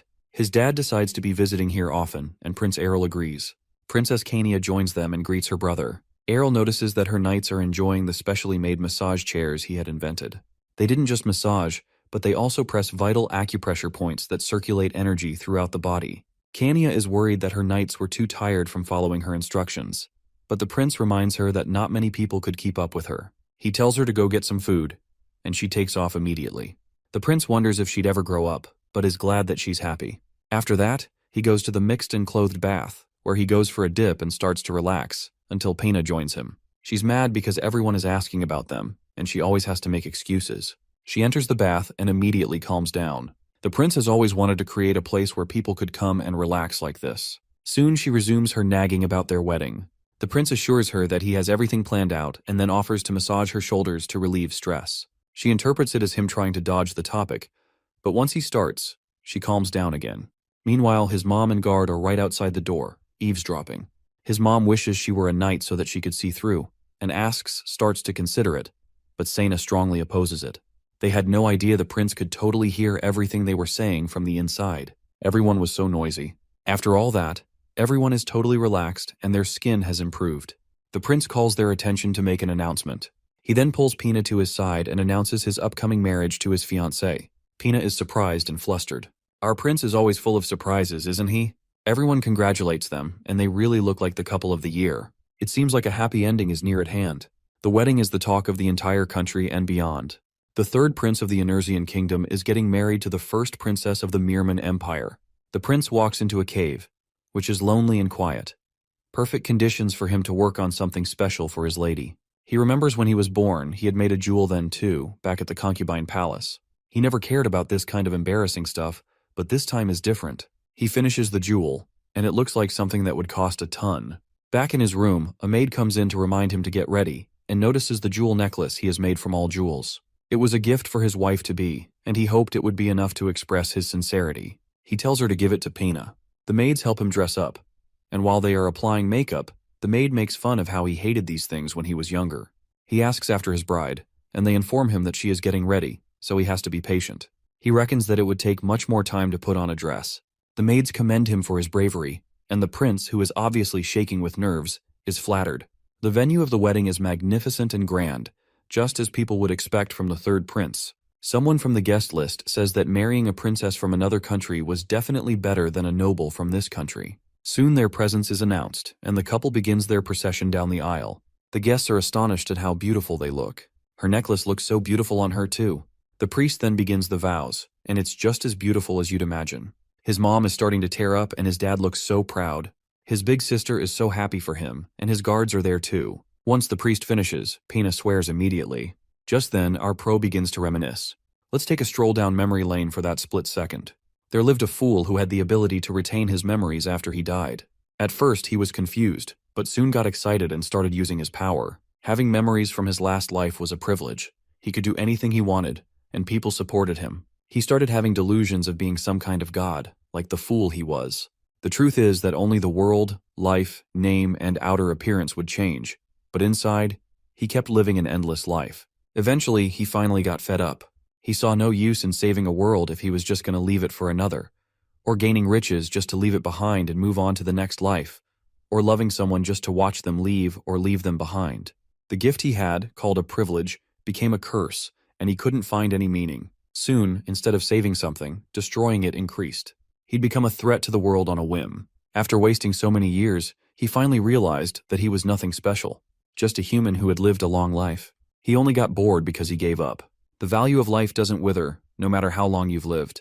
He swears, and the priest pronounces them husband and wife. He kisses his newly wedded bride, and they hopefully go on to live happily ever after. Scholars will forever remember the period he lived in as the most turbulent time since the beginning of history. If not for him, the kingdom of Enersia would have been destroyed by the army of the undead or the Holy Kingdom. His industries will become the foundation of human history, and he will gain the nickname, the Never-Ending Spring.